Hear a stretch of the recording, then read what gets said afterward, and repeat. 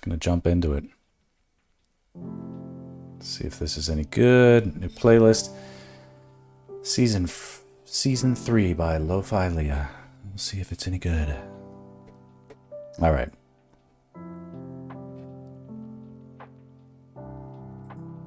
We left off here. A little bonus stream. The bonus is I'm waiting for client feedback. So the stream is sponsored by the people that hired me and are paying me to wait around for client feedback right now. I'm well within my rights to do what I wish with my lunch hour / hours. And with that, I choose you, stream.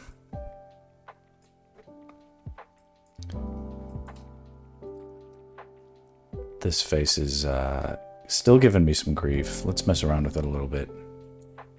I was definitely tweaking it to perfection, and perfection continues to elude. Let's get back to the tools we were using to create the thing.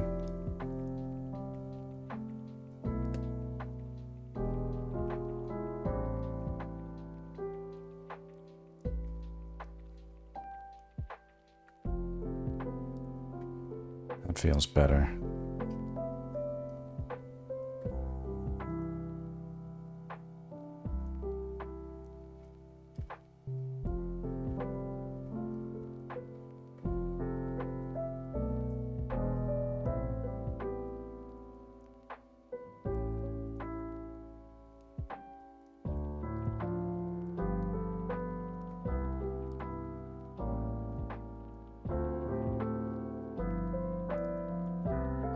Link to feel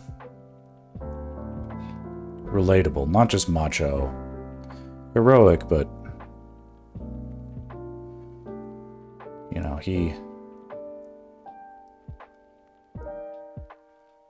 sort of wins through not just strength, but courage and cunning.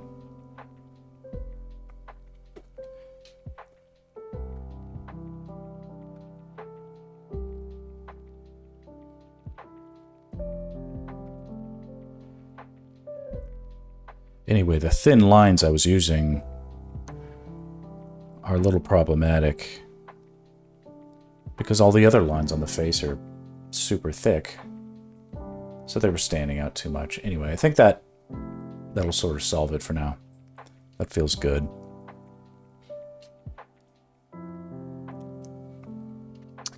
So yeah, this being a bonus stream, it could end at any moment. I've got my work sort of right here. If they summon me, it'll be audible. We'll all know it. I'll have to jump away, but that's okay.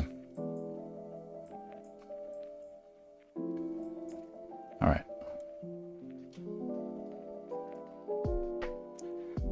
So there's going to be some spread of like blood and other effects that we're not really gonna address too hard just yet.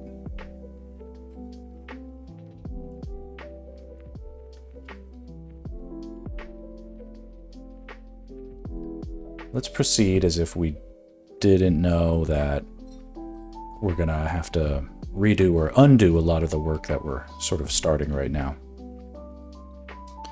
And that's okay. This is like a quick stab at Link. I think what is smart to do, see if we can sort of expedite things, is just quickly do our calculations as far as like what is the light, what is the lit color of the various variables of color that are presented here. So what's the sword? What's the sword look like here, where it's maybe catching some blue light? My wife is calling me, but I do not necessarily pick up when she's calling, because she'll call for any number of reasons.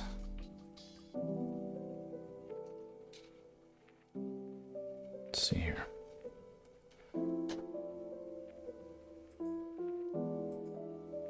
I do appreciate the, I called just to say I love you, but it's usually I called because I need to tell you a story that can wait. There we go.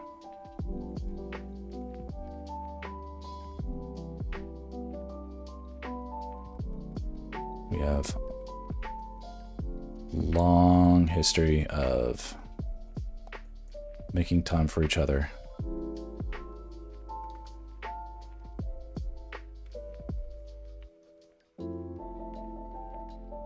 Unless she was calling to tell me that she's like, I'm watching your stream right now.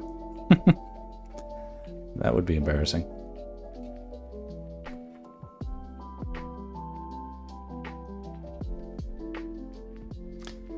I'll text her and see what she says.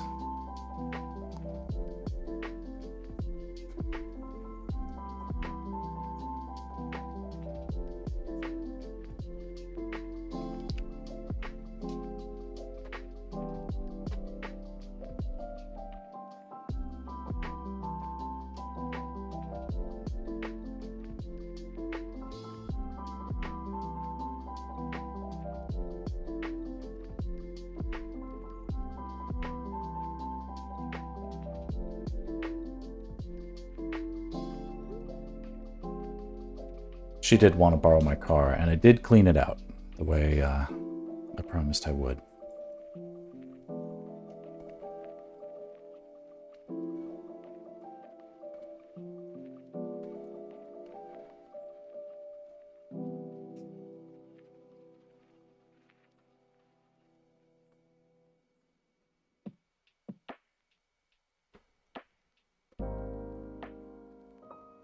Okay.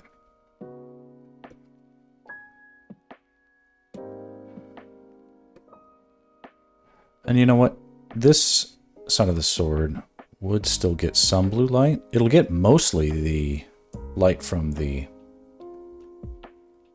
torch there, because it's angled more in that direction. Yet still kind of away, so it's going to be pretty neutralized, but give it a little taste of light. I'm realizing that the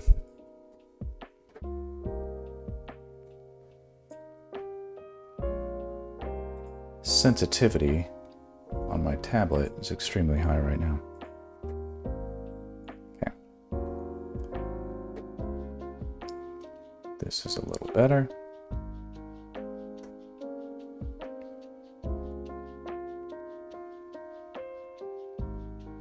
Wow, big difference now. Yeah. I gotta dig in there. Cool, that's fine. Okay, feels like Link is essentially covered for now. So what's next? What about this fun piece of rock that he's leaning up against?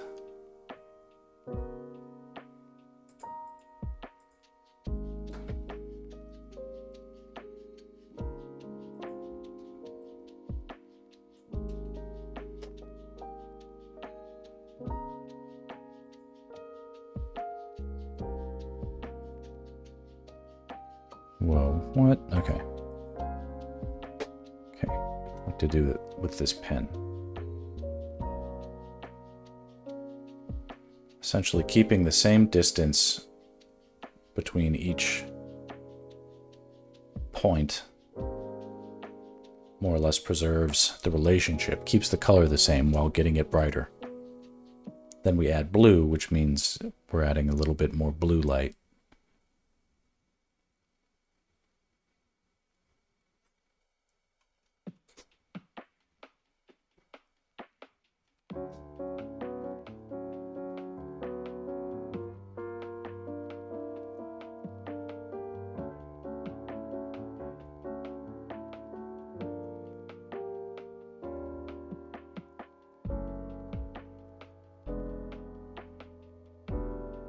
So this can theoretically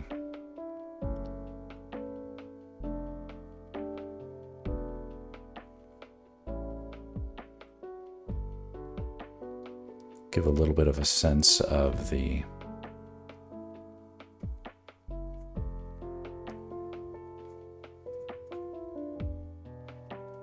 what a green wall that is in the dark looks like if there is a little bit of skylight sort of peeking in through some sort of opening in the ceiling.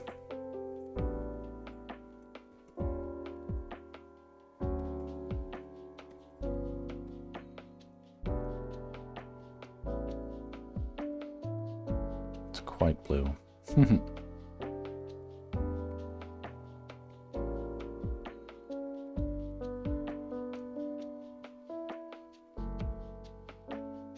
Way more blue than I think it needed to be.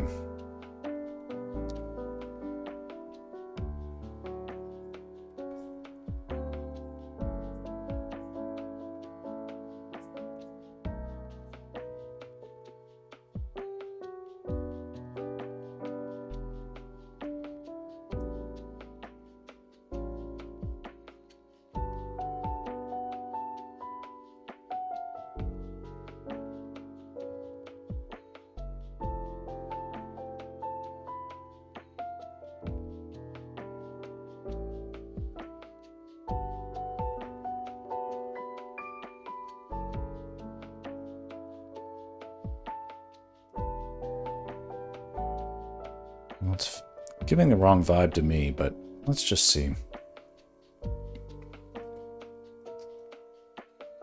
Here, I want to reset the color.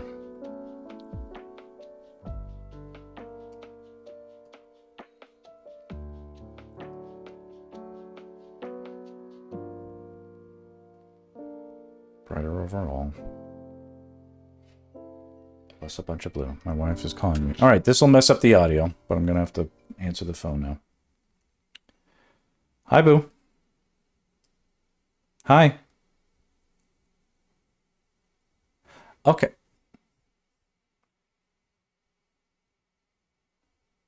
Yes, I did.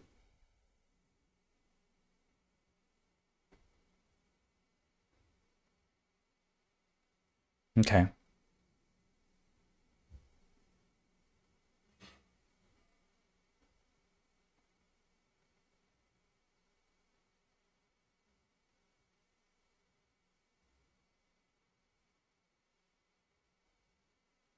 She already has one, you just said.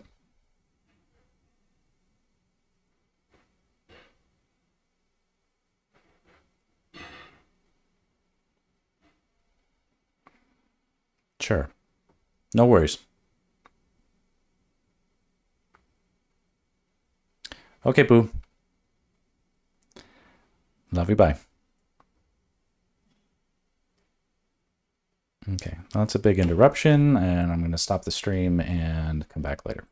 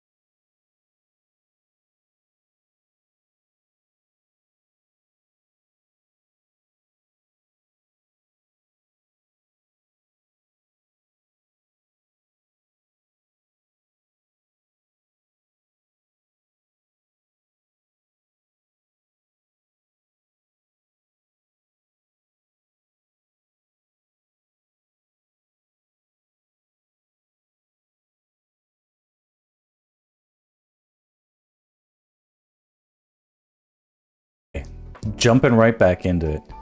Hopefully sounding okay. Yeah, now it looks okay. I don't know what the heck was going on there. I was streaming earlier, then my wife called, which interrupts everything. And I love my wife, I really do. But she doesn't need to call me to tell me that I guess she does. I guess it's the time that she wants to call me is when I want to not be interrupted. That's the unfortunate thing. I love that she wants to call me and let me know that she's okay and that she's heading on her way home. You know, it's important information from me. Just send a text. Just text me. That's why the text box is open over here. It's the same information. A new person, Luna Gabriella. Luna, thank you for joining. Are you a Zelda fan?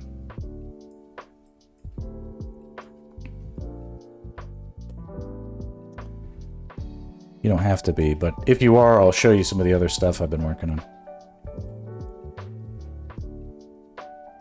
I was dealing with some audio issues a few minutes ago.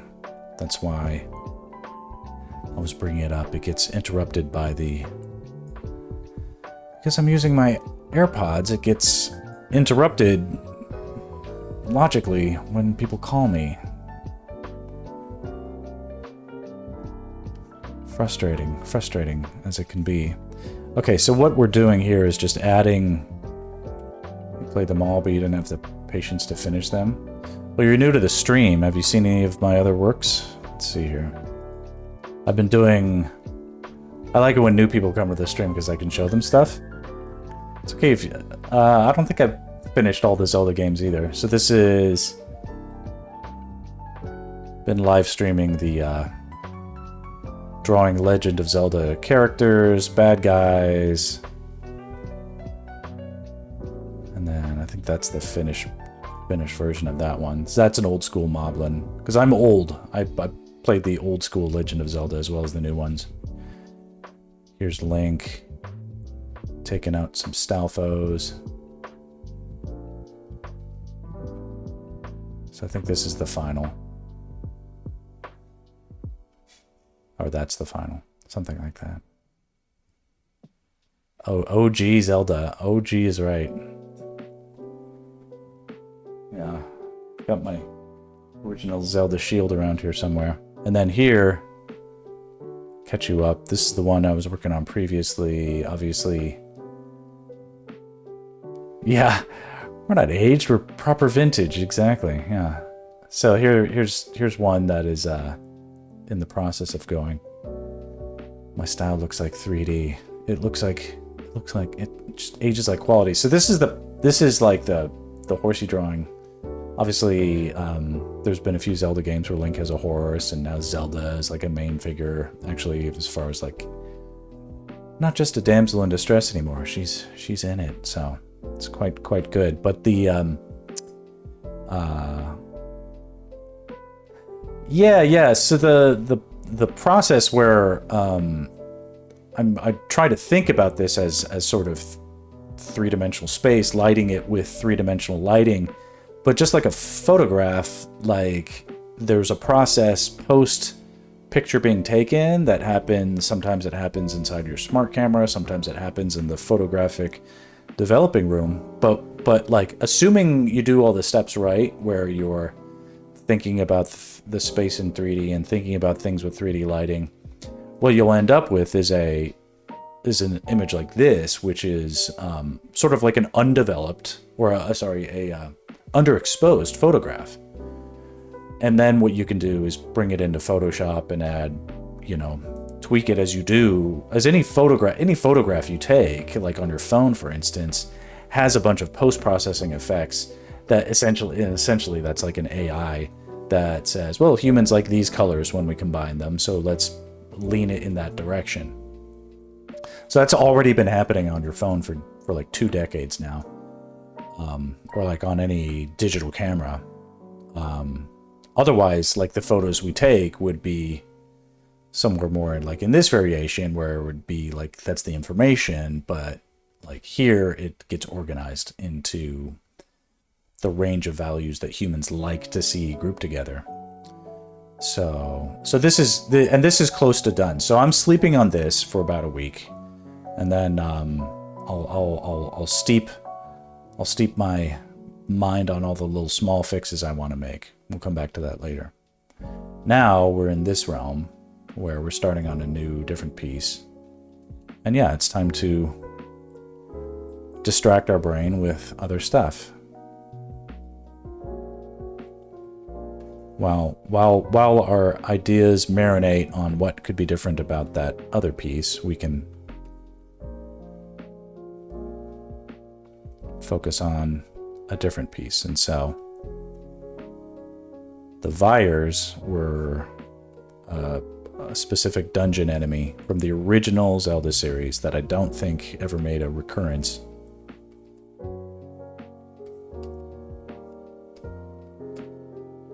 And since they're underrepresented, I figured why not make a... There can't be a lot of fan art of the Vires out there, right?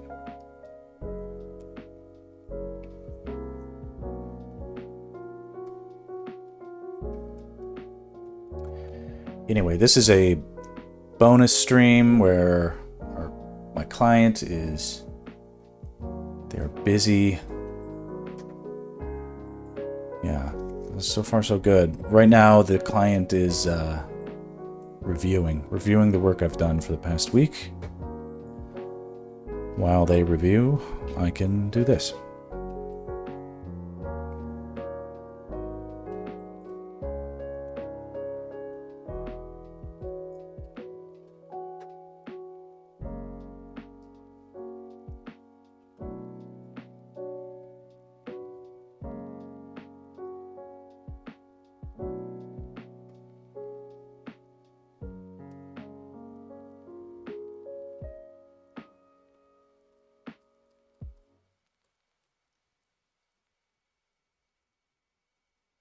Getting some of that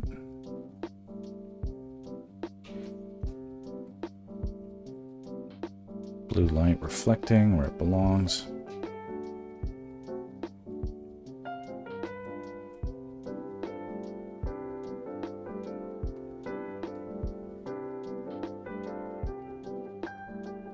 Not overly so, just a little bit to get it started. Okay, and then same color needs to go on this fire.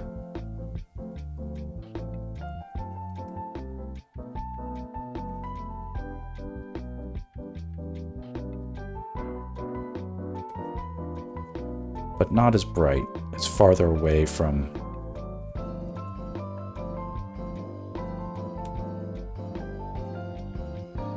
Let's just call it there's an open, let's think of it as like there's an open window somewhere in this dungeon that's getting ambient blue light filling parts of the room, but not all of the room. And as we move farther away from it in space, so over here, these guys are going to be lit more by the torch than by the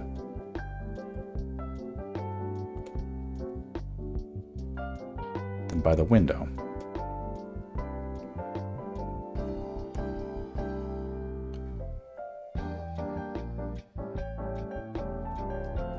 Okay.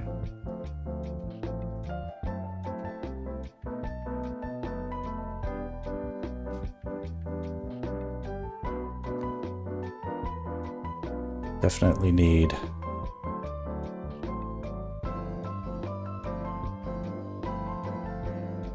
calculate the color of, there's these purpley hues for the Vire as well that need respect.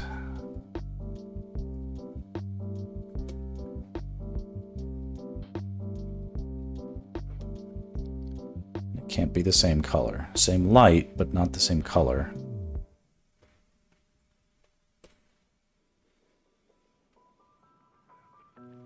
Be something that feels like that.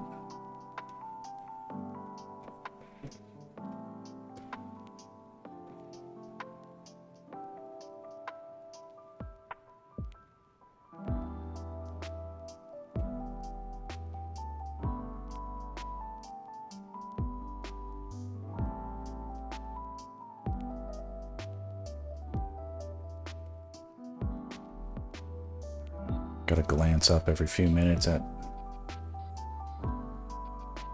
whether or not I'm getting texted for work or family stuff, but it seems fairly clear at the moment. So let's keep going.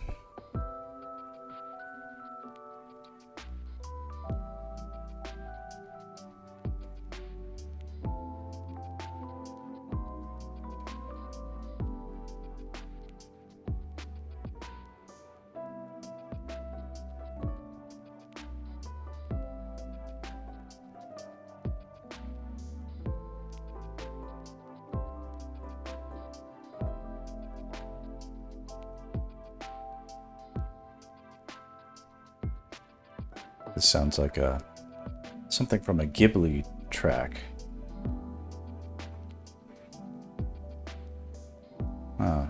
It appears to be Final Fantasy. Come on, what's going on here?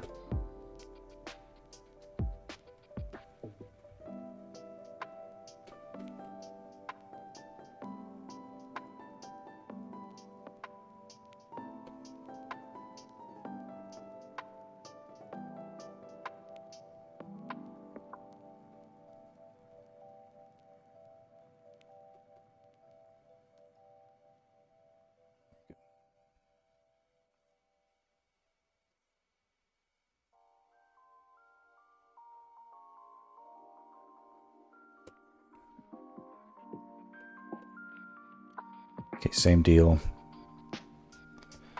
Over on this fire, you can use the same color.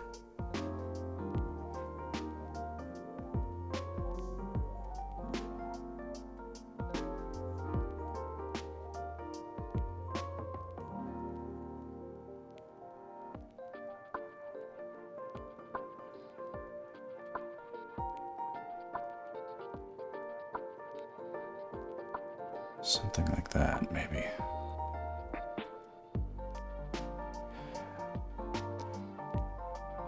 These guys can look a little bit goofy.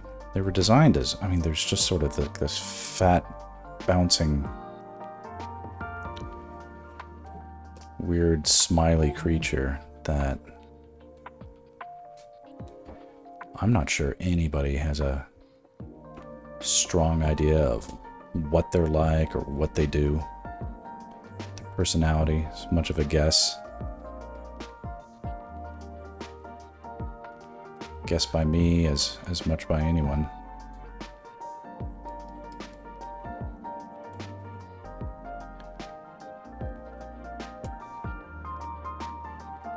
So it's kind of cool so far.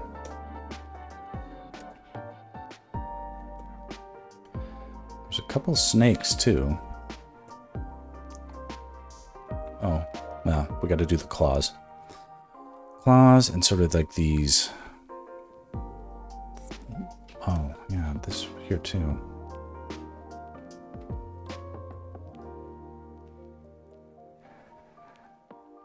Talbot, how many kids do you have?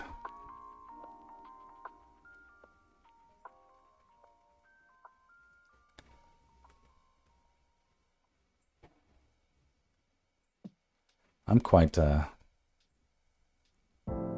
distracted by my children too.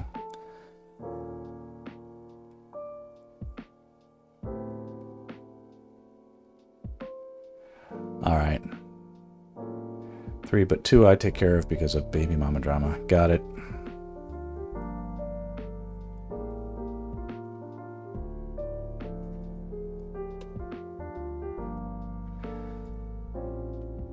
Lot of...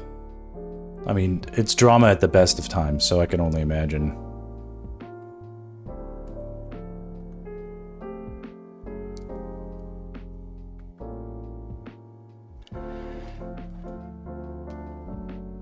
It's It's getting to be that, like, I'm realizing how the stream is such a positive effect on my mood now, where I feel like, okay, well, now I have some place to channel my anxieties. But then when like when I started the stream and then my wife called, I was like, God damn it. You don't know how important this is to me.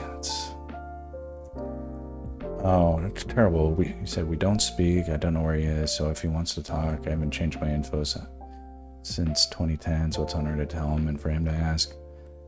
Alright, well, it'll happen.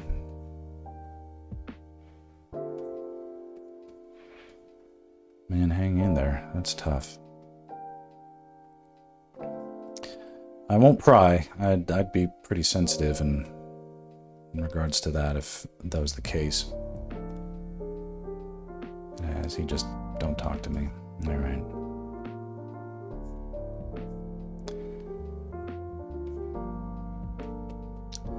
Never say never, maybe, huh?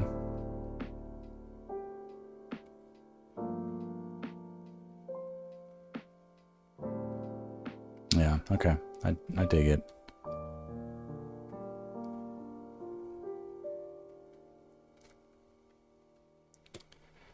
Getting a little wild with the lighting here. Losing some of the modeling. Well, again, creative outlets are a blessing in these ways.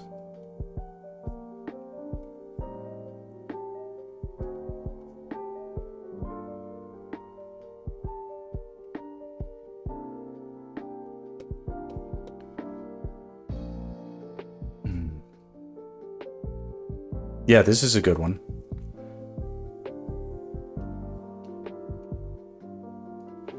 This is Lo-Fi Leah, Season 3, available on Spotify, and this is Fairy Fountain, track 15. Can I link it?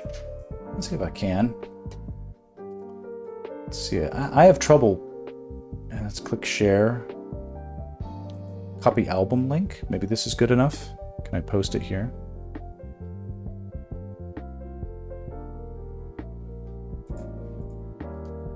Yeah, it doesn't let me post. Why is that?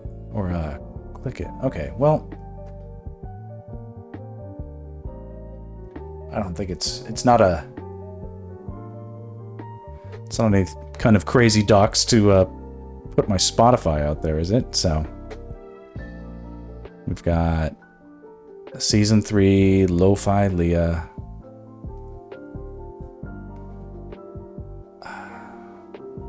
You found it on YouTube? Okay, good. Yeah, this is a good one.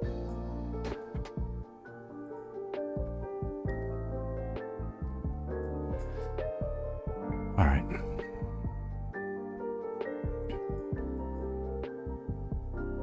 Something a little suboptimal is happening with the lighting here, but I'm gonna get to that. I don't need to fix.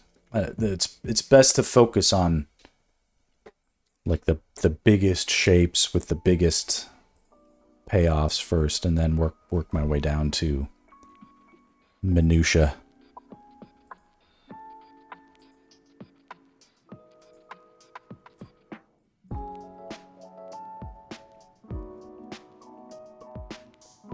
Set up the big guardrails.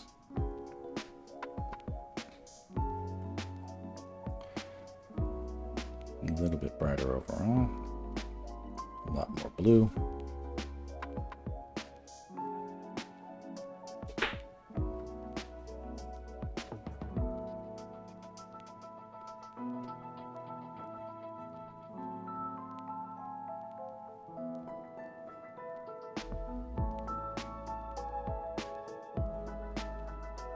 Something in this realm.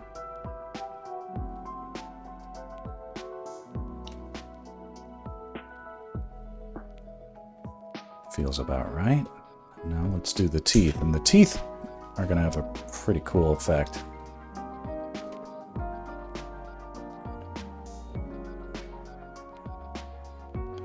That's just been my experience. I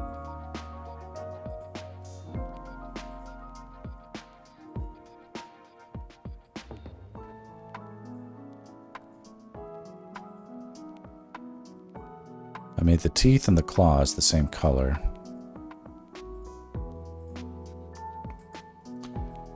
Sort of a sickly yellowish green.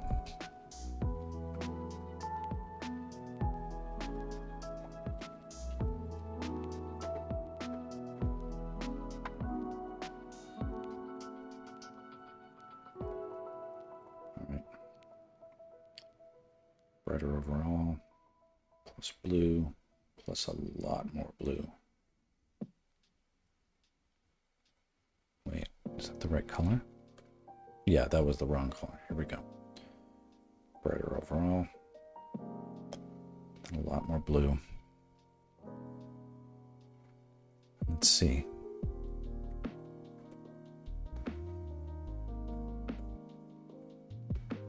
That should feel right. Feels good.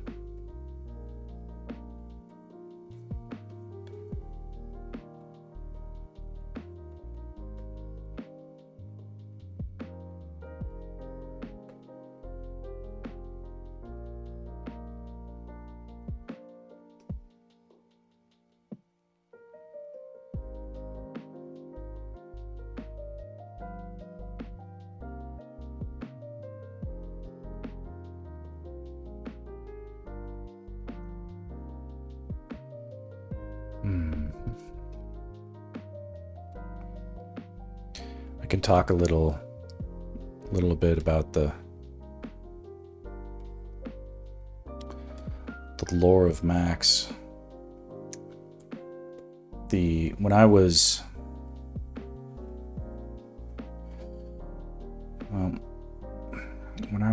born, my parents were actually married to different people. There was kind of a big controversy. See, my parents were married to different people, but they met at an animation studio in the 80s called Filmation. Filmation is famously known as a sort of a cheap animation company, but it's the animation company that created He-Man, or at least produced it. He-Man was a toy before it was anything.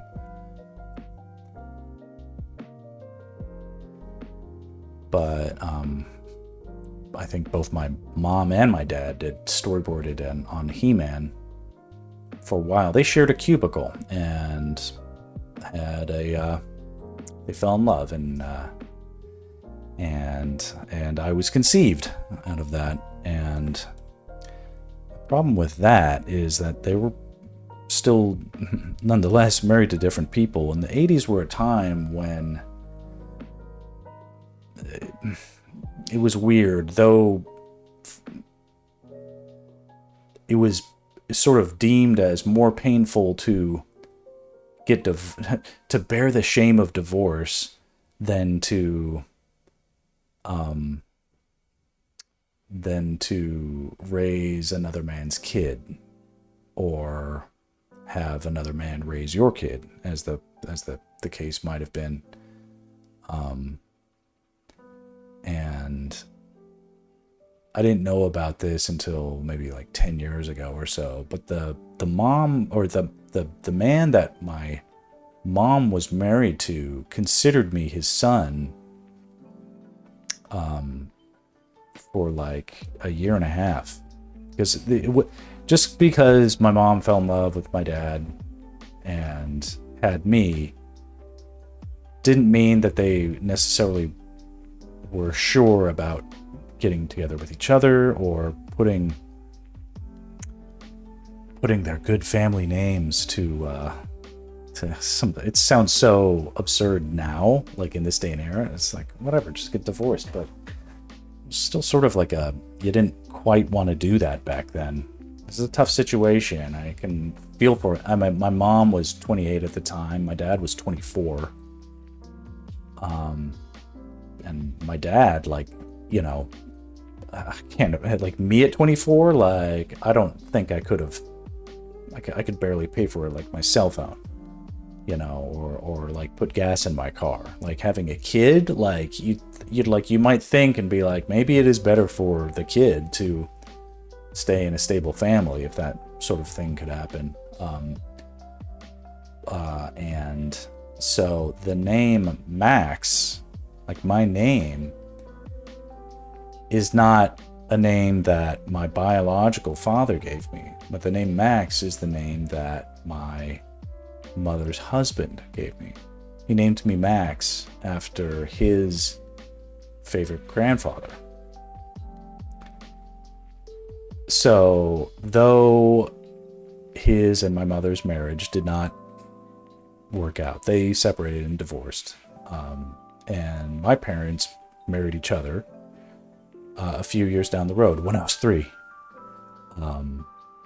All of this was more or less kept secret from me until I was like 16 years old, essentially. And, you know, and it's got its intricacies, you know, it's like, okay, there's some stuff to process. As I became an adult and eventually had children, I really understood, like, the kind of toll it would take on me or anybody. Like, if I was in that situation, like, you know, you've got to, you know, what, like the guy knew that I might not be his kid, but I was so lovable. You still can't help but form a bond with, you know, small person that comes out of someone that you love. Like, how do you can't just turn feelings like that off. Interesting then for me to reflect on, I have sympathy for the other guy, you know, and just to put aside any rumors, I'm very much my dad's kid. It's not a there's no question of the paternity at this point. That's all very clear, but there's still some emotional baggage that gets carried around, and apart from anything else, like, the name Max is a legacy of that time, not one that is not you know, born into a bit of it. Oh, my brother has joined the chat. My in real life brother, Boxer here.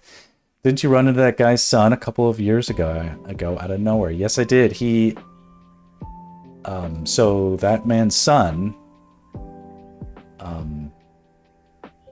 so eventually, so several years after he, you know, and my mom parted ways, I was just hanging out with my other buddy Ken, and he's like, yeah, you know, let's pick up my buddy Daniel.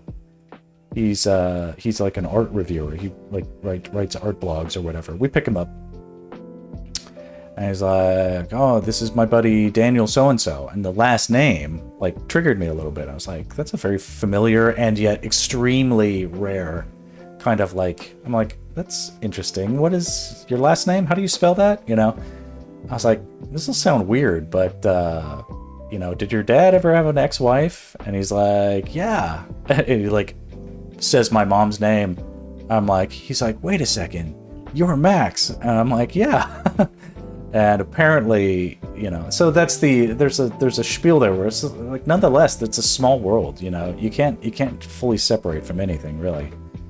And who knows, there could be more yet to unfold in the saga, the story, the chapters. It's world is a complex, strange place.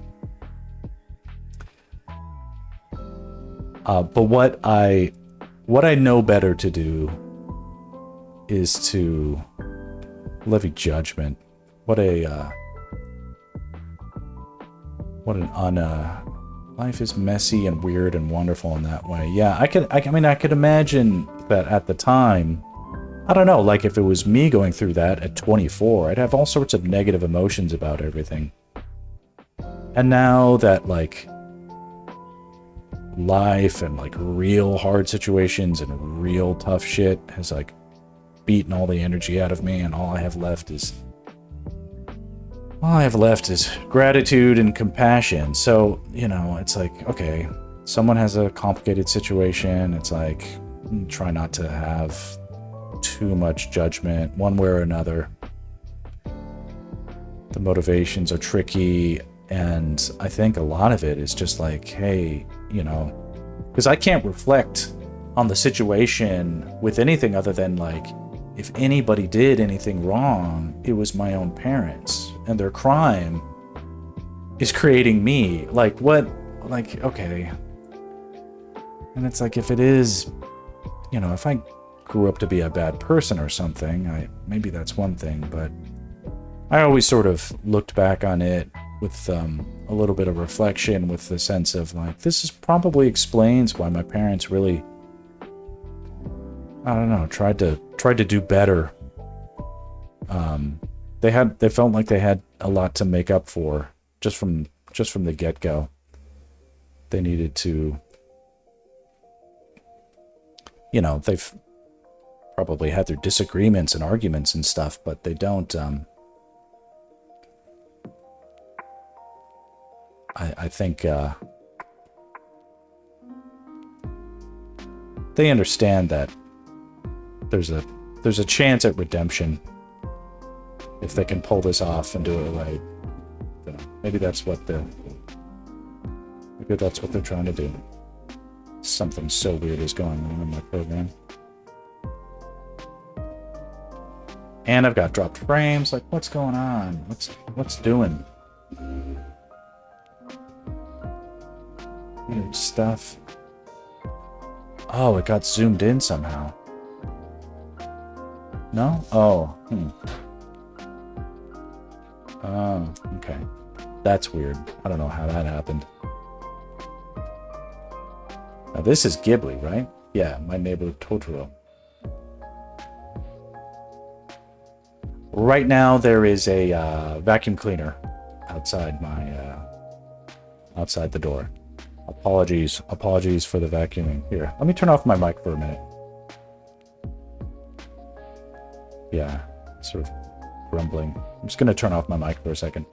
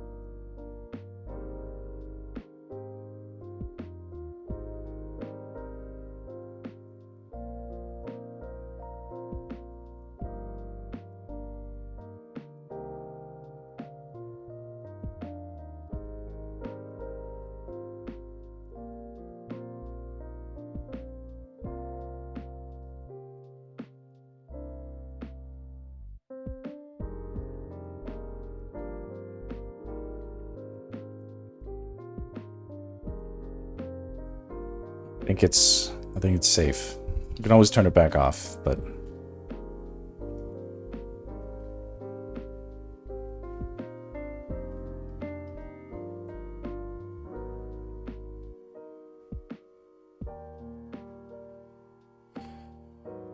so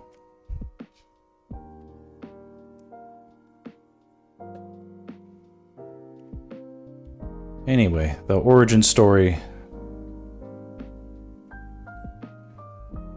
It's not a clean one, but it's an interesting one.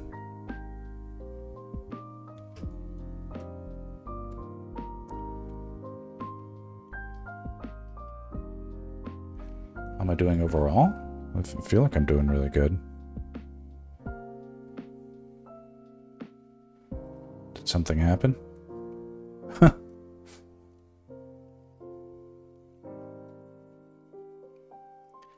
Yeah, I'm good.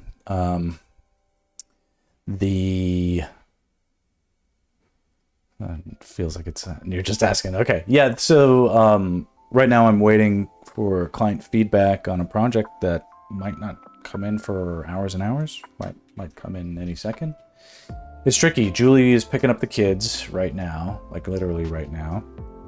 You've been dog sitting in Malibu. Yeah, I didn't see you yesterday. I normally would have seen you.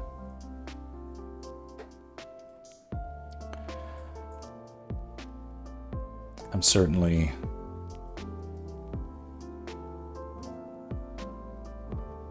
grateful for every little bit of work that I get. And in this case, I've been blessedly busy, not on projects that I find very fulfilling or as good use of my skills, but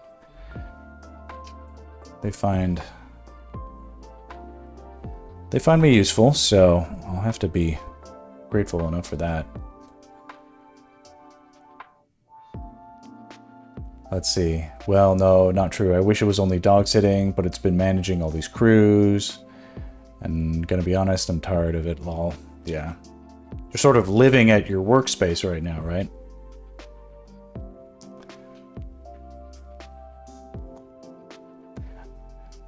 You miss the streams. You've,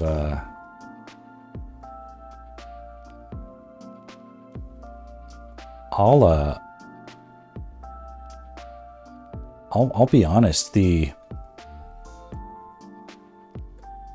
something about the streaming really satisfies an itch that, like, if I go like 2 days, like I'm kind of like, yeah, it's kind of making me mad how I'm not getting away and breaking away to get enough time for, it's like, that's my me time.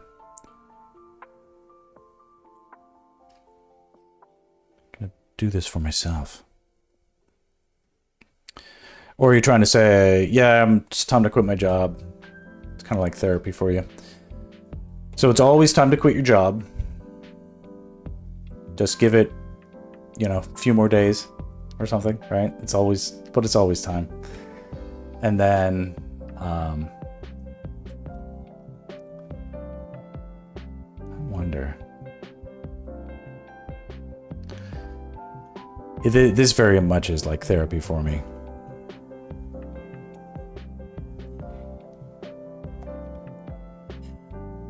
Talking about hard stuff or just random silly stuff to total strangers basically is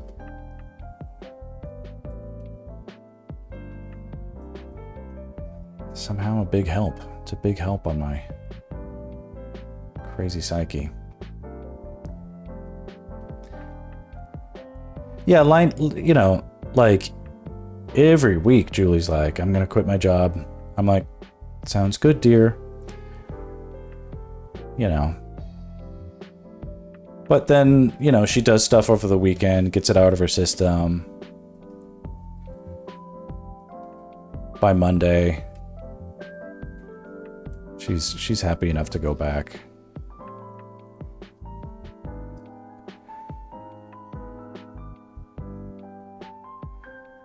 But you can always vent here, man, if it's helpful.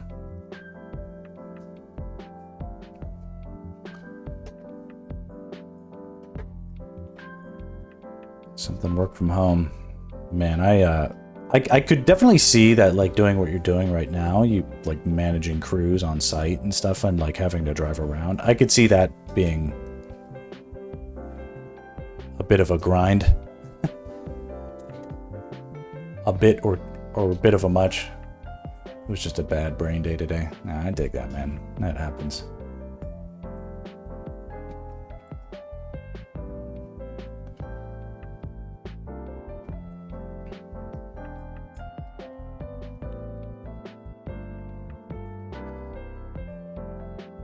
For me, like, doing the streams has been a really good incentive for me to wake up earlier.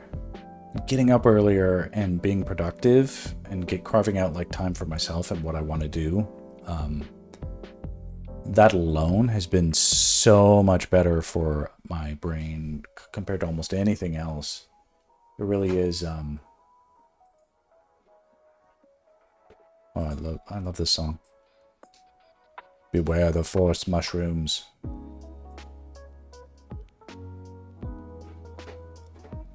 Beware the mushrooms.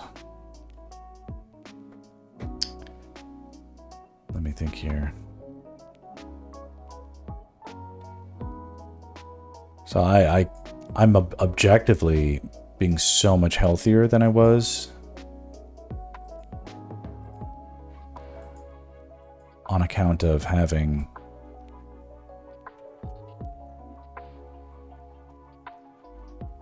between the I mean, just when you were helping me out with the Ritalin and stuff, you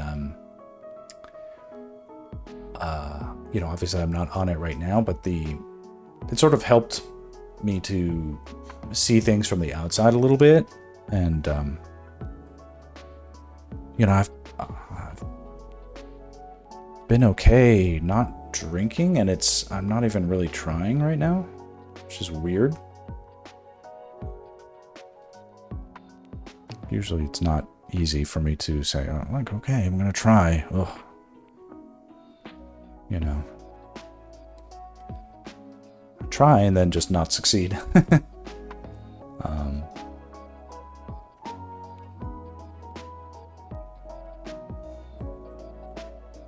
Feels like real progress has been made. Darn it. What's going on here with this?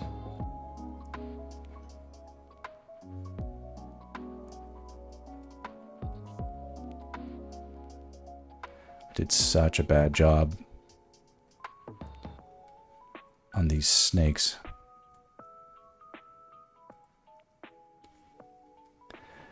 I need to come back and there needs to be justice for the ropes, these snake characters.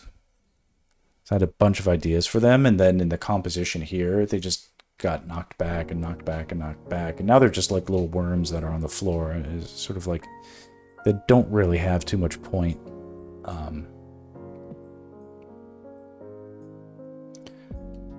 It's like I can't even zoom in far enough to get clarity on them and make them important again. It's like, oh well. Okay, and now the weird standout thing is this thing, so I have to bring some light to it.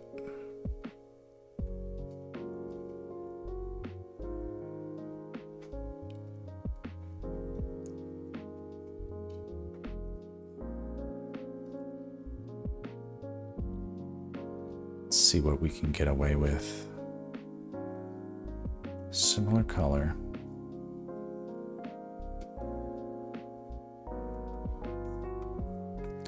Just a kiss at the edge.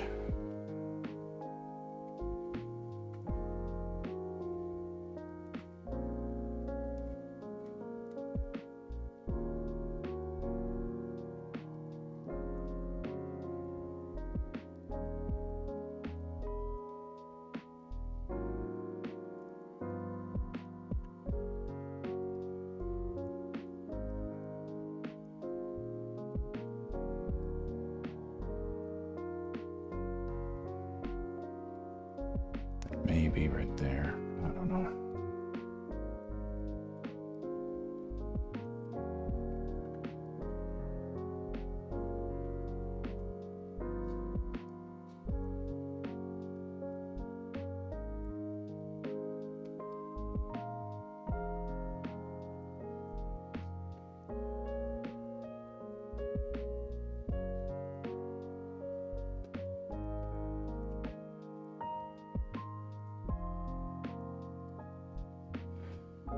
some tiny bits to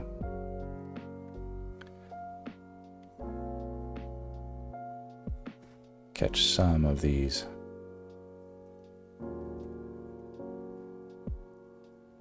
things on the side. Uh-oh. Let's see.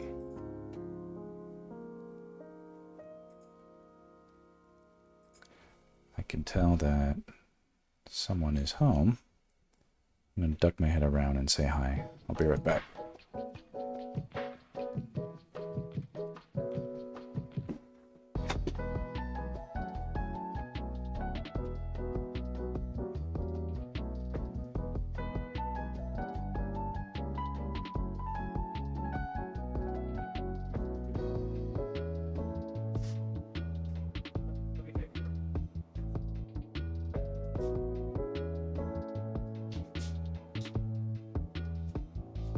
We're gonna have a little interruption as I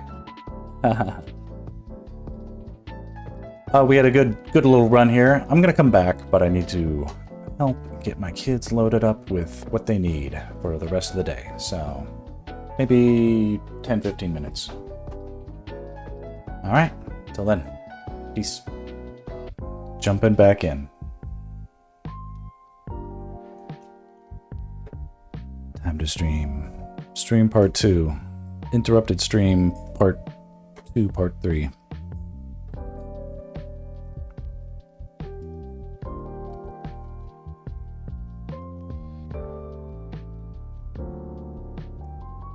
That little interruption wasn't really a big deal at all. Not a big deal at all. Probably was a good time for me to take a break. Refresh my experience with the kids, give them a small sliver of dad time during the workday. It was, after all, a good continued break from work as well.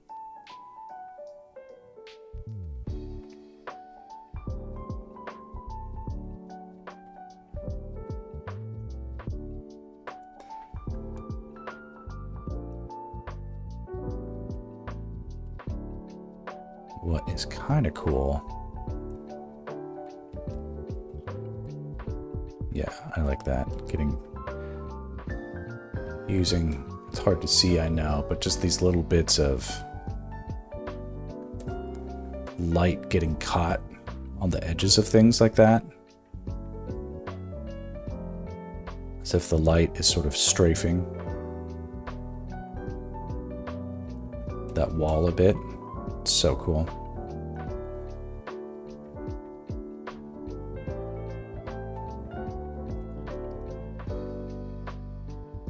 Here too, maybe?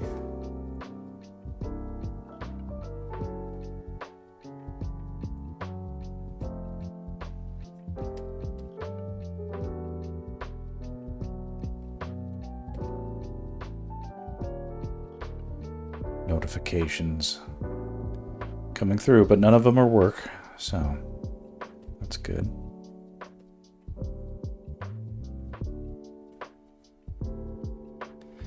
The tension is mounting.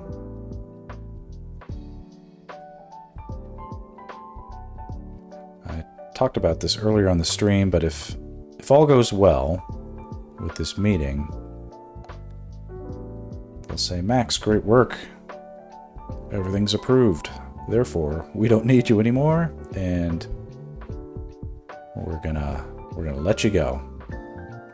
Then it's on for me. It's on to the next gig, wherever that might be. Will it be a job I prefer to this one? Will it be a job that I don't like compared to this one?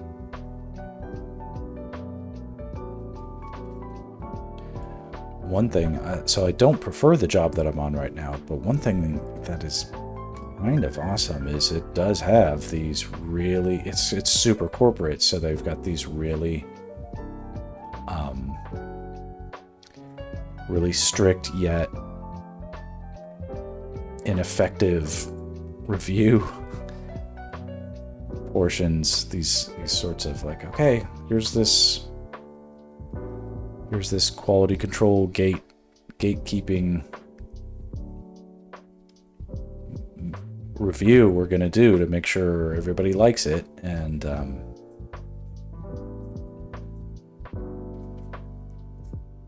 essentially the creative concepts that go into these campaigns are, I don't know, they treat this stuff, and this isn't that common, at least as far as like clients that I have. I guess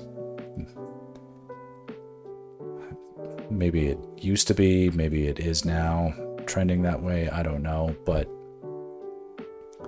they're treating the review of these commercial concepts like these are blueprints for some sort of like elaborate like space mission that has to have like many layers of like, okay, now it goes before these people, and then it goes before the vice president, and then it goes before the president, and it seems so extremely inefficient.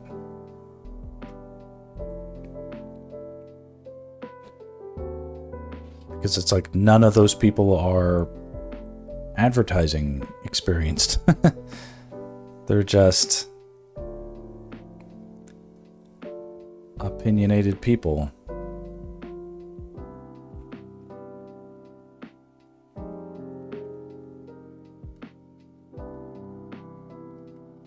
Not geniuses, not gurus of the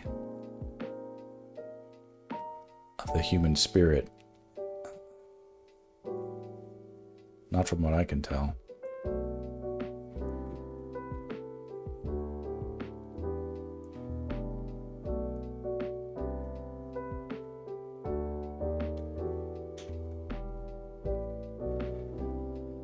But again, the double-edged sword, because they are not efficient at what they do, they need to hire me constantly to sort out their ideas. And if that, I'll be honest, I kind of appreciate the patronage. And then when they're doing these reviews, it gives me several times. So far, it has given me large windows. Maybe unpredictable windows, but not guaranteed windows. But these are windows in which I can do these streams. It's kind of awesome.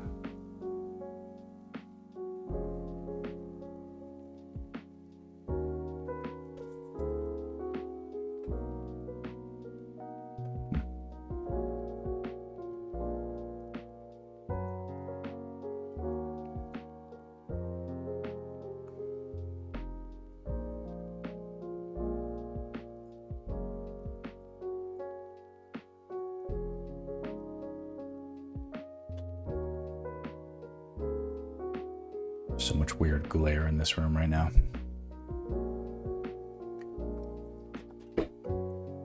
Makes it hard to objectively look at. Oh, that's funny. You can see it better on this monitor.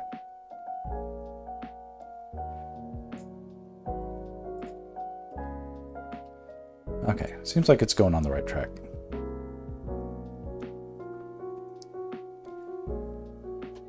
Now, to add some... Yeah, I think I gotta turn this off. Ooh.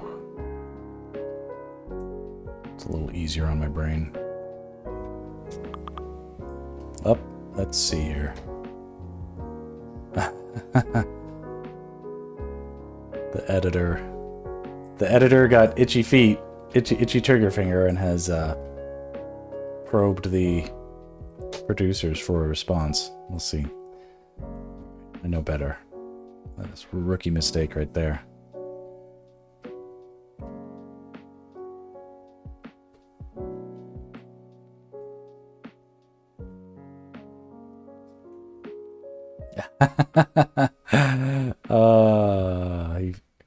And just like that, he deleted his own comment.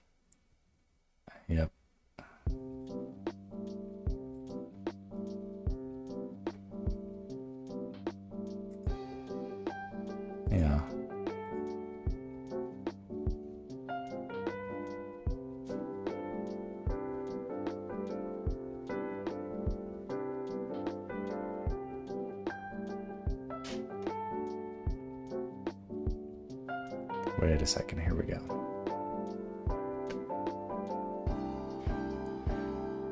We have 2 clear directions, tracking for Brian.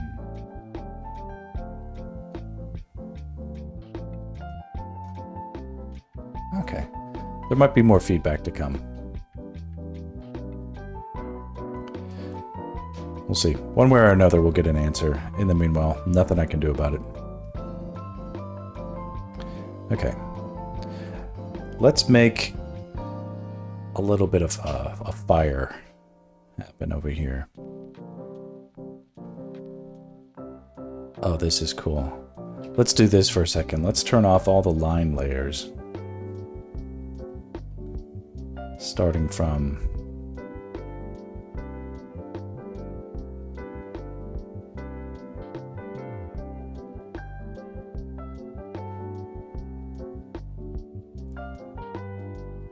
That looks weird, but...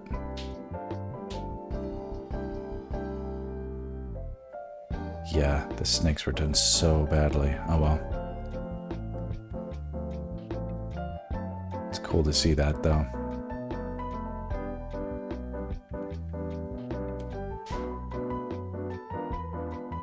That's fun.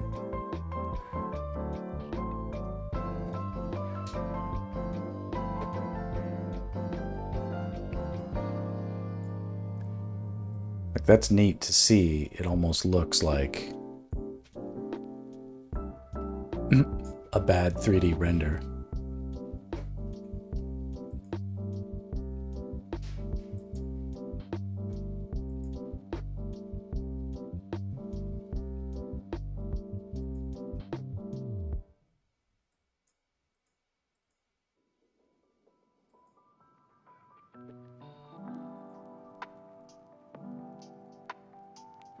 You can see the heavy lifting the lines can do, especially in these early stages.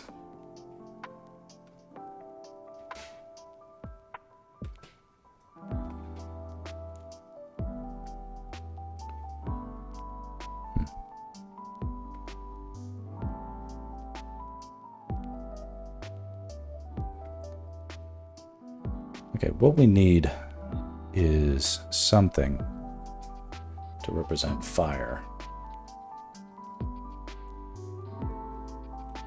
Because we've got a torch here. Now, I'm not going to make this anything close to what is like a final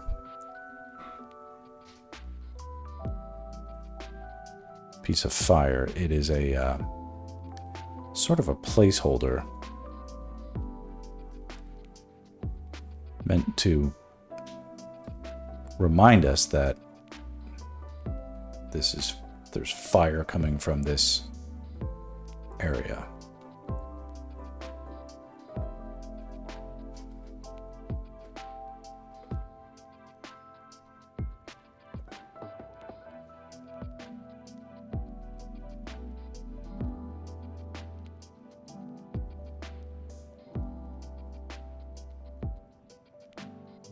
And like that.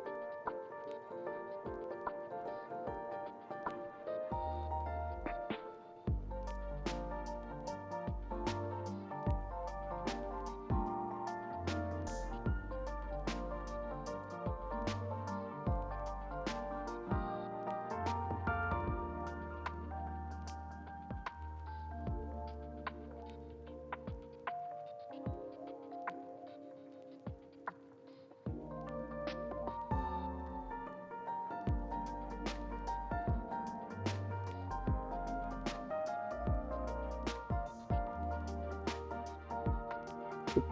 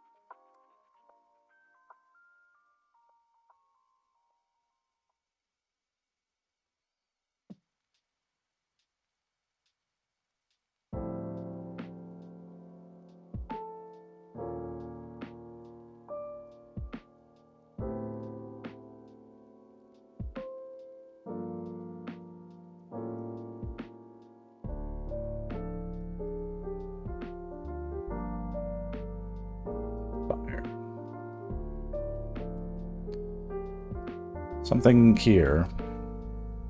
Well, this basically represents the presence of fire that is giving off light, and about how bright we want it to be, which can always be adjusted.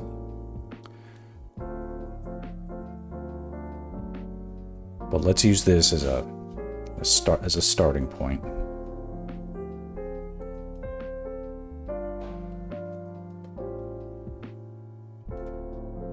To inform the brightness of other things around it that are being lit by the fire.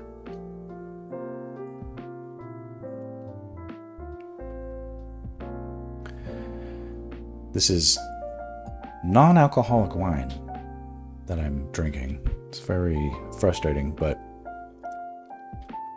I don't know how this happened, but my wife was... I like to think she was scammed, I say, into some sort of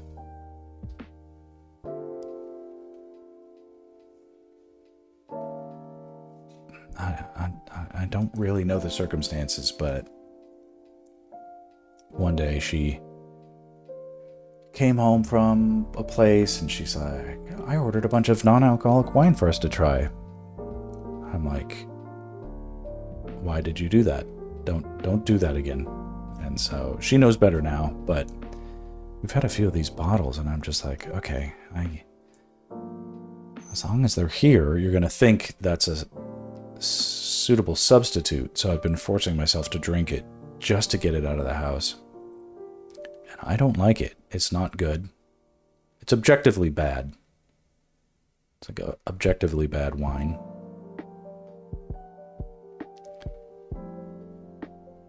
But then even worse, it's like there's no alcohol to it. So like, why even have it? Right?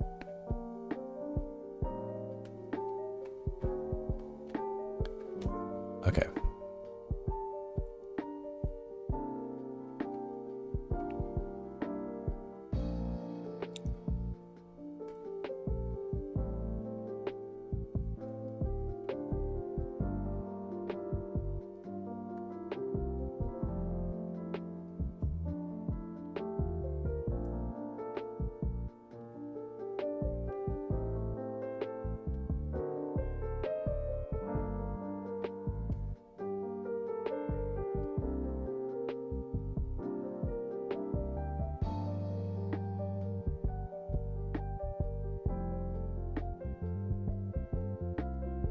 Sort of a curious question. What do these blue creatures, these blue purplish creatures look like?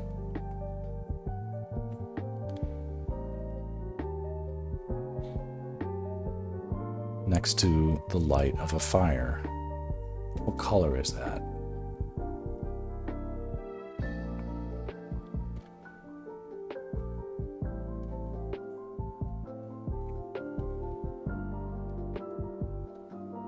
Darker,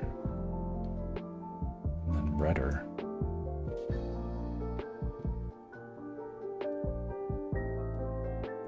Has to sort of get there, right?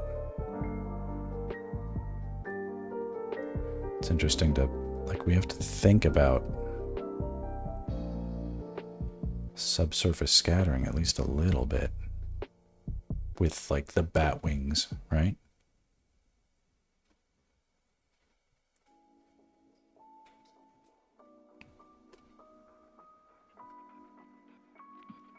I don't know if I would call that the final answer on that color situation, but let's have a little faith in the process. Keep going.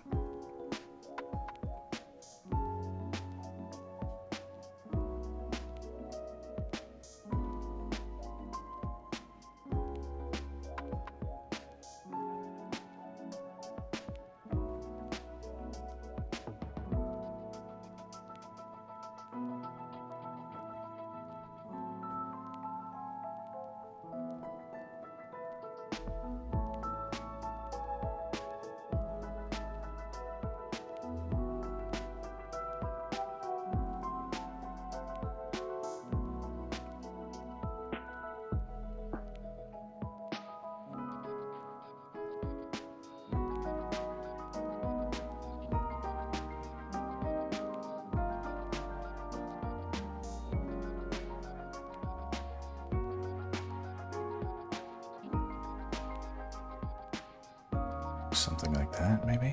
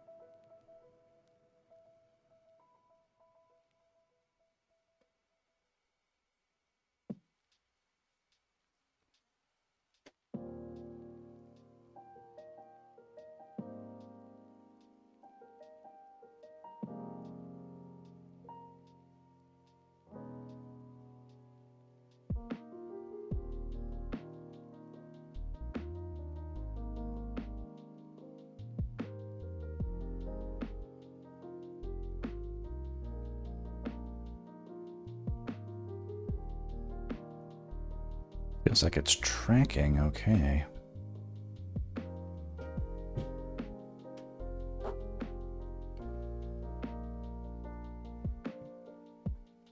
If not a little bit cheated, I think that's okay.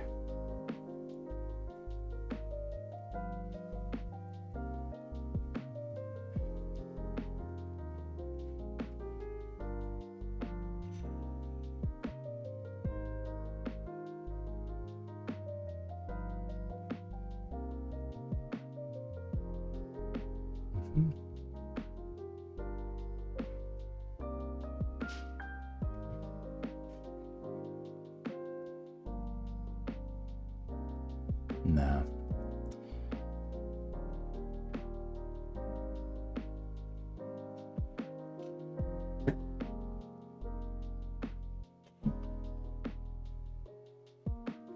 Tiny, tiny bits of light only, maybe. On that stuff. Tiny, tiny, tiny. Okay.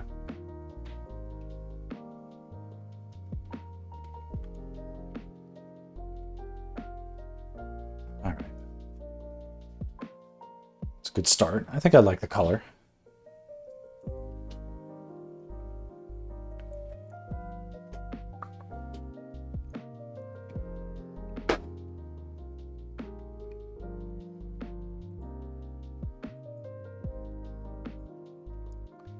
Let's do same deal now on this fire. Oh god. Got a vacuum cleaner going. I'm gonna turn off my mic.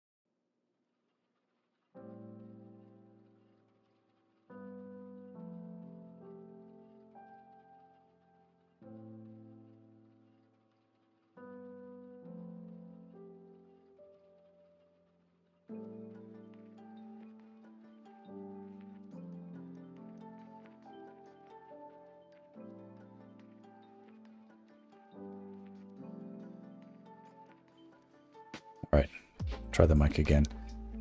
The fire here is looking so super saturated with the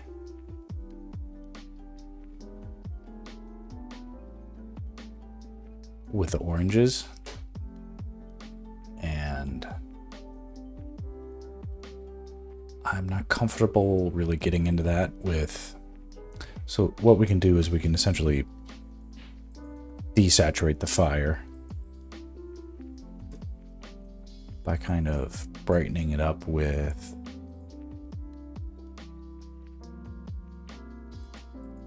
I think an overlay. Well, that's looking cool.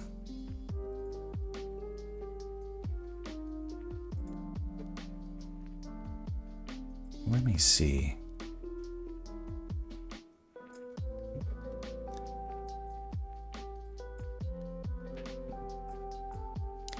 Because the other thing, it's like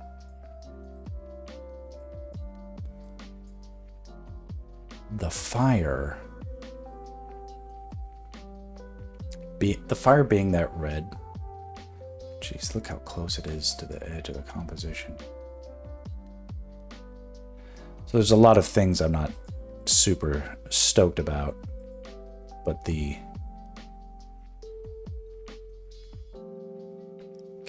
be right back. I actually have one. It's old.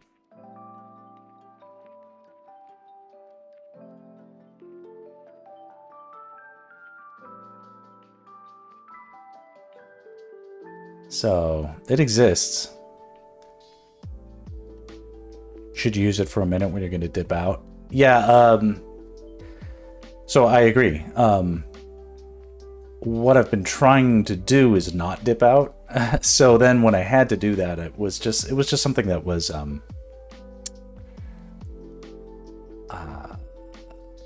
you know, I was like, well, you know, yeah.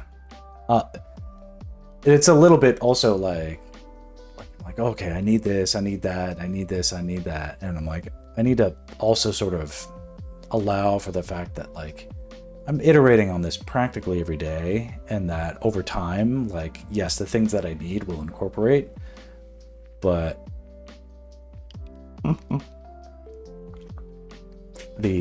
well, I mean, if I'm gonna be streaming very long times, it's like, you know, I definitely have to take breaks.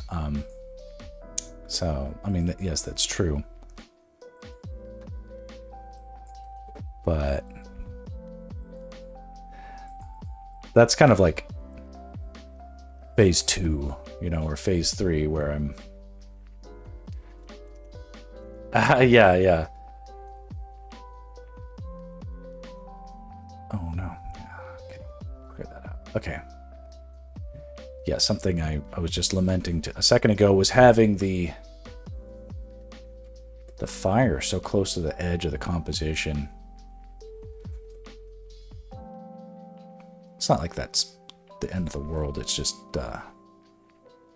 not something I would prefer necessarily. And it was way too orange for the light that I'm comfortable having it give off. Essentially, it's like, it's nothing wrong with having like a really gorgeous orange flame or whatever.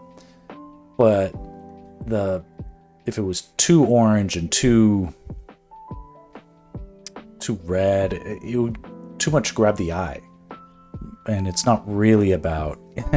It's bad enough everybody's already sort of looking in that direction, but that's a misdirect. It's really sort of about the tension between, you know, what's happening here. Yeah, and there may be other goodies we do with light later on, but anyway. Small things. And yeah, I think for me, like the healthiest way for me to approach this is to not have, like, sort of expecting every stream to sort of be a disaster, and then if it's not, then, you know, how wonderful. But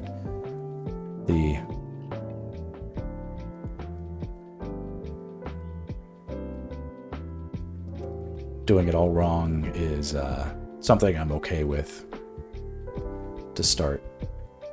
Not that it's wrong or anything. It's just, yeah, one thing I had been a little anxious about was, you know, my Be Right Back screen had a bunch of old storyboard work on it, and I was like, oh yeah, people will be interested in seeing that stuff.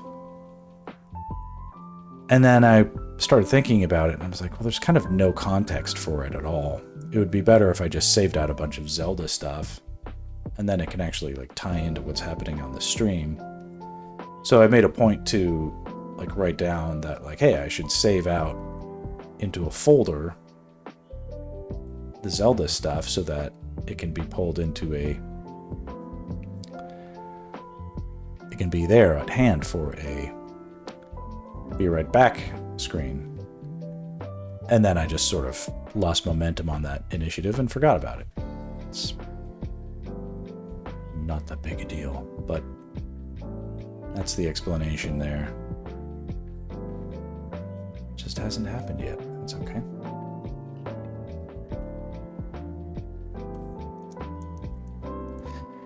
And so something that's going to be cool is, like, right now we can kind of get a sense of, like, the lighting that's happening on these guys.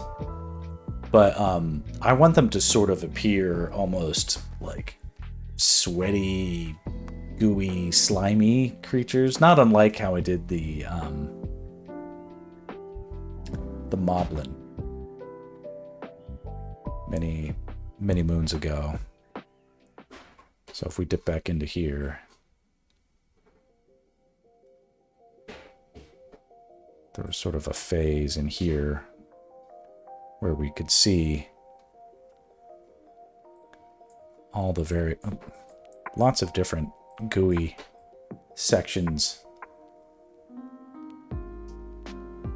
Like every little pore, maybe it was excessive, but on the Moblin, they're super grotesque. But there was lots of, you know, sort of a 80s almost sense of the grossness. Something out of the movie The Thing, for instance. The horrible creatures that come out of that property. Here, it's still looking a little slick, as if it's like the creature is in a spandex suit. But down the road, we'll get in more kind of specular highlights and textures on the thing to really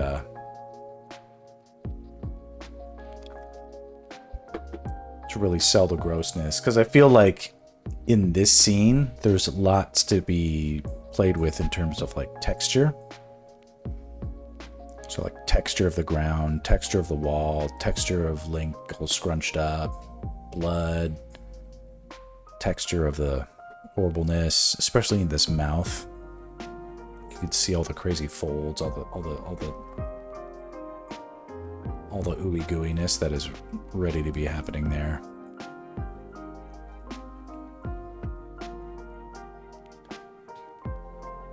So I'm going to take this color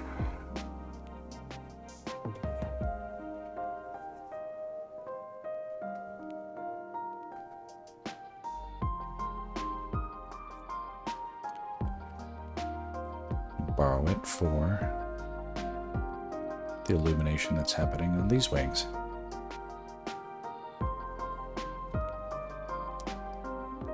There is going to need to be some kind of subsurface scattering.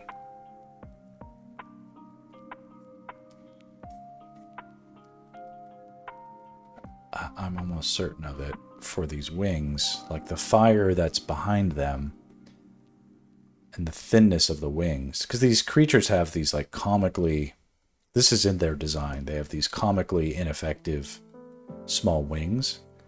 And that's why they bounce around on the screen, is sort of like they sort of weakly flap their wings and then just fall to the ground with a thud.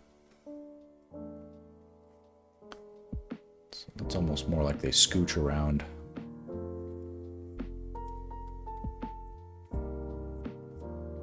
So they're not elegant, not majestic.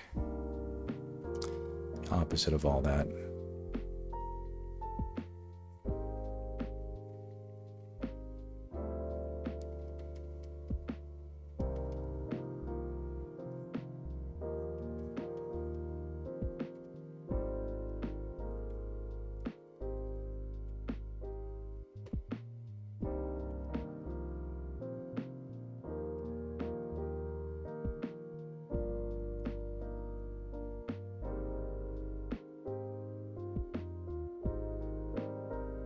So yeah, some subsurface scattering in the wings, maybe even in these ears.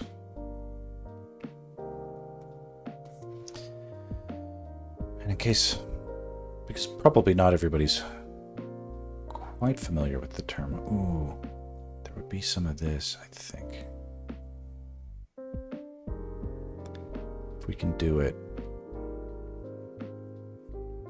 It's like where the light kind of hits, because the creature's in a bit of a lunge.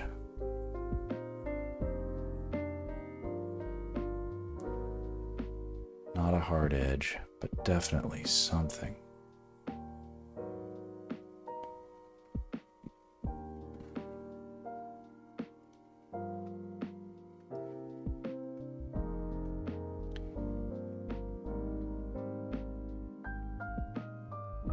Catching the heel.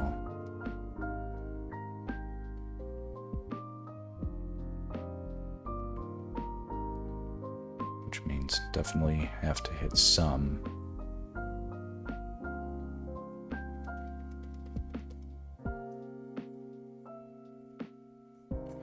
It's tricky to think about all the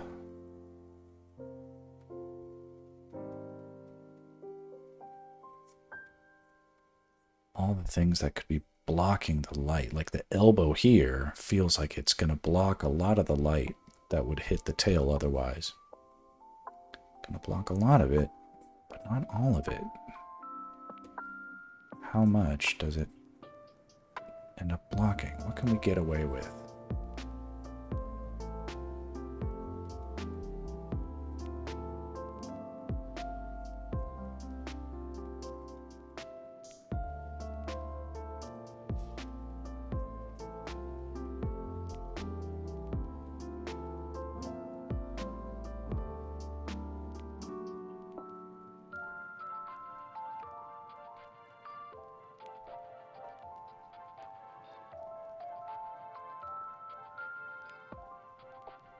Mm-hmm.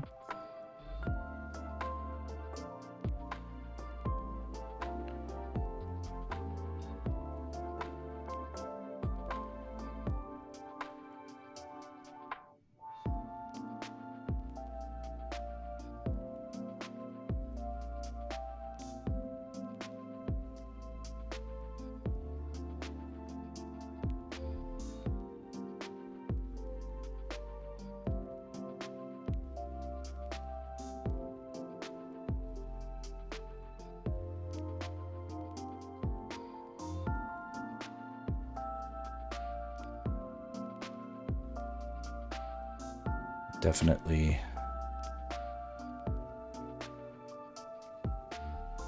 some of that light gets here even.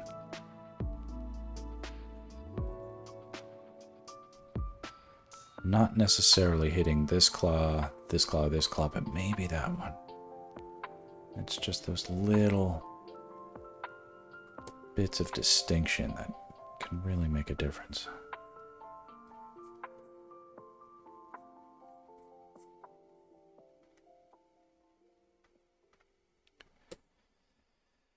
Okay, so what color is that?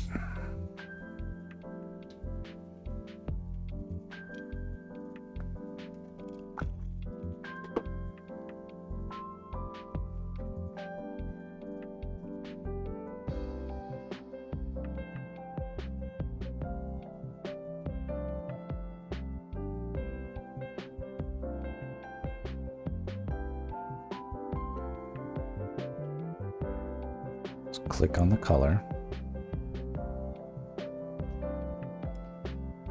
Do a little formula. Much brighter overall. Plus a lot more orange color.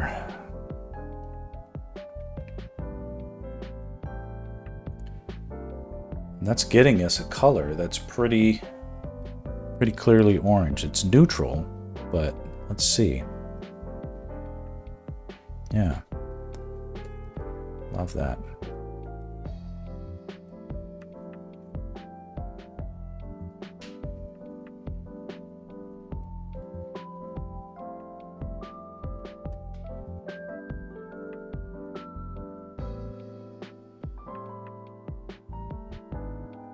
Tablet says, Is that like you don't agree, or looks good?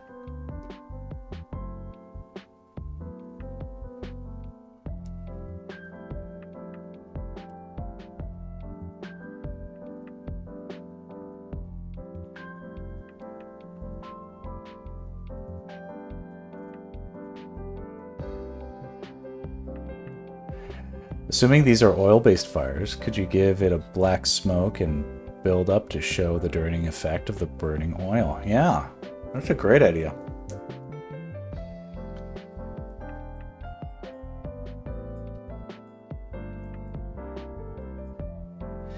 These are magic-based fires.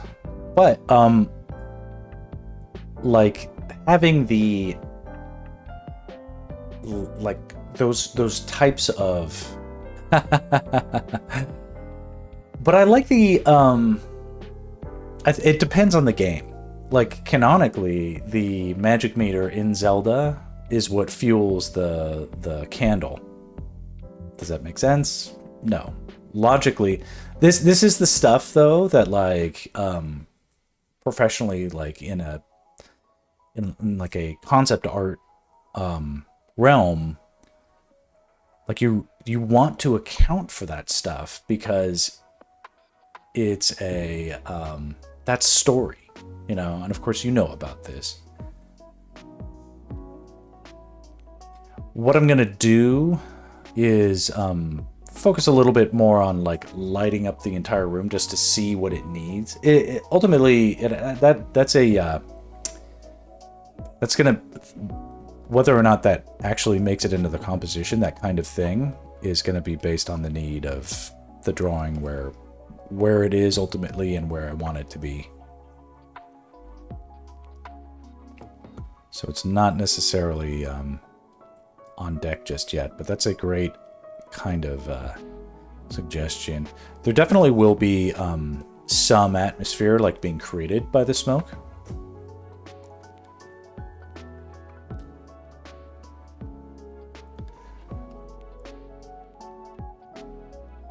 Little bit of it's a little bit of yes but in my response there, but I love the thinking and the participation.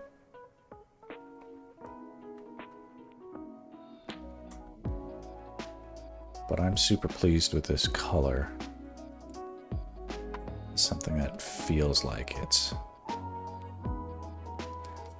activating the right way.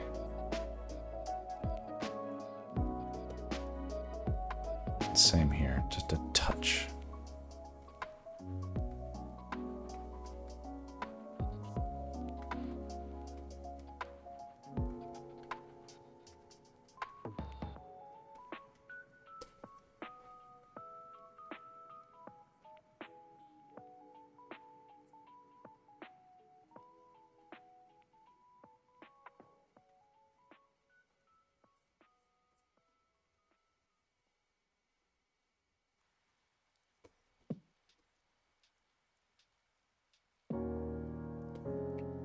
else here too.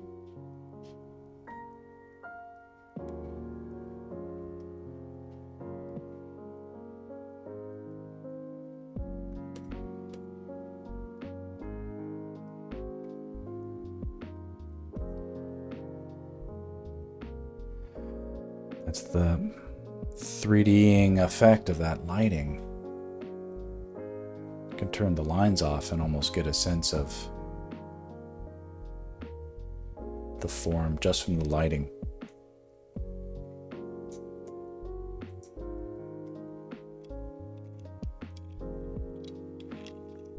Well, that's the project is, you know, I think of the Zelda stuff as like real enough then that it could have concept art, like a cinematic concept art.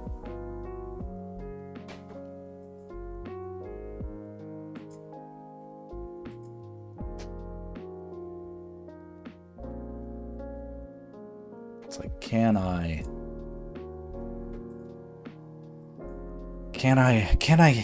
double dip and make fan art of something I do have an opinion about? I like Mario, but like fan art of Mario isn't something I would do. But like fan art of Zelda, I could almost pull from it and be like, yeah, this is my fantasy genre.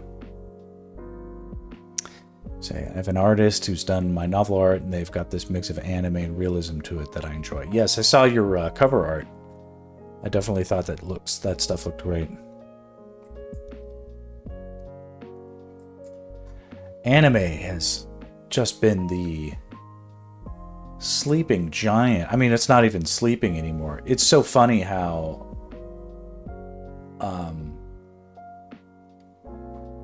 when I was in art school, it was like anime was like, yeah, we all love anime, but too bad it'll never get popular in the United States. Now it's like there's nothing but anime. It's like, yeah, Mario doesn't have much wiggle room, where Zelda has and does well in having a variety of similar but different and dynamic stories. Absolutely, there's something for everybody with Zelda.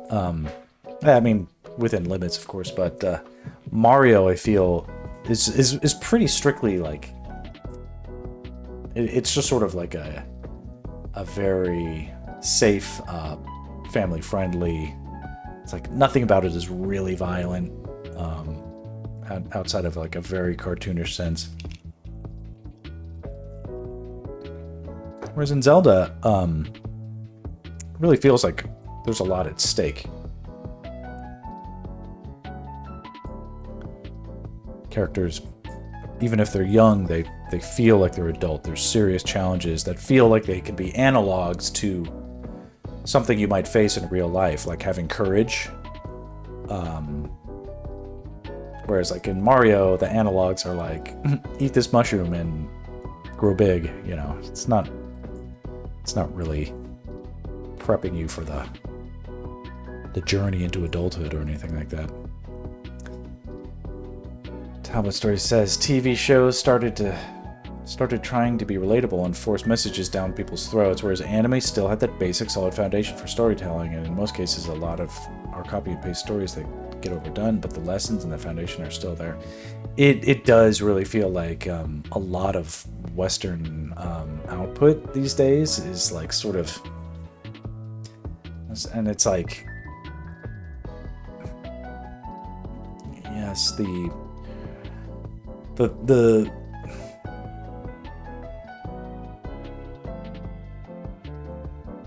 definitely, perhaps it was worth course correcting appropriately to, I mean, within means to enhance, you know, minority representation where applicable and stuff like that. That doesn't necessarily mean, you know, you go back and rewrite history and or, you know, shoehorn themes where they don't belong, or, you know, introduce contrivances for the sake of tokenism and stuff like that. Yeah, I'm watching TV to get away from reality. Lol, stop reminding me how shitty life is. Yeah. Um, I, the they could do more to remove the taste of the spinach from. Yeah, it's like, okay, shows can be good for you. That's not necessarily why we watch them. Sometimes it's escapism, and we don't need.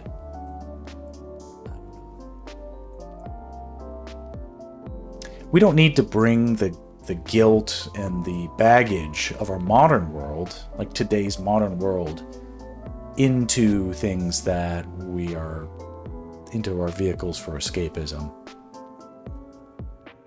Does that make sense? I don't watch a lot of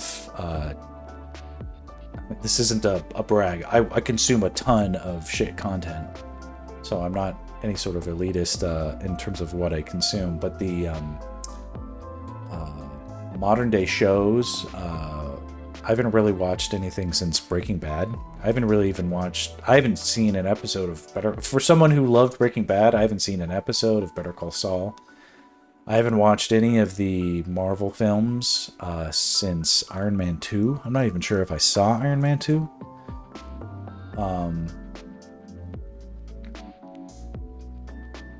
I saw one episode of The Mandalorian. Seemed kind of cool. I saw one episode of Andor, which was, I'm like, okay, I get the aesthetic. This is cool. But like, if I'm like put to like, hey Max, what do you want to watch tonight? I'll be like, let's watch an old Star Trek Next Generation. You know, those are excellent. Dexter, okay, yeah. I watched definitely like the first 2 seasons of Dexter. I was watching those on like DVDs, man. They would come in my Netflix, like when Netflix would mail the DVDs.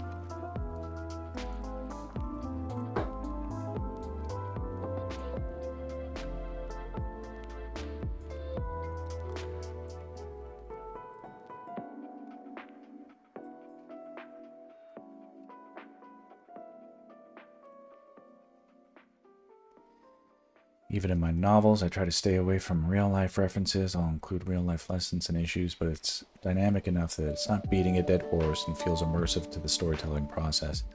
Which would just feel like, you know, just what bugs me, and this is not a misogynistic take, but I don't like Mary Sue characters. It feels like, and that applies to men too. It's like you cannot have, it's not interesting to have characters that are overpowered, that have no weaknesses. Their weaknesses, they're too humble or something. You know, it's like, okay, Mary Sue and Billy Bob's. Okay, yeah. What's a definition of a Billy Bob? Because is that just the male equivalent?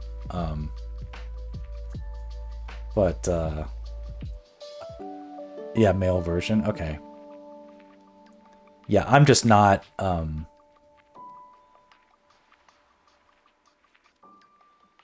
It feels like, almost like every single show now is like being dominated by, or not every single show, but you know, they could do more to, I don't know. People can still be likable even if they're flawed, and in fact, they can be even more likable if they're really flawed. And I believe that was the power of the original Game of Thrones, where it started to deviate from the ability of these great actors to carry through like the likability of these very bad characters. There's no character development in the book. I hate it because they're just boom, nothing can stop me, or they never get the crap beat out of them. Yeah, it's absolutely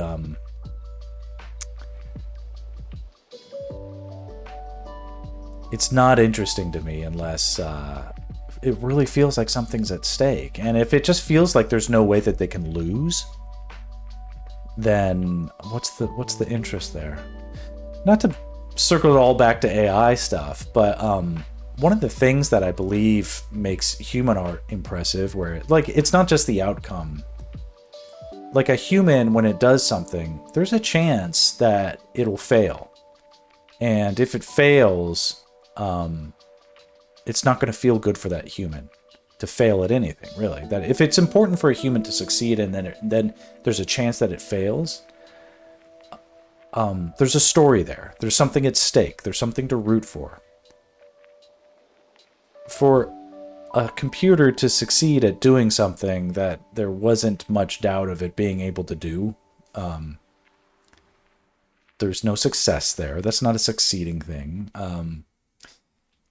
There's nothing at stake. There's no story there. There's nothing to be invested in. You know, me doing this stuff, I mean, I've got my process, I'm very, you know, well-versed in what I do, but there's very good chance I'll make mistakes as I go along, and I'll have regrets, and I might say something, oh my gosh, that, you know, big faux pas or whatever. You say, I have one book where the character comes across as a Billy Bob, but the way I ended it explains why, and give a oh fuck moment for the character as to why they're overpowered. Ah, okay, yeah. So Link is almost like an overpowered character in a way. That's why in my version of Zelda, like my canonically real version of the Zelda story in my head, Link is mute. Now in the video games, he basically doesn't talk. Now that's just sort of like the video game itself. Mostly Mario doesn't talk until he does. But Mario isn't mute. But Link could be mute. And mute is at least something that it's like something he can't do is talk, but he can do everything else and rise above, you know, his deficiencies or whatever. That was sort of my theory on why Game of Thrones was so interesting, was all of the major characters were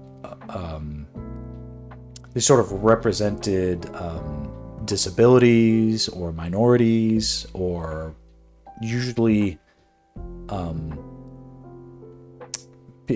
the people who wouldn't normally be in positions of power, but still yet had power.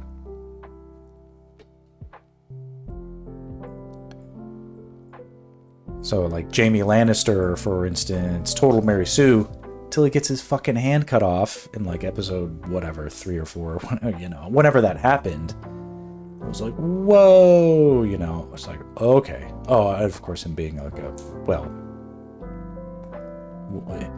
very, I think all of them were insane. That's not, yeah, it's like, you could be a Mary Sue, like you could have tons of great powers, but if you're also insane, like, it's like, okay, well, that makes it interesting. Like,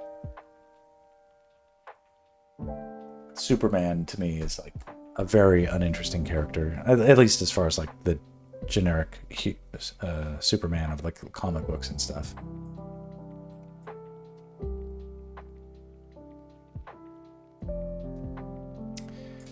Okay, let's see here.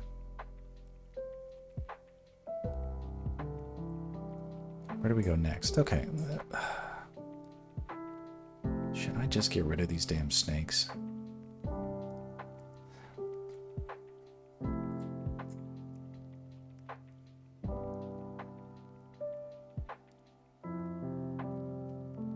Let me give them a little hint of the firelight. Maybe they'll redeem themselves somehow.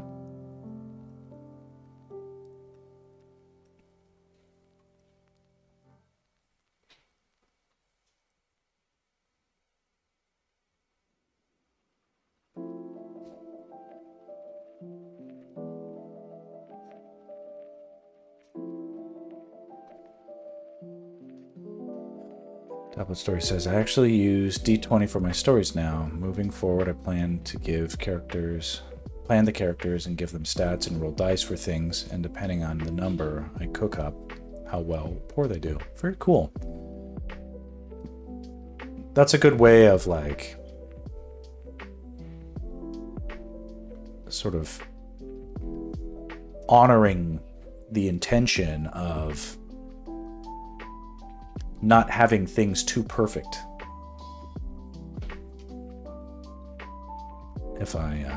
if I could venture to make a leap of reasoning.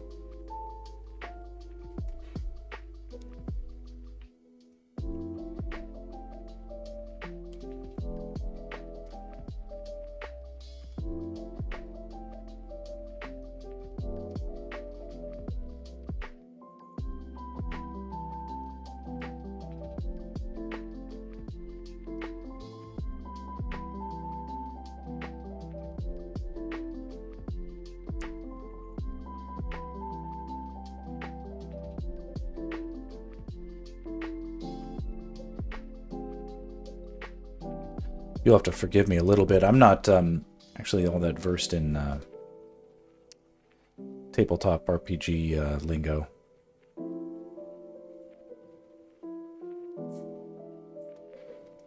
But if I understand your reference, you're sort of like that's like a character sheet that you would put together, where it's like this person has these strengths and these weaknesses, essentially.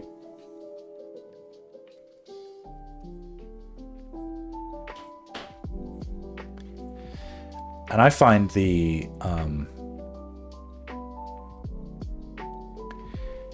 it's silly because it's like, I consider myself to be really good with story, but so often I'm put in situations with directors where they really seem to fumble around with what they want. Like, what is their, well, what happens in the story? And it's hard for me to, with the stats and core elements like strength, stamina, wisdom, faith, intelligence. Now, there's a vacuum cleaner outside, which is why it's going to be staticky for a minute. But it's always been I've never really been put into this place to test it, not with like a real story before. I don't really come up with my own material. I'm hired to help on projects that, are supposed to have this stuff established, and I just do the artwork, right? But as we're telling stories, often the stories have to change for whatever reason or stupid things, and we have to innovate on the fly of like, okay, well, how are we going to get from whatever to whatever with this new change?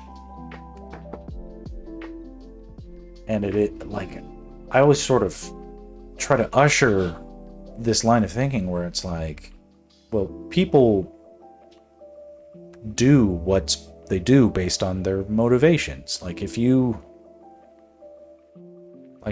really thought through about the character and the characters and the setting, then that should be enough to dictate almost everything that happens. I mean, there might be one random thing that sort of gets the dominoes falling or whatever. That's like fate or whatever, some sort of calamity. But it, like, what people decide to do and the environment, like, that stuff isn't random, right? It has to be part of, when it's like, I don't think about, I mean, I guess when there's nothing going on in a day, I think about maybe what will I do today or whatever. But on any standard given day, like creature of habit or God knows if an emergency was happening, like you don't think about something, you just do it. Like you need to know, you should know your characters that well. Like I'm not lecturing you, I'm lecturing my directors who often struggle with like, oh, what does the dad do in this situation or whatever? It's like, I don't know, dude, you came up with him. And I'll suggest things, they'll be like, no, it's not that. I'm like, well, how do you know it's not that? If you know, then you should know. Anyway, I'm ranting a little bit. So whatever the event needs, they have to roll a better than stat, or if the roll is to move a boulder with an 11 strength, they need to roll a 9 or higher. Concept, so the stronger they are. Oh, okay, so 20 is like a threshold to get something done. I get it now. Concept, so the stronger they are, the lower the number they need to get. The weaker they are, the higher number they need. Interesting. And you could come up with ways of being like, well, in order to get that higher number, he thought about, the strength that it must have taken for his grandfather to, crawl out of that tank wreckage, 50 years earlier or something like that. And it gave him strength. Or he's like, now's the time to drink the magic potion and get the strength or something, right?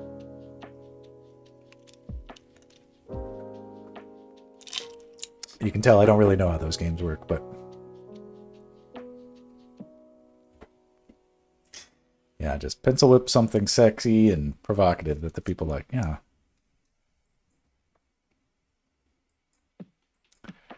World building. Okay, but now this snake back here needs love. Snakes need love too.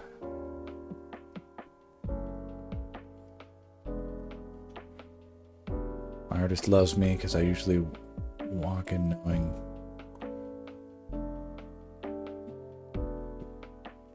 knowing what I want down to every detail. Good. That's a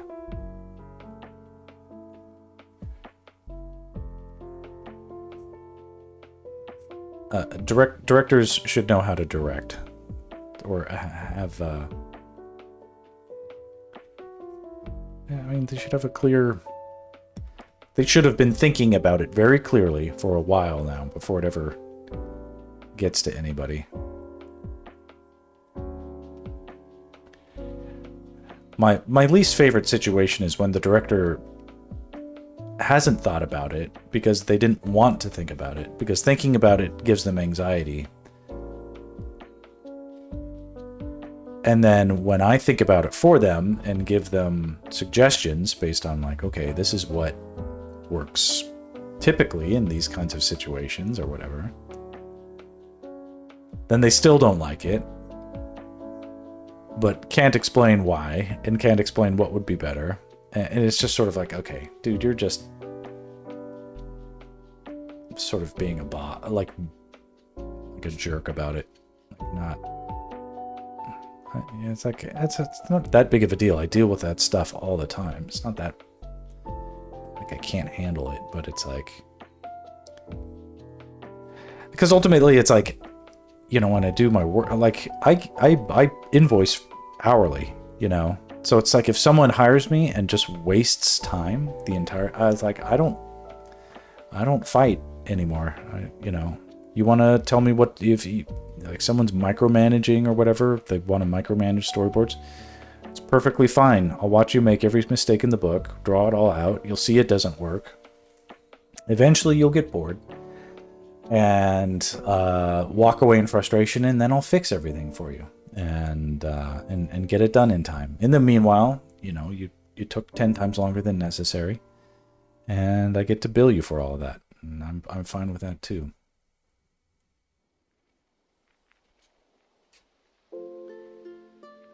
So I used to sort of like try to guide people, but I just realized I was like, there's nothing in it for me if I try to educate people who don't want to learn. Down the road, we'll collaborate on something.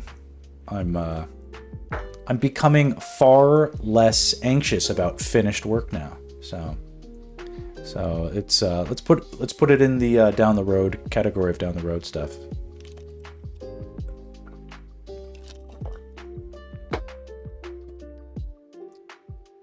I may not have time to read a million words. I may not have a time to read a million words, but put something down and digest it or whatever. We'll make it happen.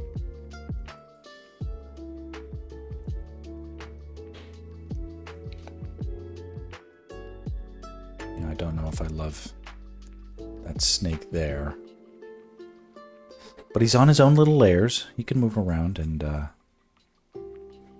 redeem himself in a different location. I just don't want him to look like a little pile of poo right there. He's almost giving me that vibe right now. Snaky poo.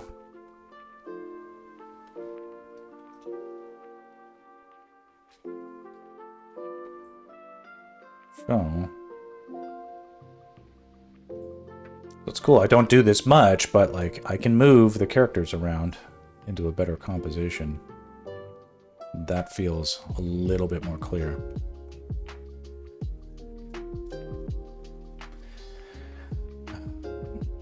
I'll give you exactly what I want, written down with pictures, poses, feel. I tend to write what I want in a detailed enough description that you can read it, and I want and imagine it.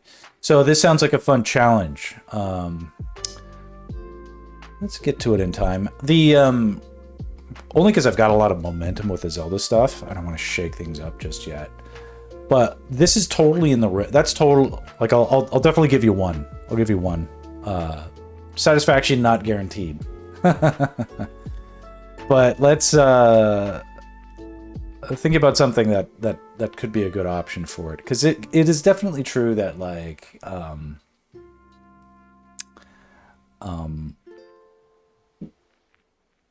like I'm a long way from like trying to be in a place where it's like oh, it's like give me like down the road I want like real commissions, I think, in terms of like what is the,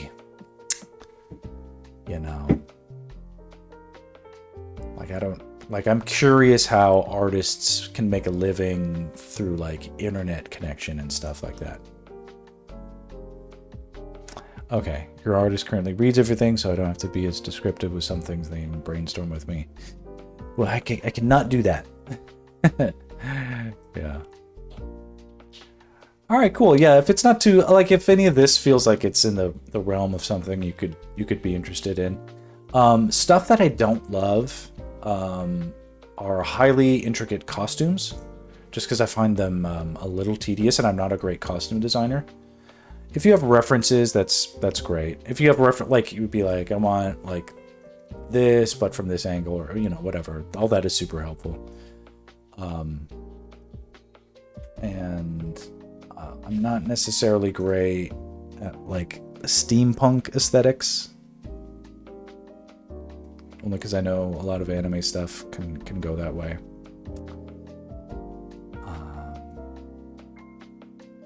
Yeah. No, but none of that should be a roadblock on the conceptual train.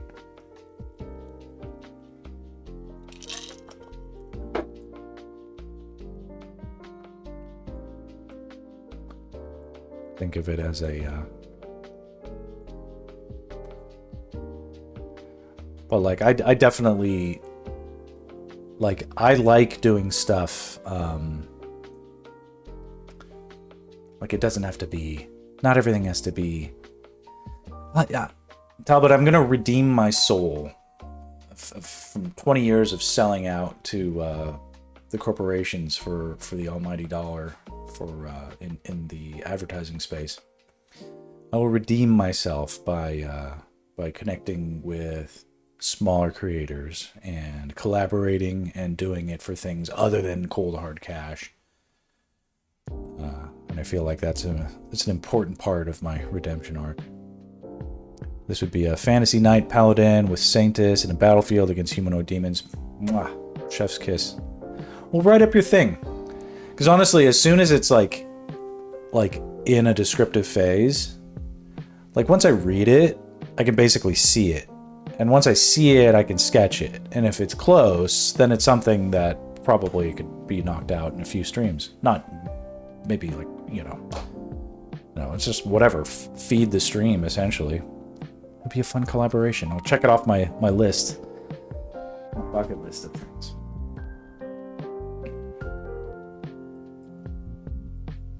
Okay. Having moved that snake, I like it okay there. What I'll probably do is tweak the position of this. I'll do something slightly different with the way that this... there's something just a little bit too regular about this snake and this tail and this snake. All of them, it's good that they sort of feed into each other a little bit, but I don't also want them to sort of have a... I'll try to whip up something. Do you have a Discord? I do. Let me see if I can pull it up. My Discord is... Think about it more like a... well, it's a straight Discord, but it's not a...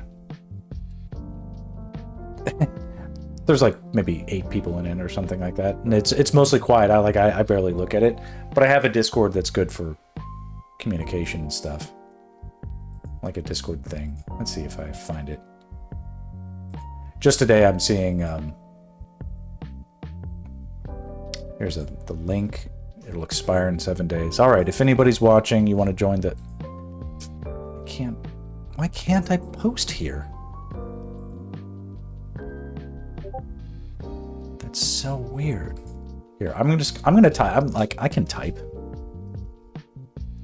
I can type. Touch type. That's a skill I have. So this should be it. Okay. Here, click that. Okay, do it in the browser if you pull up your page. Ah. Oh, there you are. I'll wave to say hi. Okay, now you're in.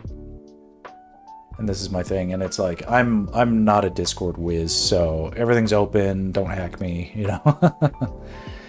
If anybody else is Nuzo, if you want to click the Discord and join, I'm barely in it, but like Talbot and I are discussing doing a collab. Oh, Nuzakara. I'll just wave to say hi. Can I make a thing that instead of a robot, I can be or like a gerbil with a space helmet? I can be something else. Check out this gun. These guns right here. Anyway. All right. Well, we'll grow things. These are the early stages of my dipping my toes into this stuff. I've mentioned it before, but prior to the pandemic, it was very much a definitely. It felt like there was some smattering of stigma attached to you being an online artist versus like in real life artist, like going to studios and stuff like that. Everything's so blurry now, and it only makes sense for that to be true because so many studios are virtual now. All my clients now are virtual. Whereas I used to commute and go into their studios and set up and work. It doesn't happen anymore. All right, you guys are posting fun stickers and stuff. All right, I'm gonna start doing more of the Discordy stuff. Just more than a few people. Mostly this is my brother. Liam's in there. You know, anybody else is watching, you can join too, but it's not a big deal. All right, so let me keep going with this. All right, we painted some snakies. Let's get a little bit of fire light on the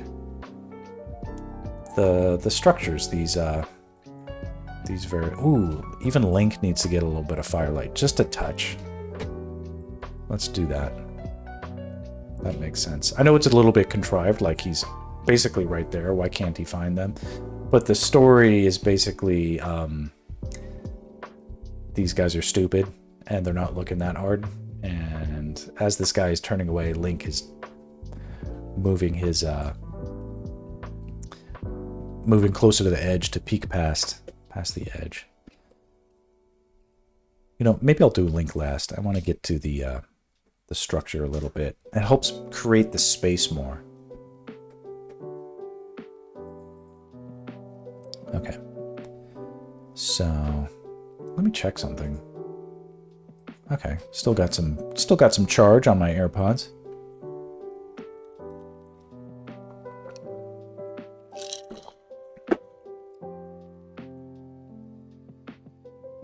Delicious non-alcoholic wine. Ugh.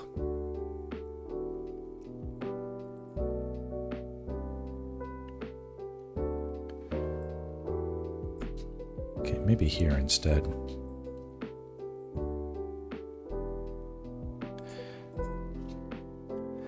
This was an early,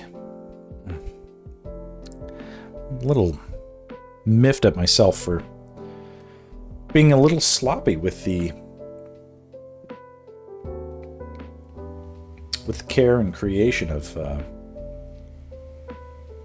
this composition, when I cleaned it up with the lines and stuff, I just really phoned in the background. Nuzo, it's going well. Since you ask, I have to pay attention again to whether or not the work is actually calling me. They're not. This is another one of those kind of bonus streams where the work that I did all this week is being reviewed currently by the executives at the company that is hiring me. And there's no indication yet. They started at noon, and it's been 4 hours. I've been happily sitting here getting paid to stream, so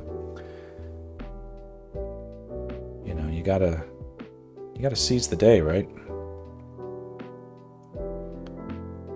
So the color of this could be that.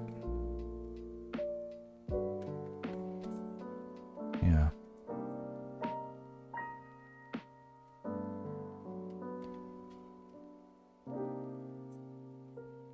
So this is the color. Sort of this.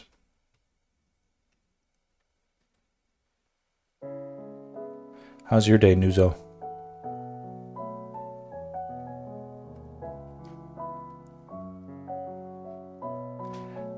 And if I'm giving emphasis to the wrong syllable, I apologize. I'm not the...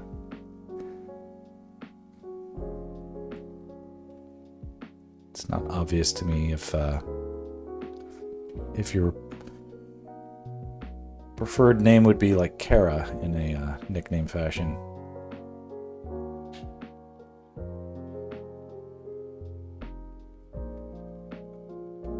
That's tricky.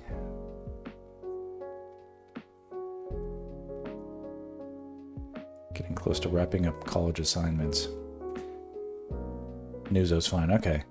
You do art streams, I believe. Unless I'm completely embarrassing myself.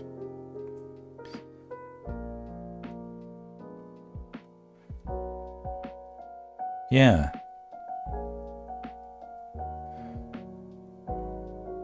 Are you an art teacher, an art student, artist by profession, artist by hobby?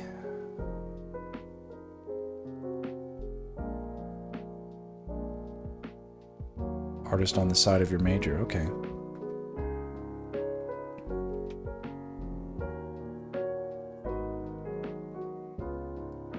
What time is it where you are? This is my roundabout way of asking where you are on the planet. Oh, I just got a hit. Closer to a hobby, but I do want to see where close to 5 p.m.-ish. Okay. All right. You're Pacific time, like me. I'm in LA.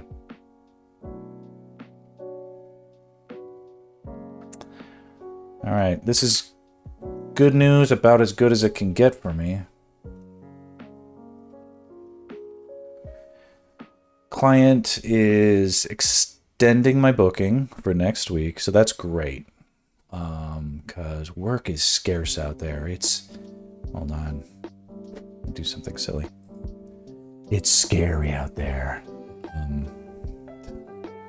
It's spooky. Go back to this.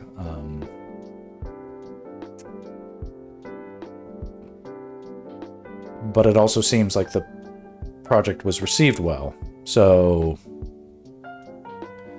keeping me on another week to do more work. It's a project I don't love, but another week of booking that's a big deal in these trying economic times for artists all over the planet. So I'm grateful for that. So that's good news. Now I'm in the mood to celebrate.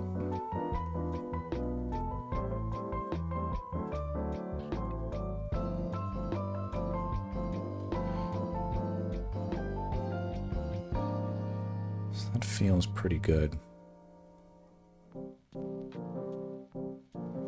Like this as a color for a green wall being lit by orange flames. Yes.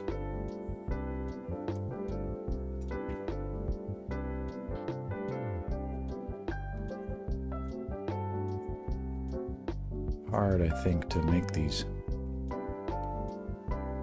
calculations, but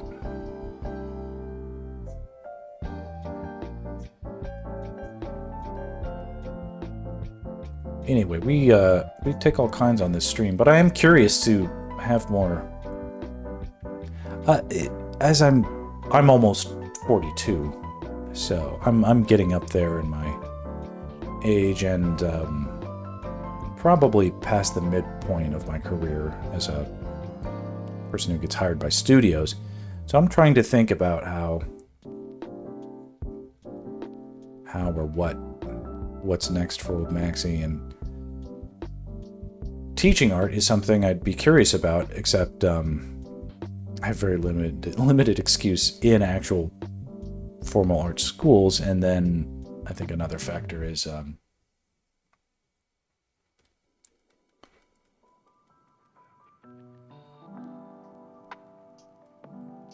yeah, no actual experience doing actual teaching, and then even my limited artistic the few moments that I do remember from taking art classes are not necessarily good. I mean, I don't think art classes as I took them is the way that I would like to teach them. There's a lot of... Ultimately, I think it would be better if art classes were taught better. So I'm trying to do this as a way to sort of explore, can I teach art this way, in a way that feels like I'm doing a service to myself, the students, and then just sort of the public at large as well.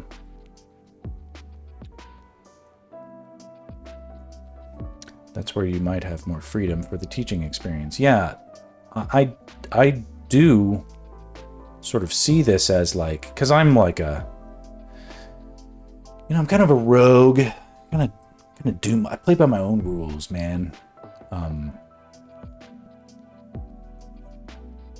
But it's kind of true. All my real work experience is as a my professional artistic experience is as a freelancer. Like, I'm not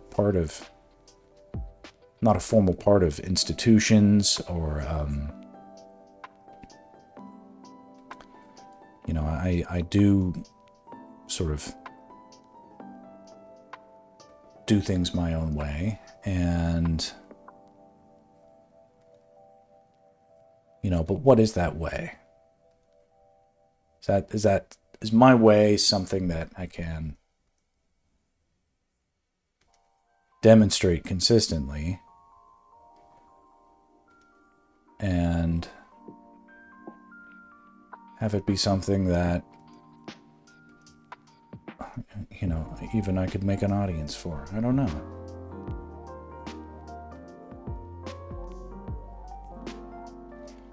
Maybe, maybe not, but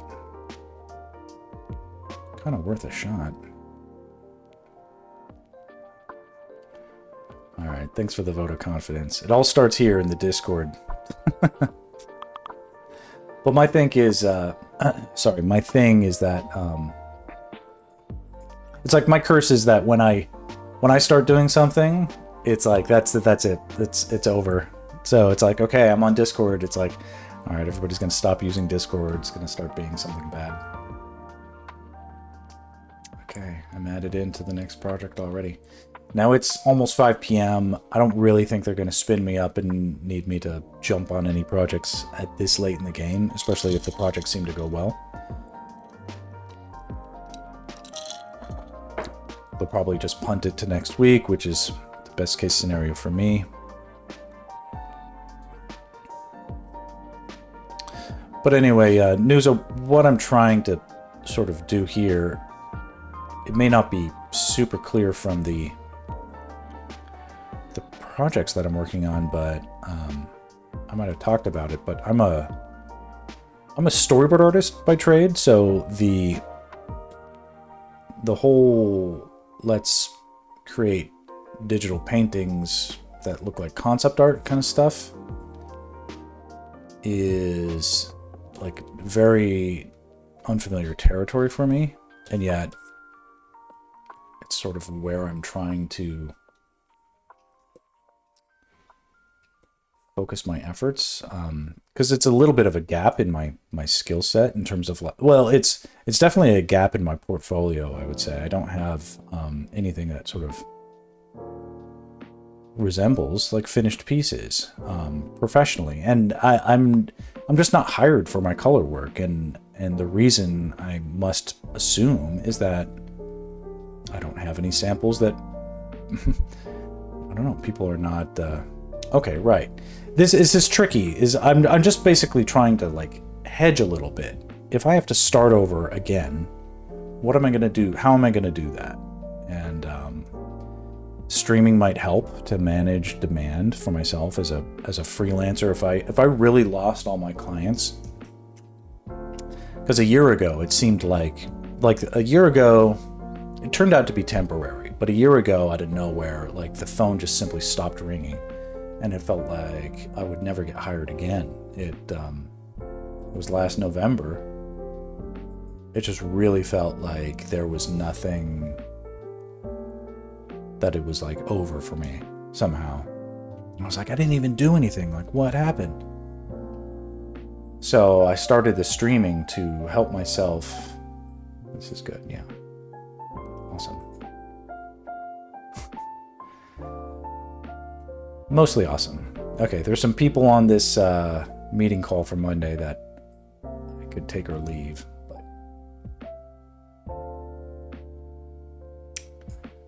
but who knows? Maybe they'll be redeemed come Monday. Okay. What was I saying? Anyway, it felt like a little bit like I got caught, like, okay, I guess I can't do storyboards now. What am I going to do? I better catch up quick to what other options there are. And so this stream was sort of me exploring, like, okay, what would I do if I started over from scratch? Maybe be a teacher, maybe get artist commissions, maybe just start a stream channel or something like that. And so the streaming is helping me to sort of explore things, the concepts that I'm not an expert in, like what is an audience? Yeah, explore more, just and also just sort of develop a personal fluency with the idea of, like, you know, doing it live and getting into a little bit of like, well, where can I push the boundaries of like my expertise?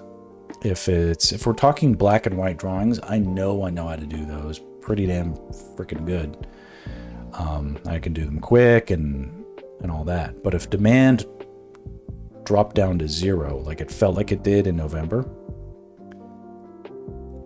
where then would I go? And so that's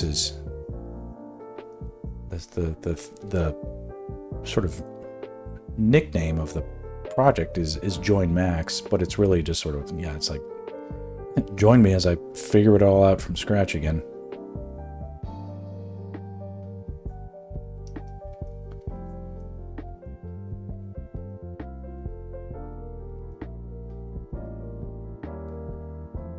But I've really enjoyed having a mental diversion from the panic that I was feeling for so long.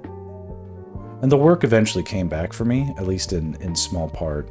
It's not back to where it was for me in, say, like 2022. I think that was my best year ever, and I had many years of similar success before then.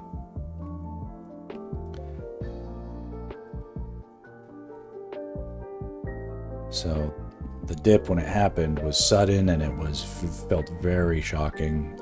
Overall, I think things evened out a little bit, where it's not necessarily all over for Old Max. I'm still in the game, but that was enough of a close call to really wake me up to realizing that's like, okay, I'm not bulletproof. and there might be something nagging at me right now that I need to not just turn my mind off. I need to face the fact that, you know, there are weaknesses in my industry and in my skill set that I'm not going to sleep well if it feels like I'm just ignoring it and saying, well, things will always just work out. That's not how I do things.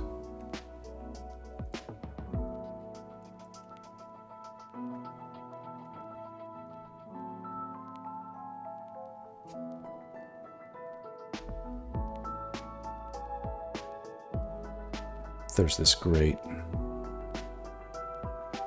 sort of motivated excuse here to draw imperfectly these ruins.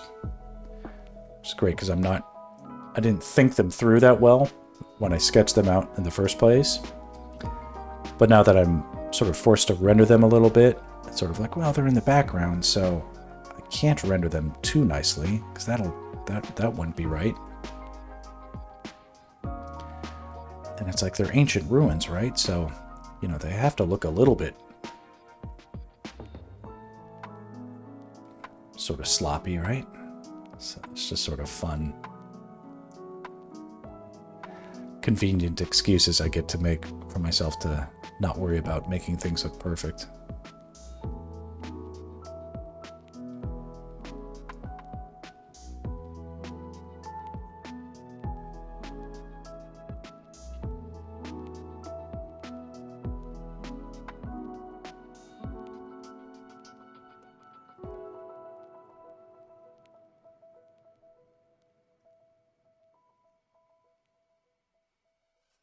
It says, I can relate with your experiences with streaming. I've had similar thoughts of doing something else similar, developing that personal brand. Yeah, thinking about how to leverage my own skill sets rather than thinking how big the technical gap is, often leading to me not committing or doing, or now committing or doing. Not, yeah, I was about to say the context was fairly clear.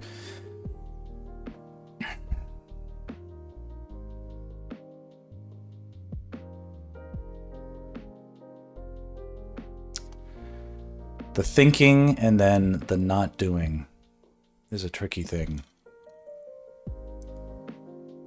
It's like maybe it's like overanalyzed, maybe.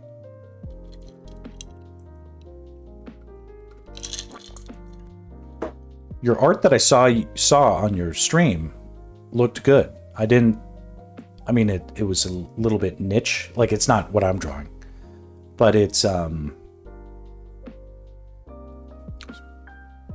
pretty clear you have a lot of talent.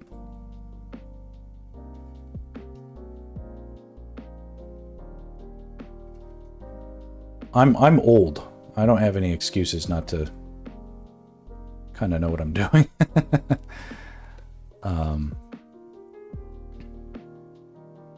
Yeah.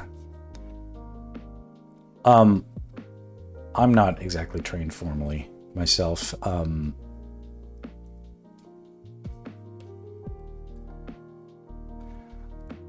I would nonetheless, despite it all, like it encourages like being afraid to do something and still doing it. It isn't not having any fear. Like, people think courage is not having fear and you can just do whatever. But not having fear is like being stupid, right? Or ignorant. The courage is knowing you can fail, is knowing what's at stake, and still doing it anyway, right? Fear is always constant. It's normal for smart people to have, like, it's like you have an active imagination. You can conceive in your head of scenarios that are terrible, you know?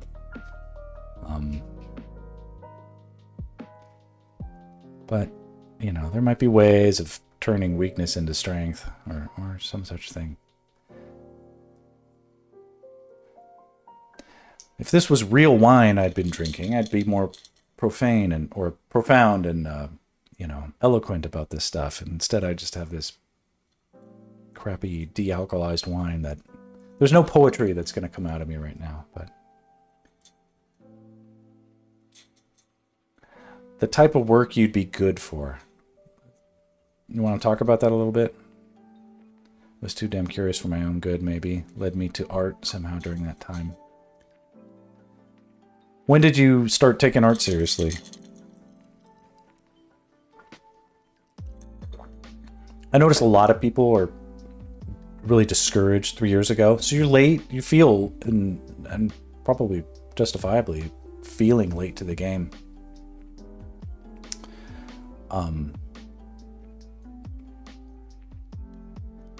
If you're talking anything about college, you trust me, are young. But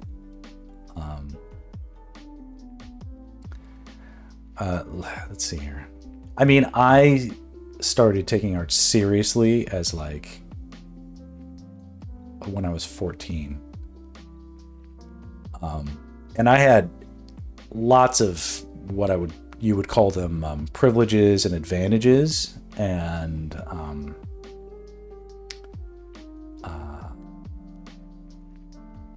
a lot of what, I mean, but it's like, you know, it's not that I would say it's like, well, you just gotta commit and bet it all on black. It's like, I don't know if I'd give anybody that advice, especially now. Like, it's super crazy out there. But let me put it this way also. Purpose of learning art had a purpose now. It didn't take me long to figure it out. I think it's important to, like, so many people they go to art school and learn. I think, unfortunately, a little too common for people to go to art school, spend way too much money, way too much money, get into a bunch of debt, come out, still don't have any direction, and essentially your strength in this equation might be that you didn't go to art school. Like, it's weird, but I want you to sort of like give space to like that concept being a reality. Is a lot of people regret going to art school, and yet become artists. I can say that most of money I might have spent on art classes in the past, most of that money was a waste of time. Not all of it, but most of it was. Yeah. The art is something anybody can take for themselves. The roadmap is right in front of our eyes. Like, you just looking and really seeing, like, when you look at a piece and just really sit with it and really start to digest it, you can see so much. And then you try to do a study of it, and then it's like you keep peeling back these layers of all these different great things. Hold on, only because I'm making a point.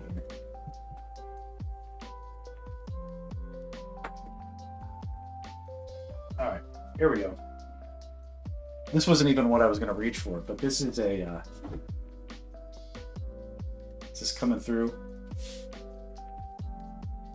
So this is Mona Lisa. It's not very good. It's good, but it's not great. Let's see here. Okay. It's practically life size. My head is gigantic, but you can imagine like a person with like a normal sized head might see this. Now the hands are pretty darn well done too. This is on Mason. I painted it probably 15 years ago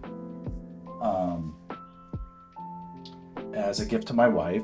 This is in the style, it's obviously like Mona Lisa, but you can see it's got the pillars. So I tried to paint the Mona Lisa as it might have been when it was originally painted. The original Mona Lisa theoretically had vibrant colors and then was cut down at the sides to fit a frame. But the original composition had had pillars on it. What's funny is when I painted that, I got the dimensions wrong. So I read centimeters as inches. If you could forgive me for being so stupid, but so the real Mona Lisa is not this big. It's much smaller.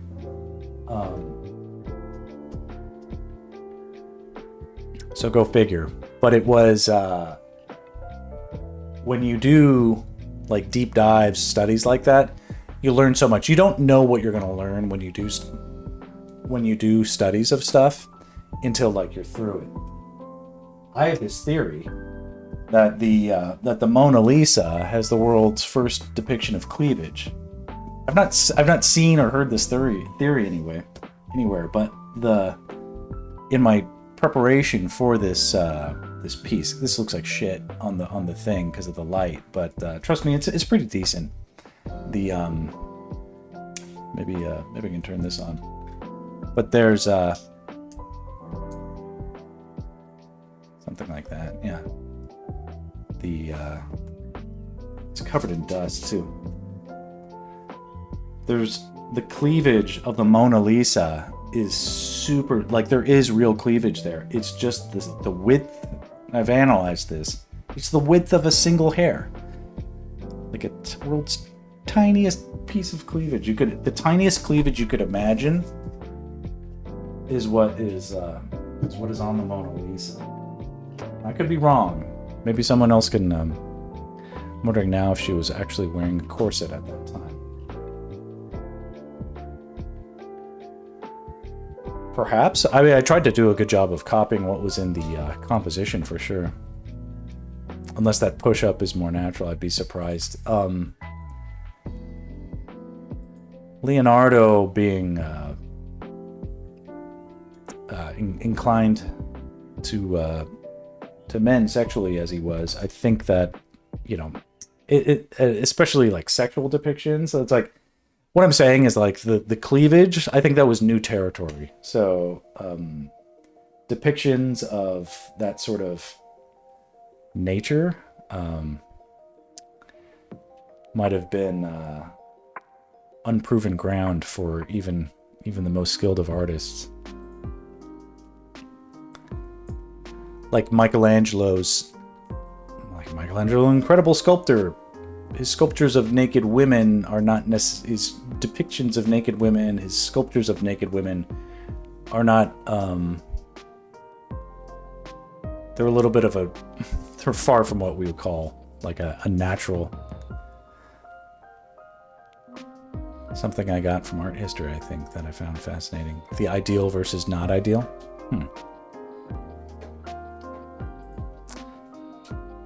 I'm definitely a big fan of Renaissance art and traditional techniques.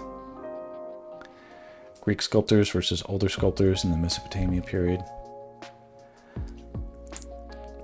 The Greeks borrowed a lot of their culture from the Egyptians, of course.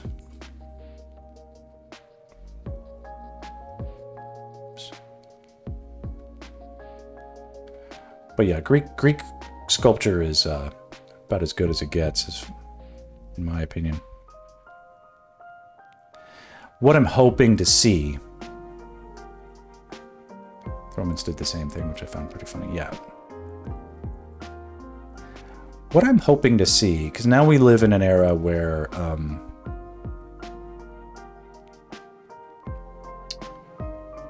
was I going with this? I had a cool idea. It was something related to like how AI is going to, I think, hopefully incline people towards tastes that are not. Oh, yeah.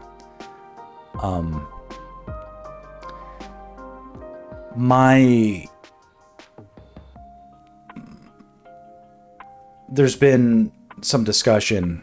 I have clients and directors and art director friends and things like that. And most of the people who actually draw for a living recognize AI as just like a huge threat to our way of life, the system that, you know, sustained us and stuff. And it's not, and we're not happy about the way things are going with some of this stuff. And some artists, and you know, I wouldn't respect their opinion at all, except you know, I know that they can do good art, so I'm inclined to hear them out at least a little bit. But they're all in on AI, and they love what it can do, and it saves all this time, you can get all this stuff done, and whatever, and they're being totally, their motivations are totally, they're having this sort of like motivated reasoning where they're refusing to see any downside to it, or at least no downside that could possibly affect them in a way and screw everybody else. And that's a shame. And so artists are sort of like trying to sort of place their own bets. It's like, okay, am I gonna adapt, whatever, or am I gonna stick to my ways? And I have sort of made my bet to double down on classical techniques. Like if the whole world is just going to be able to use AI to do stuff, then the separation of skill, essentially it'll sort of nullify. My prediction is it'll sort of nullify itself as anything that is actually worth paying money for. And so skills that are difficult and not necessarily in the sweet spot for AI, like traditional stuff, I feel like that's where I'm going to try and make my home. My future home will be, you know, I want to cultivate an audience of people who have an appreciation for like classical drawing techniques, and you know, I'm not saying I'm an expert on that stuff. Yeah, exactly. The way it's affecting the newer generation of artists is a big motivation for me. Yes. So it's not, certainly not just young people, and it's certainly not. I have had these existential crises being faced with this stuff, but now I am looking at this stuff as like, okay, if anything, I need to reflect on this as a challenge and a good leaping off point for me to make a decision about where and what I'm going to do about the rest of my life as a career in art. And and I can make a bet. And my bet is that the foundational skills are still going to be super important, because not everything is something that can be done on a computer. I still have a great depth of experience and knowledge, as you were saying, expression and technicality, you know all the good words. But what happens, and how can a newer generation sort of get access to that as well? And this stream is theoretically a way for me to kill two birds with one stone. I can hone skills. I can broaden my skills. I can hone skills. I can popularize techniques that I use, and also hope to influence younger generations. Something you have value for people like me. I'd like to think it's not a slam dunk, and I'm clumsy with it, at least right now. But over time, I'd like to get fluent with the idea of communicating clearly. The part of the problem is, we're in a world and a society hypnotized by TikTok and instant gratification kind of entertainment, things that feel educational, but actually like you come away and you don't understand what it was. real art, real understanding isn't just some 15-second clip. Like, you got to get in there and practice and do the hard work and all that. But you know, it might be frustrating that, like, okay, anybody watching my stream might see that, hey, it takes time. Why can't he just do it in a time lapse? And, you know, maybe eventually I'll have like a time lapse or something that is something that can help get the word out or whatever. But the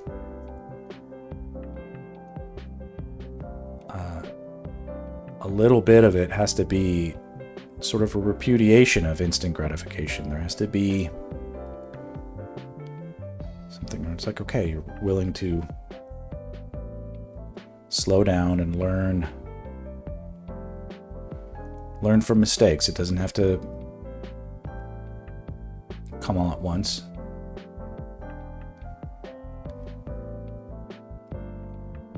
And it may be a new reality where art and artists have to make space for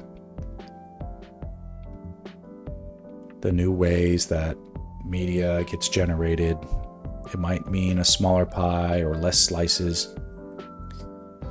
But foundational art skills are always going to be important. And because they're difficult to learn and master, they're always going to kind of be rare. Yeah, being good at art is not enough. And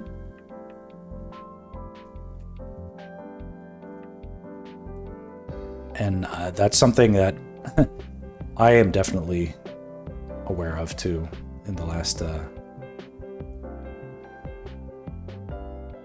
in the recent times. I definitely kind of went to sleep a little bit. In some ways, I'm almost like, I'm not grateful, but if there's an upside to, you know, this intrusion of AI in our world, it's been a wake-up call for me to see that things that I thought would never be threatened can absolutely be threatened. And I need to, like, I just figured I'd be doing storyboards for the rest of my life and there would always be demand there for it.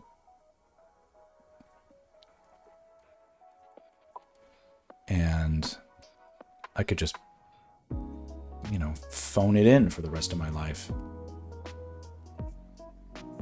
Good or bad, you know, what are they going to do? The work I do is good. And you can't get a robot to do it. Well, now I'm not so sure about that. Now, AI doesn't do good storyboards, but, you know, not yet. Might figure it out eventually. I'm trying to prepare for that day, so. You have to know, you have to do more than you were meant for. I started realizing that 3 years ago now. It kind of humbles me for getting into 2.5D animation, learning 2D art, and refining my foundations properly this time. I laughed when I spoke to my friend, what I was studying, and how I was approaching art. They told me I was learning to draw paint and work like an animator at that point, despite not being hand-drawn. Interesting. Yeah. Are you interested in animation and stuff? Like, animation is its own science. I've definitely been involved in a lot of animation projects. Most of the commercial campaigns I work on are animated, actually.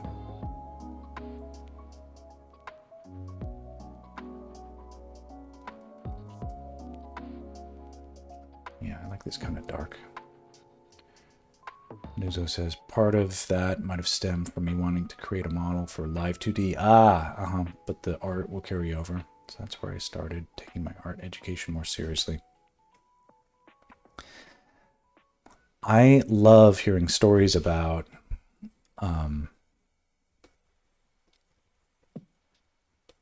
like someone who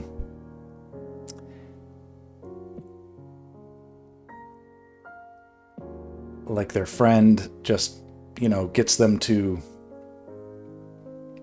like, isn't that how Harrison Ford started acting? Like, he was just a carpenter on a set and they needed someone to do something, so he sort of like, I'll come over and I'll be an extra. It's like, all right, you got a good look, you know, say a line, and, you know, he says a line or whatever, and then discovers that he likes acting, you know. It's something that he wasn't on his radar necessarily until he tried it, and then he's like, you know what, this is a lot easier than swinging a hammer or something, you know. If I've got the story completely wrong, I'm sure that's the case. I didn't have the capital to hire another artist to help. Yeah, exactly. Necessity being the mother of invention, to help me design and illustrate, so I have to come up with ways to leverage what I have, enjoy, and make it work practically. VTubers were interesting, but I was more intrigued with the artists that were working on their models. It's very interesting.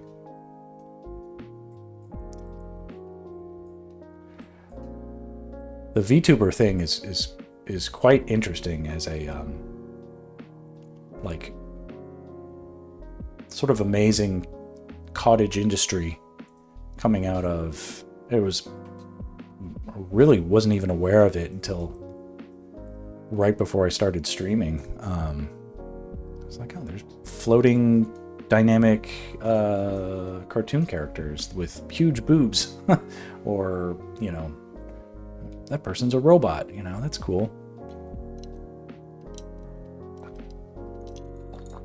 And it like runs the whole spectrum. Some of the a lot of 2D and 3D ideas overlap. I find that to be fascinating. A lot of Eastern art style direction is influenced. Yeah.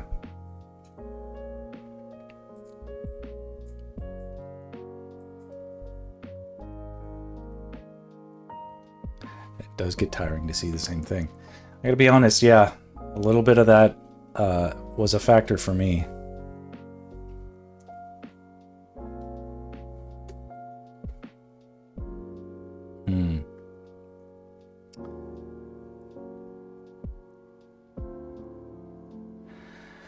The design is important. It sort of brings me a little bit back to why I keep doubling down on like Renaissance or like classical art styles. Because a lot of design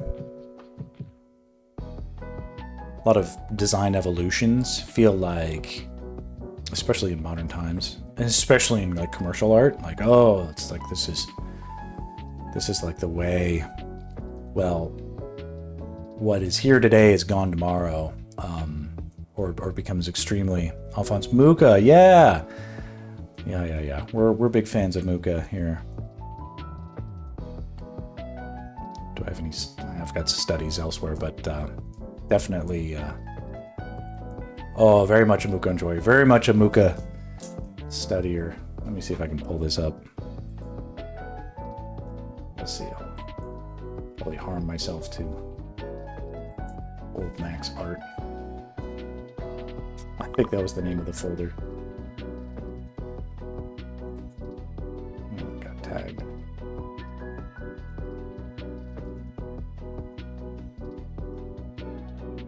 Old Max art. Let's see if that pulls anything up.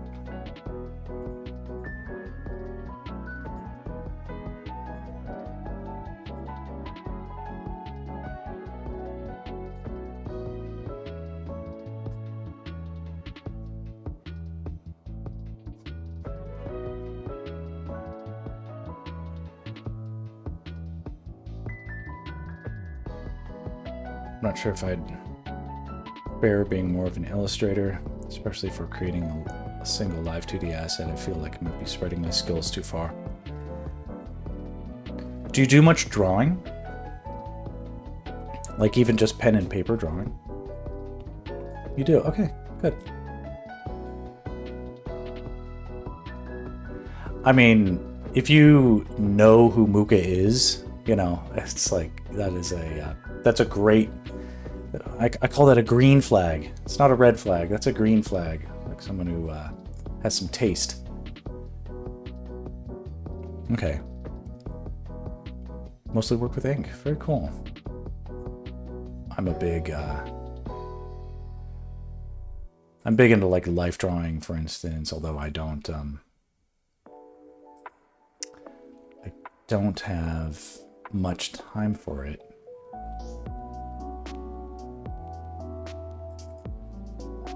Click here. Is it in here?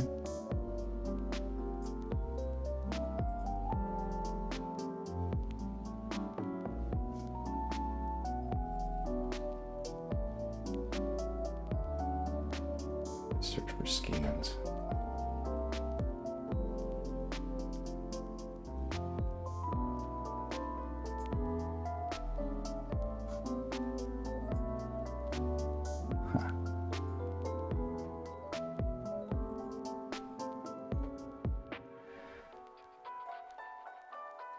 And so I do most of activities digitally. I want to get certain skills up and then go back to foundations again to sharpen traditionally and hopefully bring those traditional experiences back to digital. I think there's just so much, like obviously work-wise, it just makes sense to do things digitally, but I love doing things for real. It's a really like heightened old stuff to keep. Ancient stuff.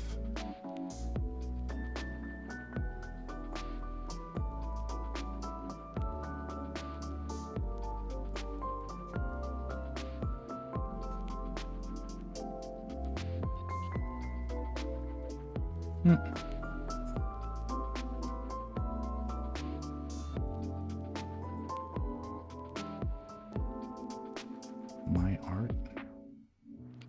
Sketches. It's a picture of my cat. Digital sketch up in the front window. These might be cool, the fun things to look at. You've heard of schoolism, I'm sure. Let's see here. I also why I envy those that had opportunity at an art school or formal education other than having that community you're always surrounded with. I need to find that trigger that reminds me why I'm doing what I'm doing sometimes as well. I had a really educational experience with, this is kind of cool.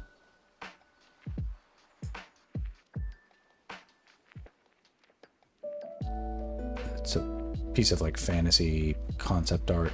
Yeah, you've heard of schoolism.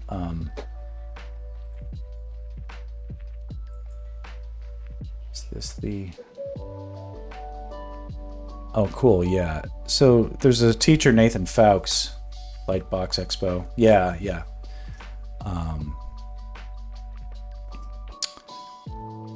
There's a teacher, Nathan Fowkes, who he's really good. I've actually taken classes with, like, I'm old enough that like I was 21 years old and Nathan was taking classes in the same class that I was taking classes, not giving classes, but taking classes. So I was next to Nathan at a school that is now closed, but it was down the street from here, and it was called Associates in Art. And now he wasn't a student at the time; he was on a sabbatical from DreamWorks, and he does that. Well, now that I think about it, he said he was on a sabbatical, but I wonder if he just got laid off. But he definitely, would you say he's the same person as before? I think so, yeah. He was really genuinely enthusiastic about art, in the context of not being technical, but on a personal level.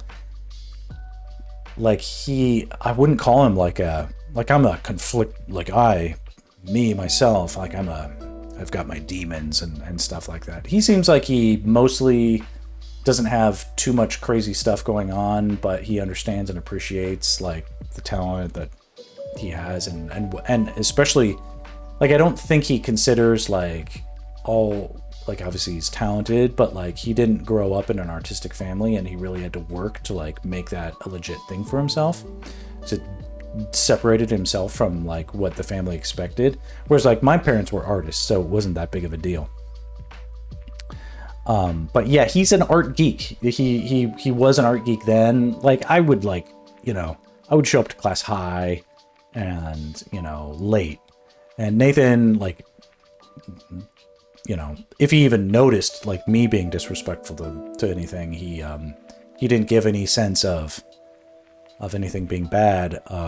Yeah, like I like in between models, like if the model was taking a rest, like I go out and I flirt with like, you know, the girl who is, you know, at the front desk or whatever.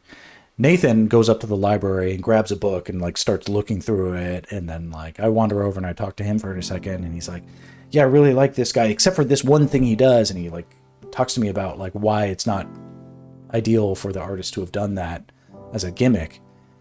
And like, so I was like, okay, he's like, and I was like, you nerd, but I was like, but you're really fucking good. So cool. You know, but, years later, I really, as I understood that it's like, wow, it's a really amazing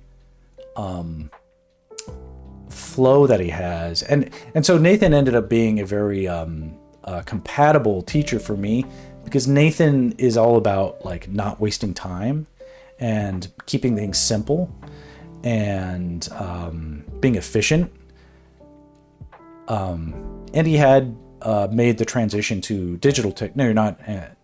Yeah, you're not asking too many questions.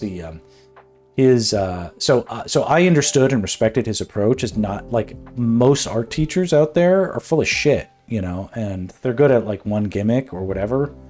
But like ask them to do something outside of their sweet spot and they fall apart. Whereas Nathan really understood the way to break down like anything.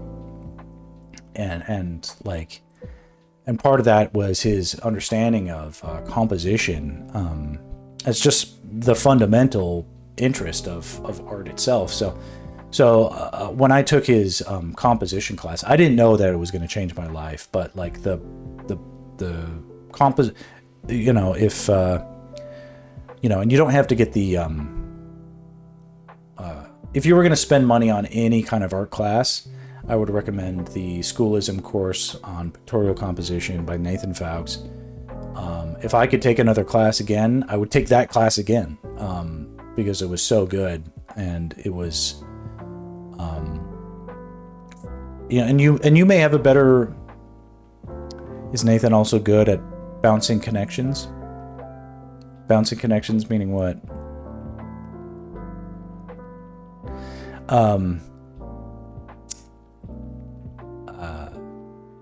He's good at taking questions. If that's you can bounce questions off of him.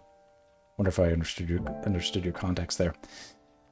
But he's definitely a guy that like actually knows his shit. He's not,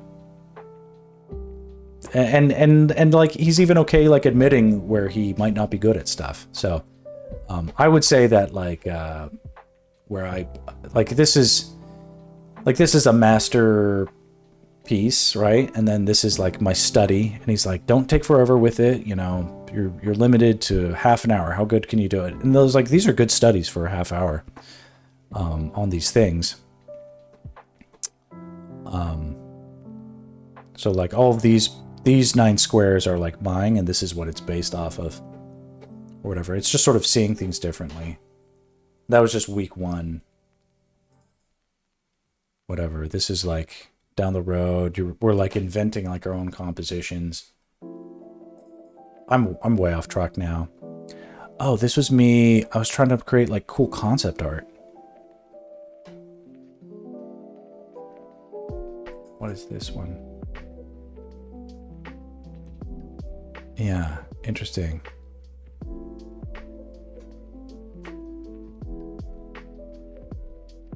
It's week 4.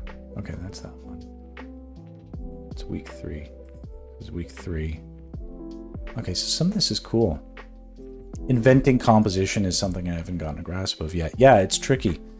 I still love, like, I'm going to come back and I'll turn these into concept art, because this is more like, so being a storyboard artist, doing stuff like this was definitely like in the realm of something I understood. Consider it, I'm not going to say like, take his class and you'll be drawing amazing shit like this. If this stuff is amazing, it's not necessarily a,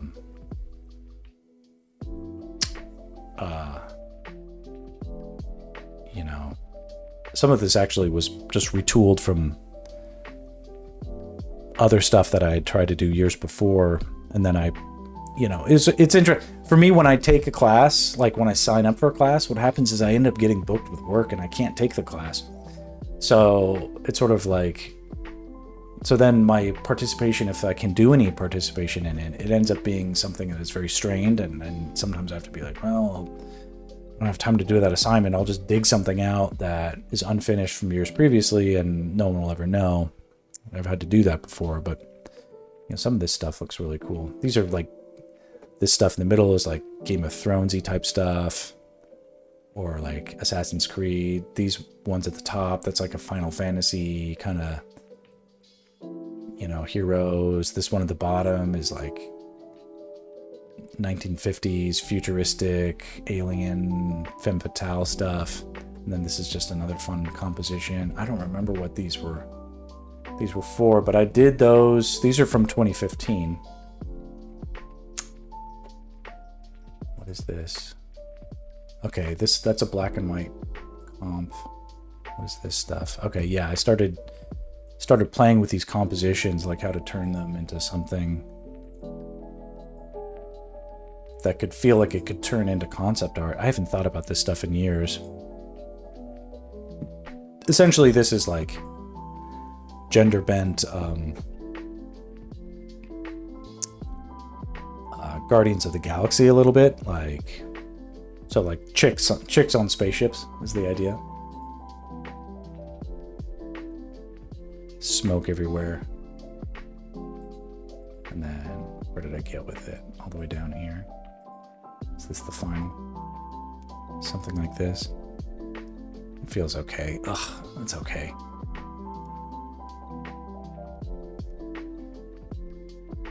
Not that bad though. But I wasn't using the coloring techniques that I'm using now on this one.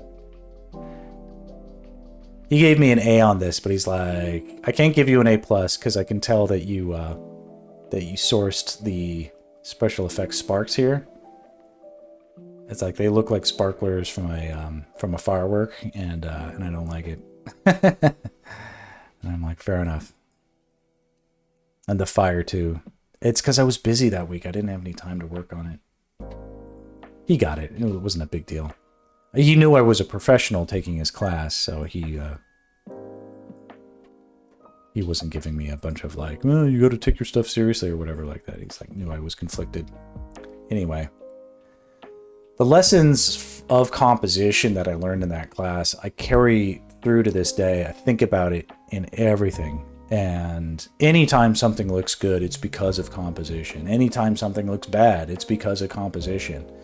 And if you look at something and you don't know what's wrong with it, but something's bugging you, it's something about the composition.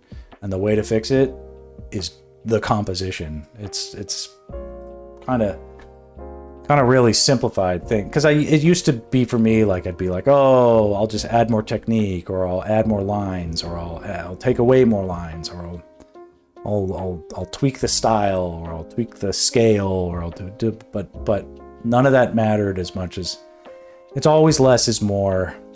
It's always composition, you know.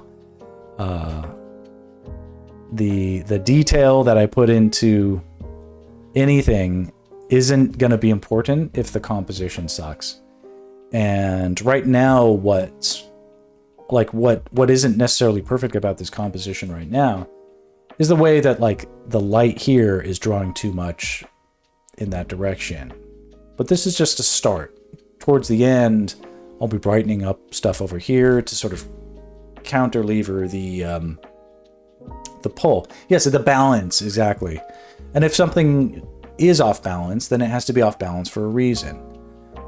So you can bring in storytelling to motivate composition as well, and all that. So it's all good, important stuff. All right, I'm gonna try and add a little bit of that firelight, even reaching over to here. Can I do it? Anyway, I'm rambling and ranting. I do watch your streams when I'm available. Like, I just poke my head in mostly. You know, I don't want to...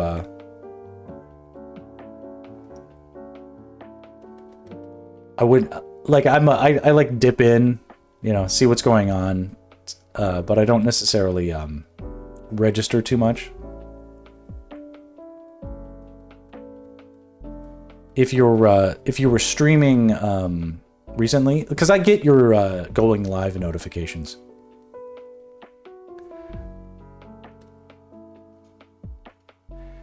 Yeah, the reality is if I have time to watch streams, it's almost like, well, I have time to do a stream. You know.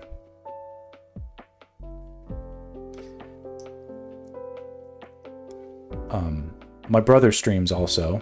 He's probably streaming right now.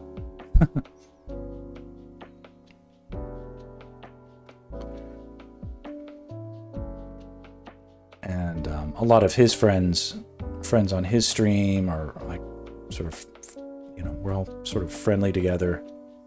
None of them are artists though, which is sort of tricky. So like when I'm looking into other people's streams, I am trying to like find ways of like connecting or understanding what it is about, you know, Twitch streams and artists on Twitch that are doing their streams. What are the things that make people interested in those streams, and you know, are there things that I can imitate? Are there things that I want to avoid?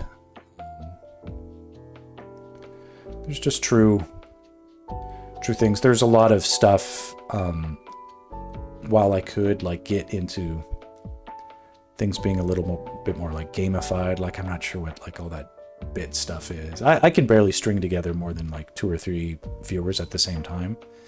So I'm just really just focused on getting some longevity in the game, having some pieces to show for it, paying my dues a bit.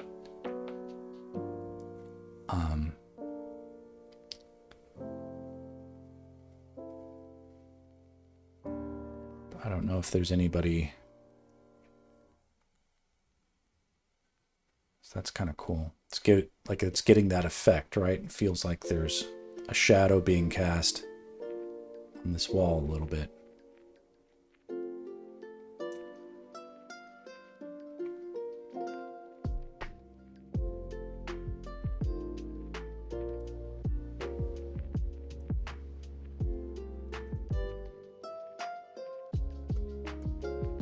So this is nothing. The oh, well, I shouldn't say that. Thank you. The what will happen, I've talked about this before, but so if I save out where it is, you know, we see how it looks here, but it's kind of going through this process and adjusting for things. What will happen down the road, that looks like crap here. But if we do a little bit this is all too crazy right now.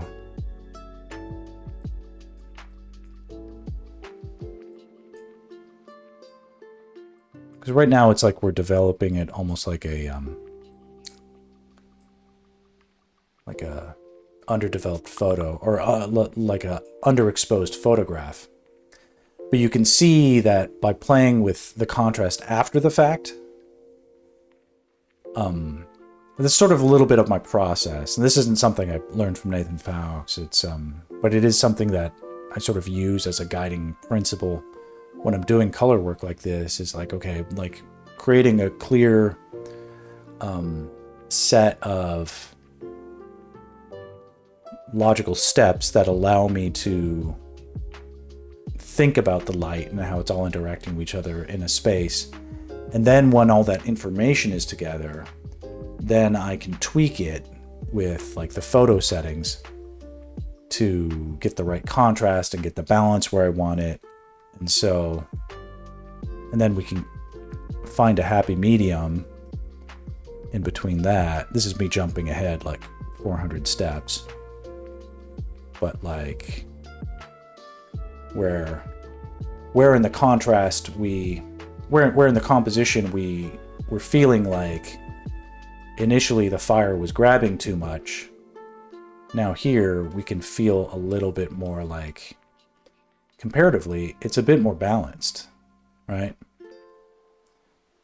So that's before, and now in this image it feels like it's weighted way too far to the left, but go like this, it feels like there's better contrast here.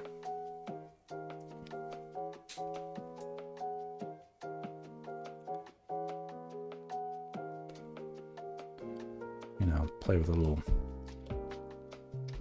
this is a super sloppy way, but a little dodge and burn to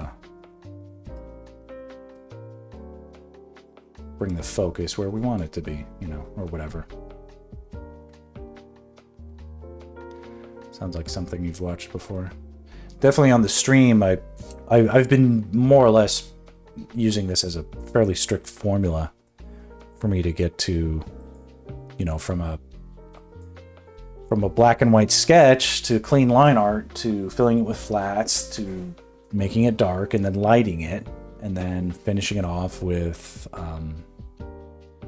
atmospheric details, special effects, and then finally like photo editing, like photo tweaking, contrast and exposure. And then, you know, it's almost like you take a photograph, it looks good, but then you take it into Instagram, you put a filter on it, and it looks like $1,000, right? So it's like the initial image, in some ways, that's just the beginning. That's just the way to start.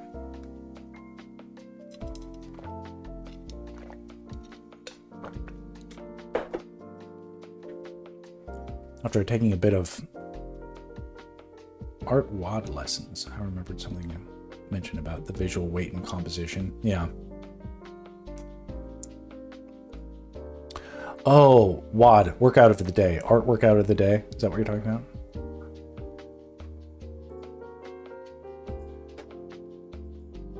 Mm-hmm, okay.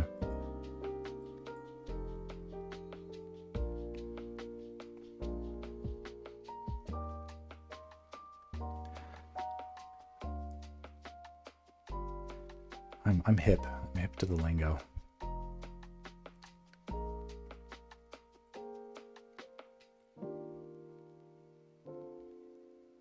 It's a good foundation for peeps like me or professionals coming back. What is that? I don't even know what that is. Is that like a site? Not bad for a gold mine of info. Okay, well, I like info. Art WOD, huh?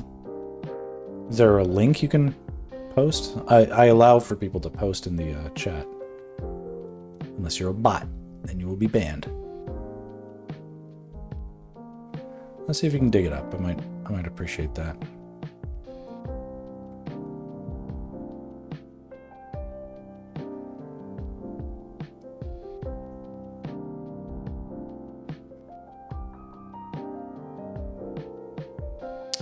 Art WOD. Oh, it's that simple, huh?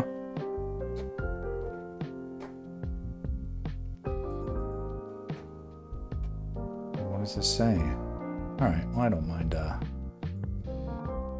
plug in a cool resource. Let's bring it in here. Art WOD. Fun and motivating way to learn how to draw. Try for free. What do you like to draw?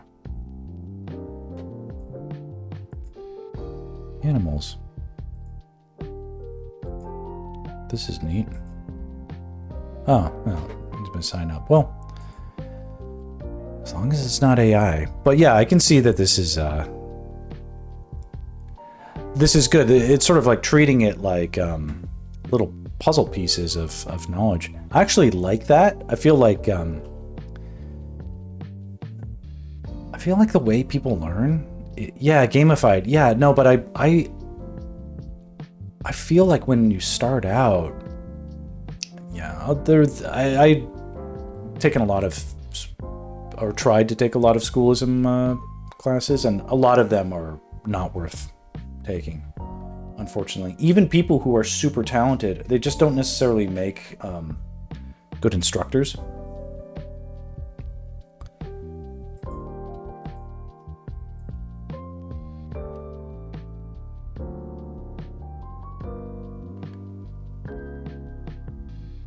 Anyway, I will check that out. I'm curious. I like learning little bits of things, and also my if that's a cool, like, common way for younger artists to learn too, is you know, my kids are very interested in art, but they're not interested in me teaching them things. They're like, Dad, leave me alone. You know, it's like as if I'm like, oh, let me show you to do this, and they're like, go away. I'm like, oh man. I'm like, but I'm really good at it. They're like, no, you're not. You're not good at drawing. You know, I'm like, what? I would say ArtWad would be good for beginner foundation. Schools and more advanced methods and workflow, or depending on the role you need certain skills for. The gamers, then will definitely cater them. They're too young to be gamers, but I feel like they would get the concept of like something that, like completing a level, you know, level up. This is cool. I like the textures that I'm feeling on these rocks.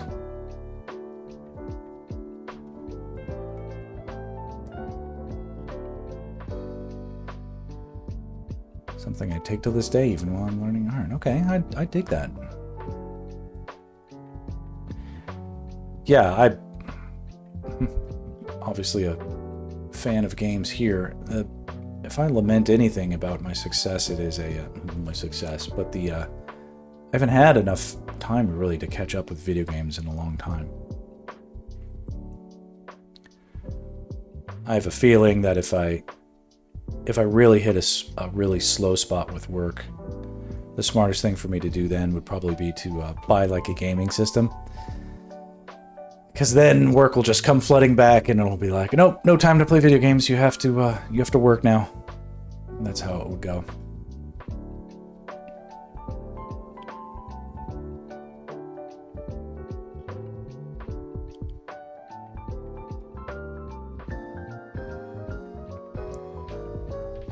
Definitely like.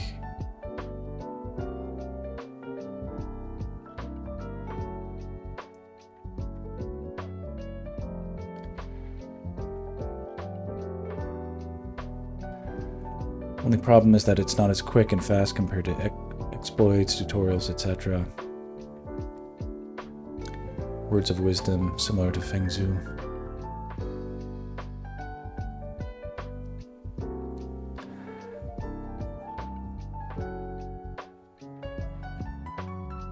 It's a little, for me, it's just like a little bit of like funny superstition. But yeah, when work gets slow, the smartest thing for me to do, like psychologically, even aside from superstition, is to do something that just gets me out of the house or distracts me from the feeling that I need to do something about it. The work typically just, after a breather, it comes back pretty strong.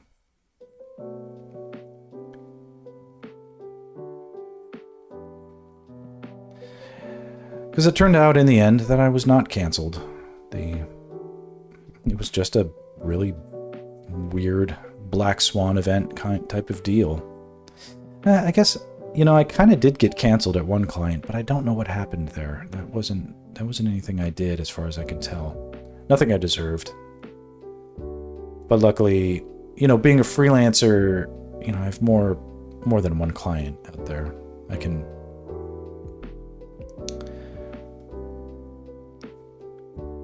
And it happens, you know, you can fall out of favor with some people.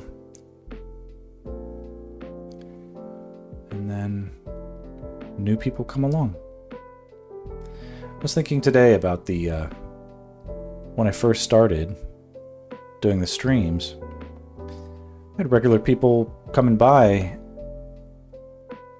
and I haven't seen them come around in a long time. A long time. I'm like, oh, don't they miss me? But they don't. That's okay.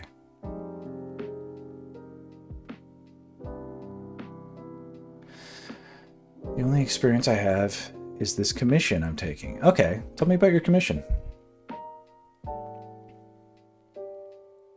Took a while to get me the green light until I'm able to wait and see if my friend finished her part for the project. Okay.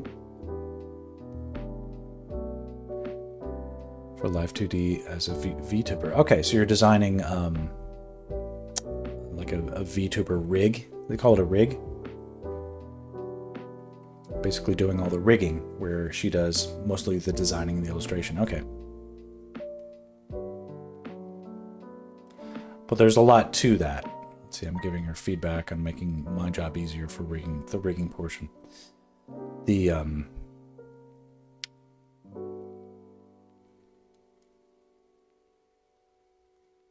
for it to like not break, you know, it has to be set up a certain way, and you have to have these parameters.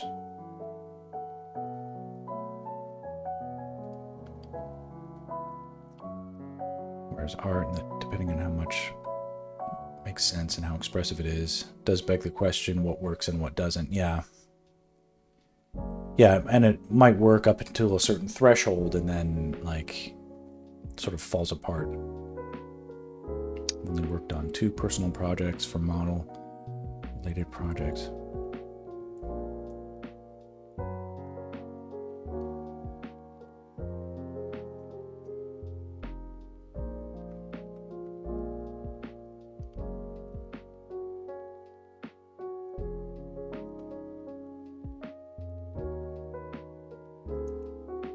Pushing it to see how far it could go, hold break, does help to see if the design works or not.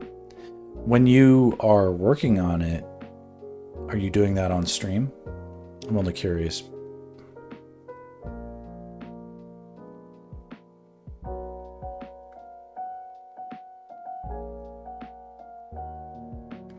Good. It's like, that's the, it's not like, it was like, oh, that's the secret weapon. But for me, like, being consistent about this project has everything to do with the fact that I've been doing it on stream.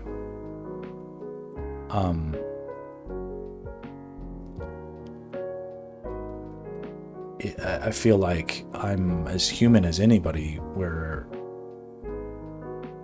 wherein like feeling like I have an audience that might be at least arguably somewhat invested in the outcome of this project. God, that's starting to look awesome. Do you see the lighting and the texture of the floor? Like feeling like the green floor is lit by the fire coming from over there, and lit also by ambient blue light coming from behind the camera.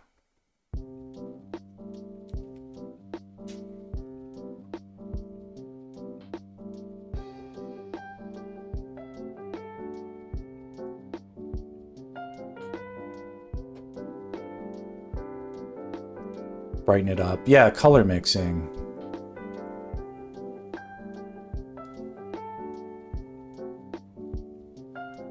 Stuff like this, like my inner Nathan Fowkes is sort of saying, yeah, Max, that's the way to... He has this great way of talking.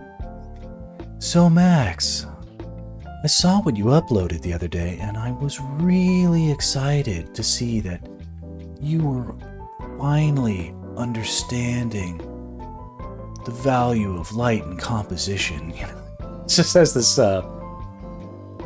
It's very distinct to him. It's very relaxing. He's like very relaxing. I was like, maybe I should adopt a persona that sort of riffs on that. The only issue I would say is my work is too niche because it is related to Eastern art direction, but it is not clear.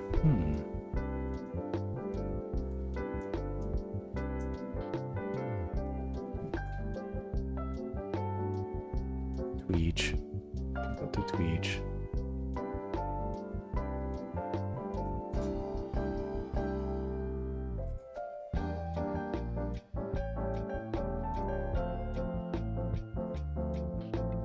Look at you. Okay, yeah. This is what I saw. Yeah.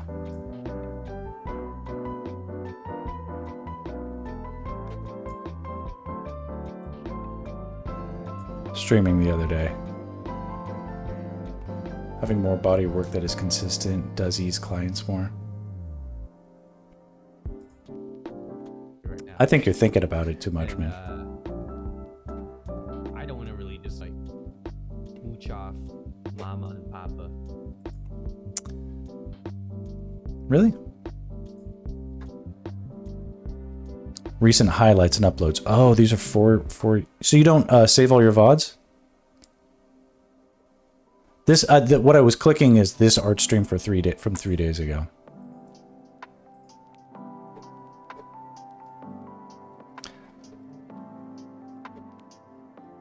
Are these studies? Sorry, let me move this over a little bit because my stupid head is blocking. Are these studies?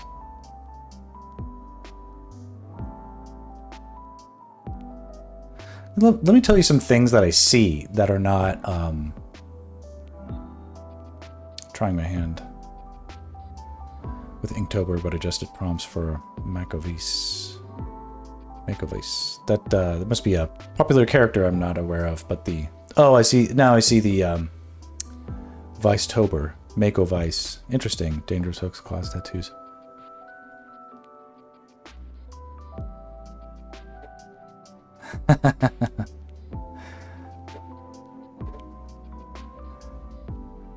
You have a confidence and application of line that is really excellent. You are I feel like you're negging yourself more than is due. There's you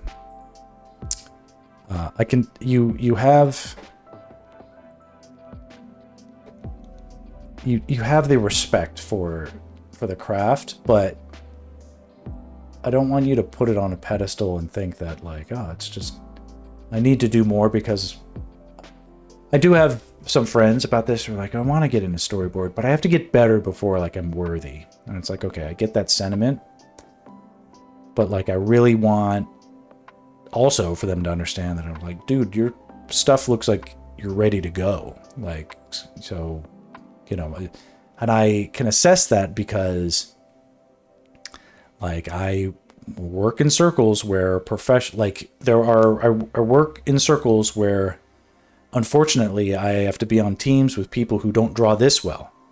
And their client hiring me is hiring people who, you know, whether or not they can assess that they're not as good as they want to be or should be or whatever, but like, you know,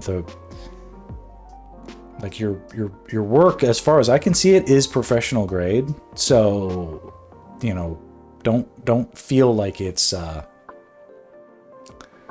like you're like not needing to be in the category of someone who could be doing this for a living. As far as I could tell, this is just a matter of opportunities. This isn't a skill issue. This is like an opportunity issue and possibly like a confidence issue, not a. But it wouldn't have like in the thumbnail of the stuff that you are drawing, and I see you drawing it. It's not a skill issue. I mean, it's definitely like hard to break away right now to like distinguish. Like I'm I draw really cool stuff, right? And I'm up in real life, I'm a professional artist and stuff like that. Even I can't get traction on like Twitch, and like you've got 681 followers and I've got like whatever 100. you know, Instagram, like I post my Zelda stuff and like it gets like 50 likes, you know, it's not blowing up, and it's like Linktober out there. Like meanwhile, someone does like a goofy sketch of Link and it gets like 4,000 likes in like 5 minutes. And I'm like, okay, I only spent, you know, 20 hours doing this piece. So like I don't know how to crack the internet code or what the path forward is, but I won't, you know, if this was a, yeah, you should study more kind of advice situation, that I don't think that's appropriate.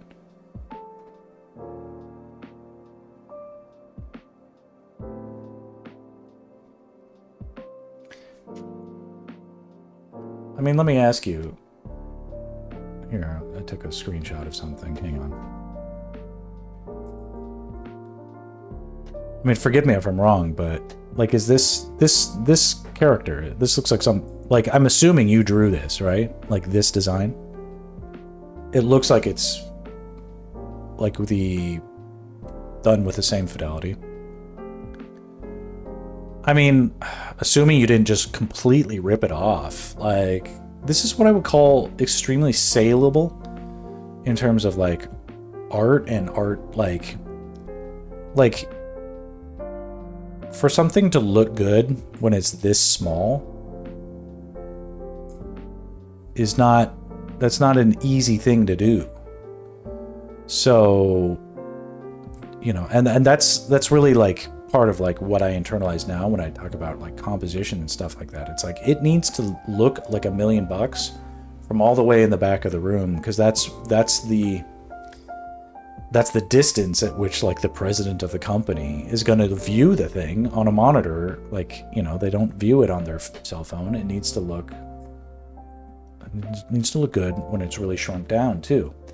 And, you know, it's obvious to me that like you have confident strokes, like there's nothing in it that feels like hesitation. So there's a disconnect in like your internal discourse about the thing, and then the art that I see that's coming across. So like, I don't know, man. If we were in the Swingers movie, I'd be saying, you're so money and you don't even know it. I'm too old, obviously. Look at this stuff. Dude, this is money. I like to click on links. What program do you use? Is this Clip Studio?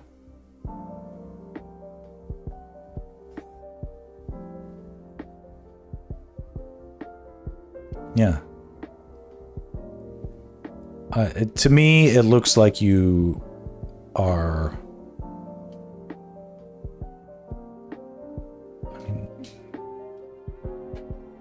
show me the problem. I don't see it. Now, that doesn't... it's like there's a big... For the best artists, there's still a gap between, you know, skill and success, what we call like, you know, making a living as an artist and stuff like that.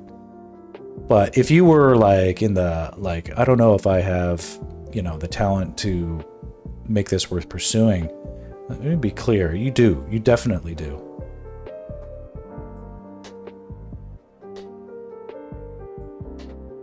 That's not a, you know, and I know you'll get encouragement from people who are like, oh, yeah, of course you do, or whatever, like that. I'm like, okay, serious professional artist.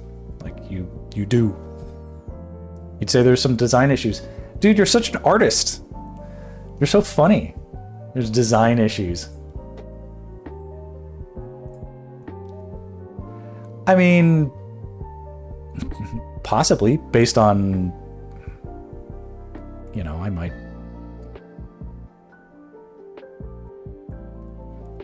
I'm not sure what to me, it's the character looks very clear, even in the variations that I see. Well, bring it back.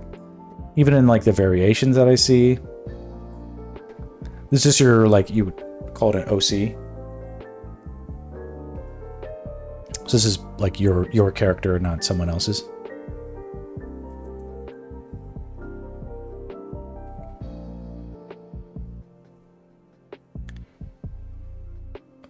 mean, I don't know what it would need to be other than what it is. It has this appeal of like the brain looks at it, reads what it is, does not respond with anxiety, responds with, this looks interesting and I want to know more. That's my takeaway. It doesn't have to be perfect. Like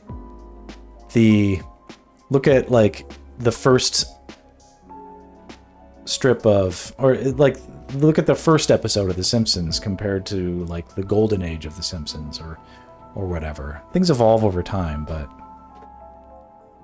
it's no reason to be held back or whatever. I'm in a position where it's like I never have to think, like in my storyboarding, I never am responsible for like finished outcomes. I'm like the first guy on a team who starts sketching.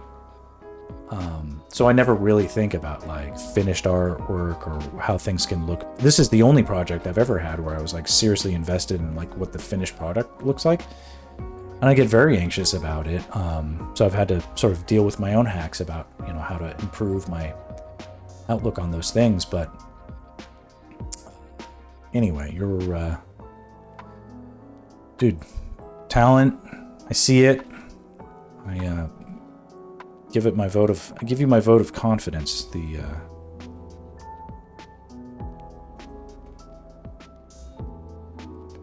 Definitely keep going. And where I would say like don't quit your day job, that would be my advice to literally anybody right now. It's only because it's so hard in just for any professional right now just to hang on.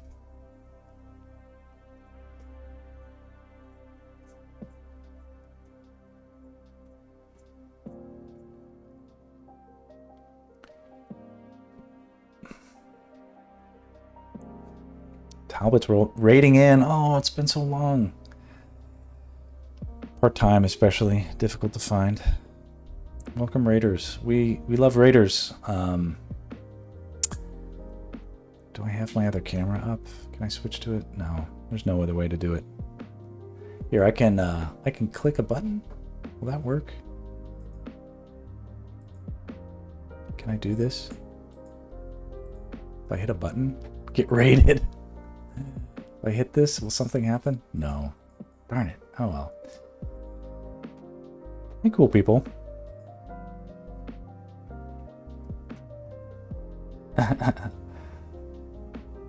Opportunity is definitely something I should be looking for, as you mentioned. Yeah. Everybody, I was just giving Nuzo a little bit of a pep talk. Here, let's gush over their artwork. This is their OC.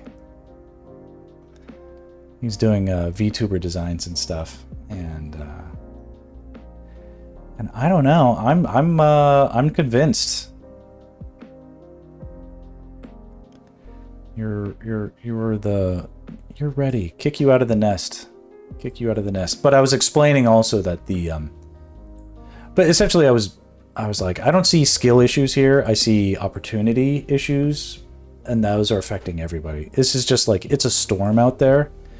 So don't be discouraged if you're not catching any fish. It's like no one should be out there. Yeah, here, we'll bring it back. Dragon Lady, Vicky. Sorry, I'm learning new names here. Welcome, people. But this is not my art. This is Nuzo's art. Nuzo streams as well. Everybody follow Nuzo if you like what you see. Cool new people. All right, enough about Nuzo. Let's talk about me and how cool I am. No, but welcome, Raiders. I do some cool.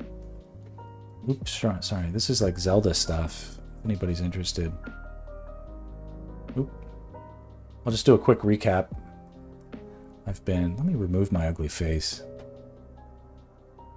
Hold on. messing everything up. There we go. Well, maybe my face isn't so ugly. I'll just shrink it. I'll shrink my little facey down. But if we tab through some of these things, basically I've been doing like Zelda concept art because I'm a storyboard artist, and there's a lot of downtime. We got some Zelda fans. A lot of this is in the. If you like Zelda art, yes, give me a follow. I'm desperate for encouragement and followers. My artistic ego can't handle being ignored. But I've been doing things that are approximately. I do storyboards for like video game and commercial art and cinematic video game adaptations and stuff. So it felt like it was a little bit in my wheelhouse to do some like Zelda fan art. And hopefully, you know, if I can't get staffed on the new Zelda movie, maybe I can be on the sequel inevitably if it does well or whatever. So here it's just some process vids stepping through the process of me like designing some Zelda scenes from scratch. And so I'm on this one right now. So here's some other ones where like Link at a ferry. I'll get to these. I know these are super dark. You can't tell what's going on, but Link and a ghost. Here's Link and a wallmaster. Giant hand that comes down trying to crash things. These are old school Zelda enemies like the Manhandla. Death Mountain with Tektites. Here's a bunch of moblins and bokoblins. It's like crazy stuff. Okay, and here's the horsey one come back with like. Okay, so here's like when I finish stuff, I'm aware that I draw it darker, but then I could finish it a little bit brighter. So I'm sleeping on this one a little bit just to get a little bit of perspective on it. Make sure I still like it in the morning. And yeah, and I'm working on this one here, trying to. You can see my process involves like stepping through. Sort of treating it like a 3D scene that I'm trying to light in a way. And these bad guys are Vires, which are, again, they're from the original cartridge Zelda series. So this is it. Just kind of being in there right now.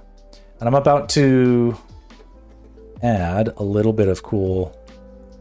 So the light from this fire is going to go on Link's. Just a little bit of Link here.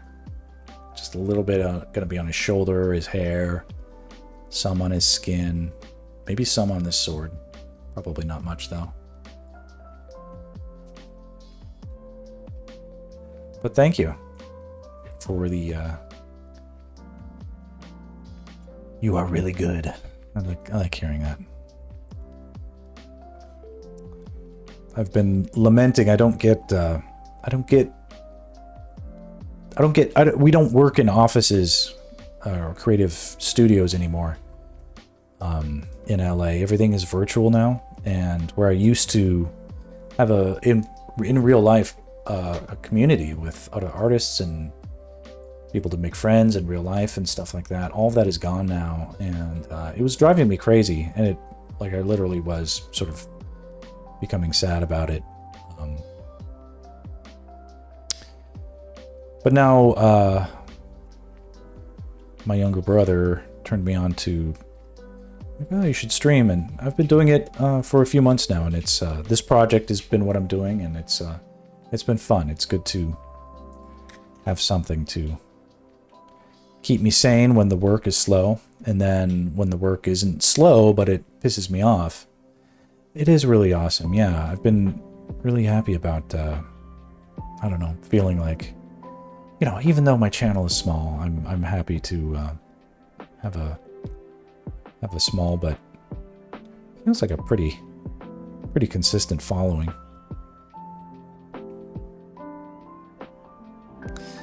There's things that are missing because the studio environment is just gone now, and one of those things is the ability for older, more established artists to pass on skills to the younger people.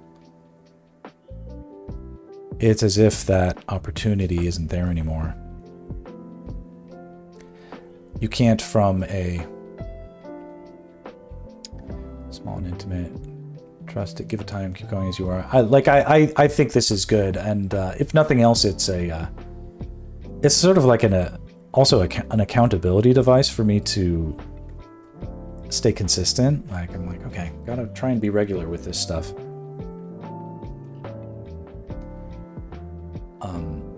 I also don't have a lot of opportunity. Like, being a storyboard artist, I'm like a black and white sketch artist, so I don't get a chance to do color or finish pieces. That's usually it's in the pipeline, but that's someone else's job, and I never get a chance to develop those skills. So here I am now. I'm like, you know what? I'm gonna do it for myself. The longest time it was just like, well, I'm not getting paid to do it, so I'm not going to do that anymore. But it's different now because of AI. Sort of realizing it's like, okay, my job isn't safe. Nobody's job is safe. If anything, I need to broaden out and differentiate and get,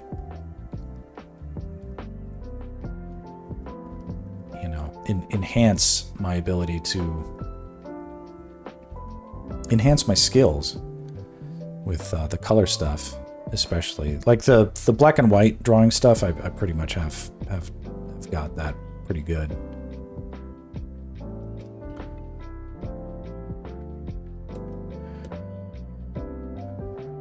It's easy to disappoint yourself, but not others easily. You're our worst critics. There's some truth to that.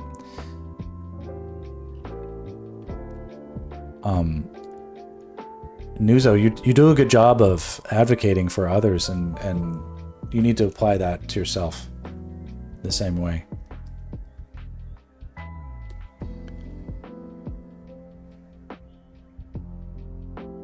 So this is a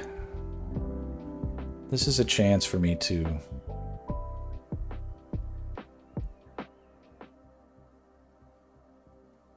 broaden my skills a bit and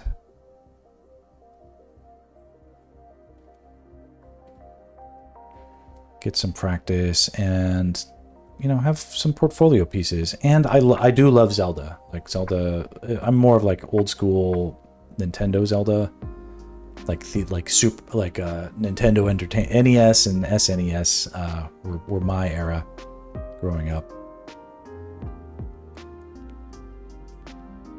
But we can see some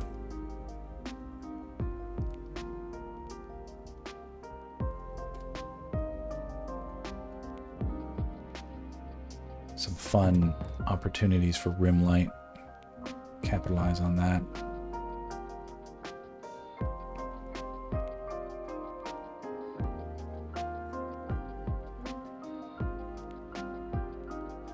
And he's wounded here. I'm not sure if any of that is carrying through, but like these guys have blood all over them and it's like a crazy mess, and he's managed to hide.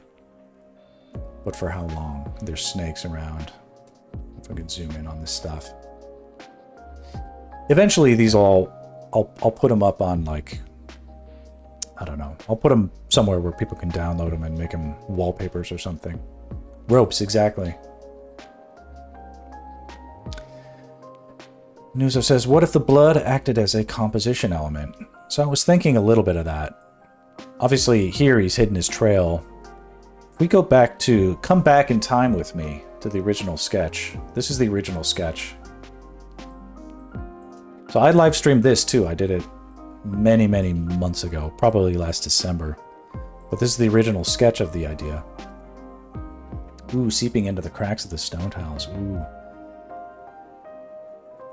Yeah, no, they are, I'm aware they're called ropes, yeah. So we could see some of the ideas here. And it's like the theme is still here, but what is different is like we can see here we have while Link they're all diverted this way, and Link is sort of hiding out in the shadow, but what if there was the shadow of a rope about to strike in the corner? Sort of a possibility. Now if we take that away, so we can see some things, is that I've changed the scale of some of the things. Some of it was just to fix the perspective a little bit, because I was a little sloppy about it when I started. There might be an opportunity to bring back like that idea of the rope here. Essentially what I did was, if we go back here, I took what was gonna, I took the shadow that was here for the rope, and instead of having that, I put blood on the wall. If any of us remember what did I do? Here, move that back. Jeez. Okay. Yeah, I'm not that good at the streaming stuff yet, but there's, I guess it's like a 30-year-old movie now, but in the movie Desperado, that has Antonio Banderas in it, among others. Salma Hayek, great film. Very influential on me. There's a scene where he's very horribly wounded, but he's sort of hiding his wound, and he's walking down the street, leaning against a wall, and in the trail where he's scraping against the wall is just this dripping section of blood. So that was the inspiration for what's happening here. And in the rendering, yeah, it could be more like the blood is catching more light, definitely. So we'll get to that. But if I have the skill, I might try to bring back the shadow of the other snake, because light could be coming from another light source here. There could be another torch somewhere else. Anything could be giving off light that could cast a shadow bright enough to go right there. Maybe it could be a cool light source. It could be like light can come from anywhere. It could come from a magical reflecting pool of water, or reflection, or like moonlight. You know, we don't have to see the source to sort of feel it. Oh, and so listen to a few rounds of this music. I should really flip it over and get to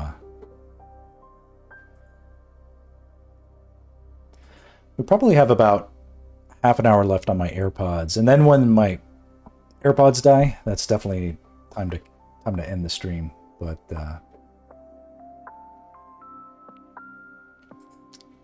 let me switch this over to. Oh, I like this song now. All right, never mind.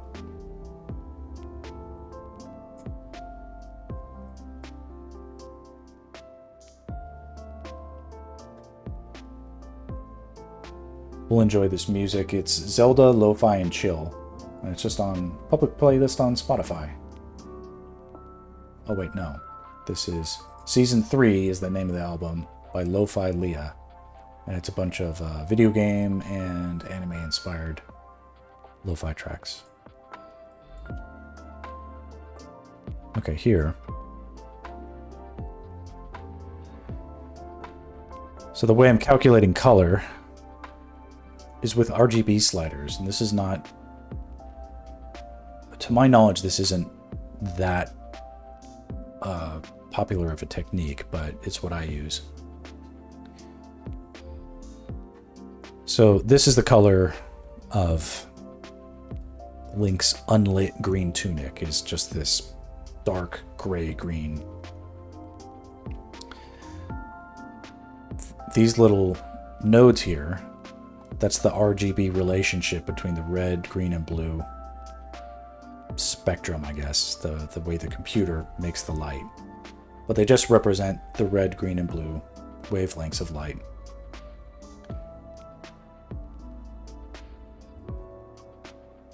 If we make it brighter overall, so keeping that, so that shape has to stay the same. So if we make it brighter overall, but keep that shape the same, or as similar as I can get it, you know, it's not a mathematical science, not the way I do it. And then add a bunch more red light and then a little bit more green light, relatively speaking. Wait a second. Okay, try that again. Okay. Brighter overall, and then a lot more yellow, and then a lot more green, and then a little bit of green. Then that should be the color that we need for right here.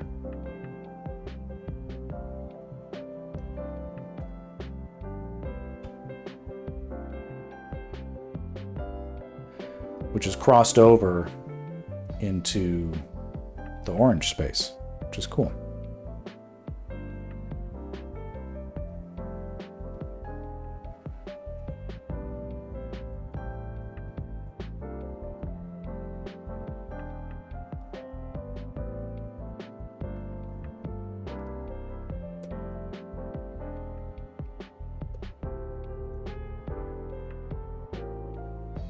I'm a little bit colorblind, which is why I have to sort of keep my eye on the sliders, the relationships, and sort of understanding that the process is a good thing to follow instead of how my eyes perceive the color are not necessarily the way the world at large might perceive it.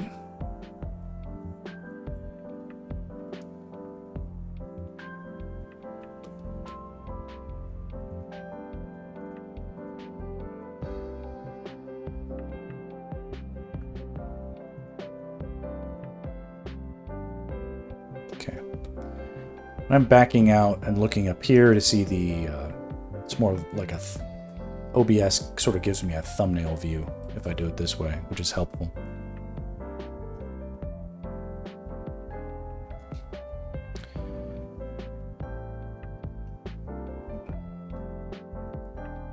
Looks like also this piece of cloth, which is a different color. I mean, I can tell by the relationship it's different. We make it brighter overall, and then add a bunch of red and half as much green, which is basically like adding yellow, a yellow orange, because of the way those colors interact. And so that's that color.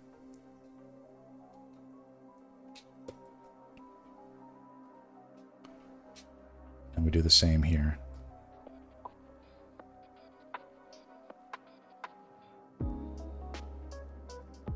Keep that relationship, make it brighter overall, then add a bunch of red, half as much green. It's the color we need. When I determined the blue color for the blue light, it was the same process, but it wasn't as bright because it was an ambient blue light. Imagine light coming from like a hole in the ceiling where moonlight is coming through it or something like that.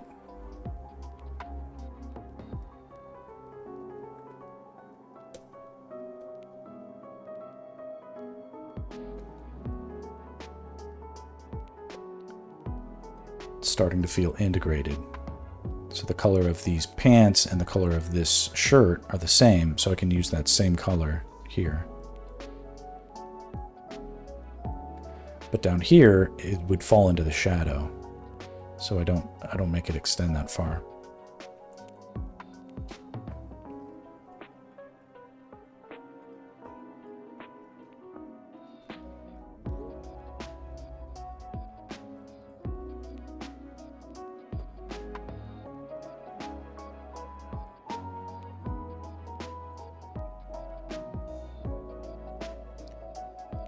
This is probably a really good place for me to actually take a break. And by that I mean, you know, call it a stream for tonight, because I think I've been going 3 hours. Ooh, dropped frames too. Oh, that's no good. All right, I want to do a couple things. We're going to do a thumbnail image where I react to my work, and then I'm going to be a good neighbor and I'm going to rate us out to another stream. So let's see here.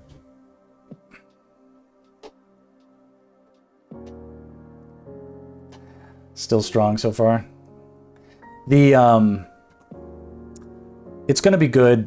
This is sort of like a good, because I have a good established now I've properly established, okay, it's like here's where the blue light values are, here's where the orange, or sorry, the firelight values are. And like, it's a lot to digest. If I go to the next step, it's sort of like skipping that digestion and moving on to something else, where it's like, if I want to internalize the practice, it's got to be true that you can overeat when it comes to education, right?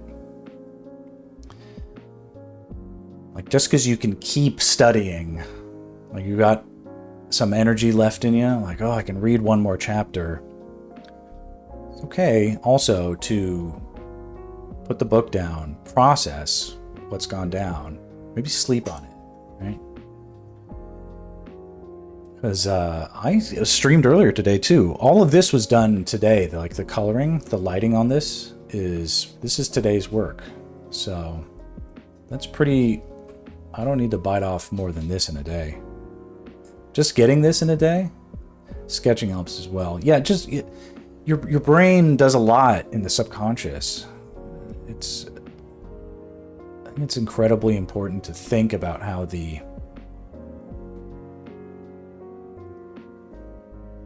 when you move to, something about the downtime. Like I'm in the stimulated mode, but like if I stay too stimulated, it can be like a party where I don't. Like if like a wild night of whatever, and you could completely forget whole sections of time or whatever because you were just too amped up or whatever, right?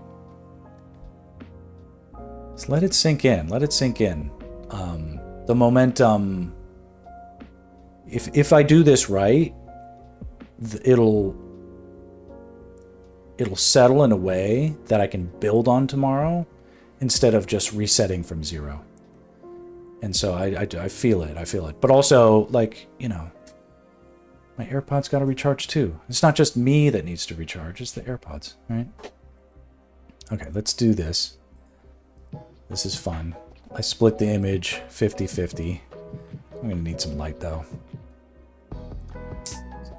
I'm too lazy to edit stuff, like, after the fact, right? So it's better for me to... God, this is like... I never wear white shirts like this.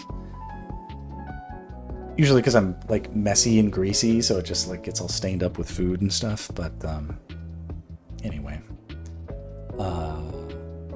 so I'm gonna like react to it, or make a scary face or something, and maybe zoom in on it a little bit.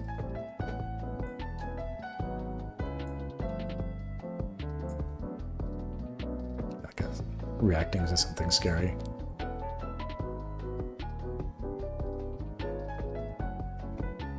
Get some emote going on.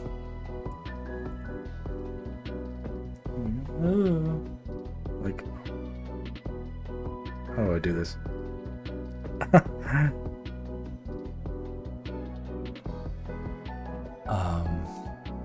What else might it be?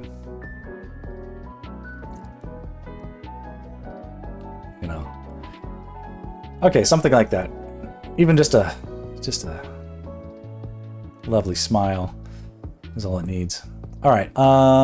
Okay, and then let's find someone to raid into. Do something like an art stream.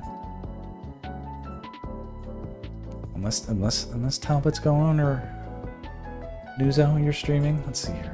Which?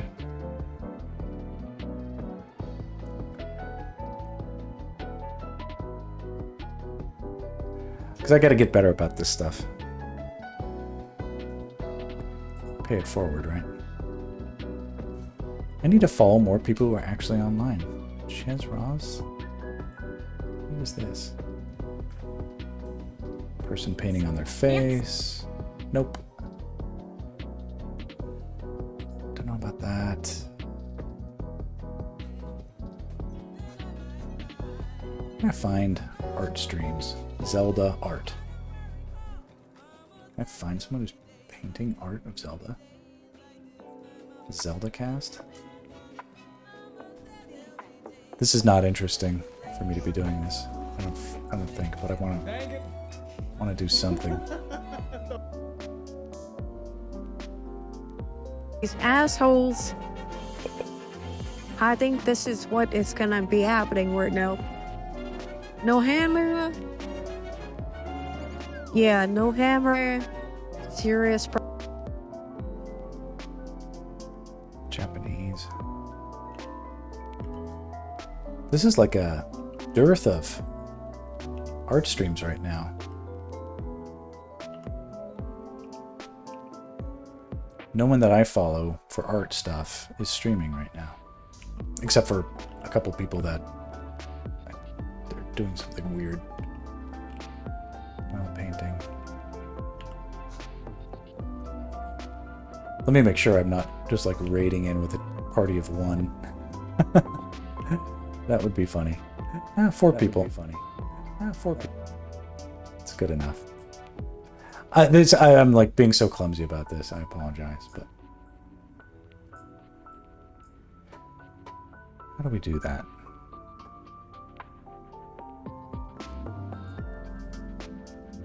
Raid. How do you do that?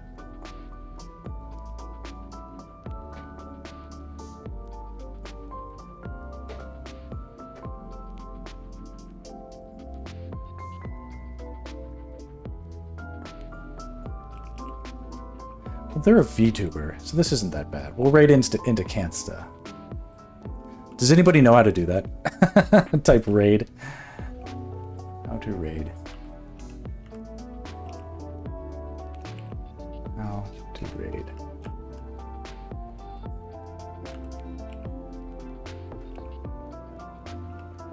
/raid. Cansta. Okay. I'll try this. /raid. There we go. Raid. Oh shit. I'm back. Okay. Jesus Christ.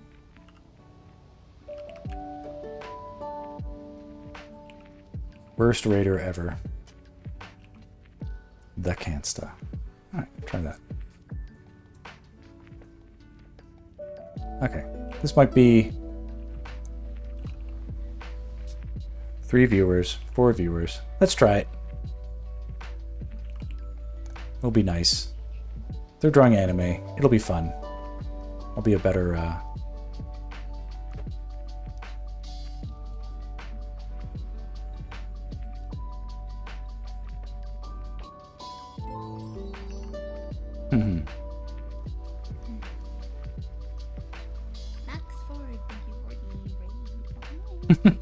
I don't know what I'm doing, but hopefully it's not too bad. Okay, that's me. I gotta go make dinner and do fun stuff, so love you all. Talbot, thank you for coming and raiding in, and Nuzo, thank you for asking all the crazy questions, and all the new people, thanks for popping in, participating, and the words of encouragement. I really appreciate it. Oh, it's fine. Adios. Continue the limited edition.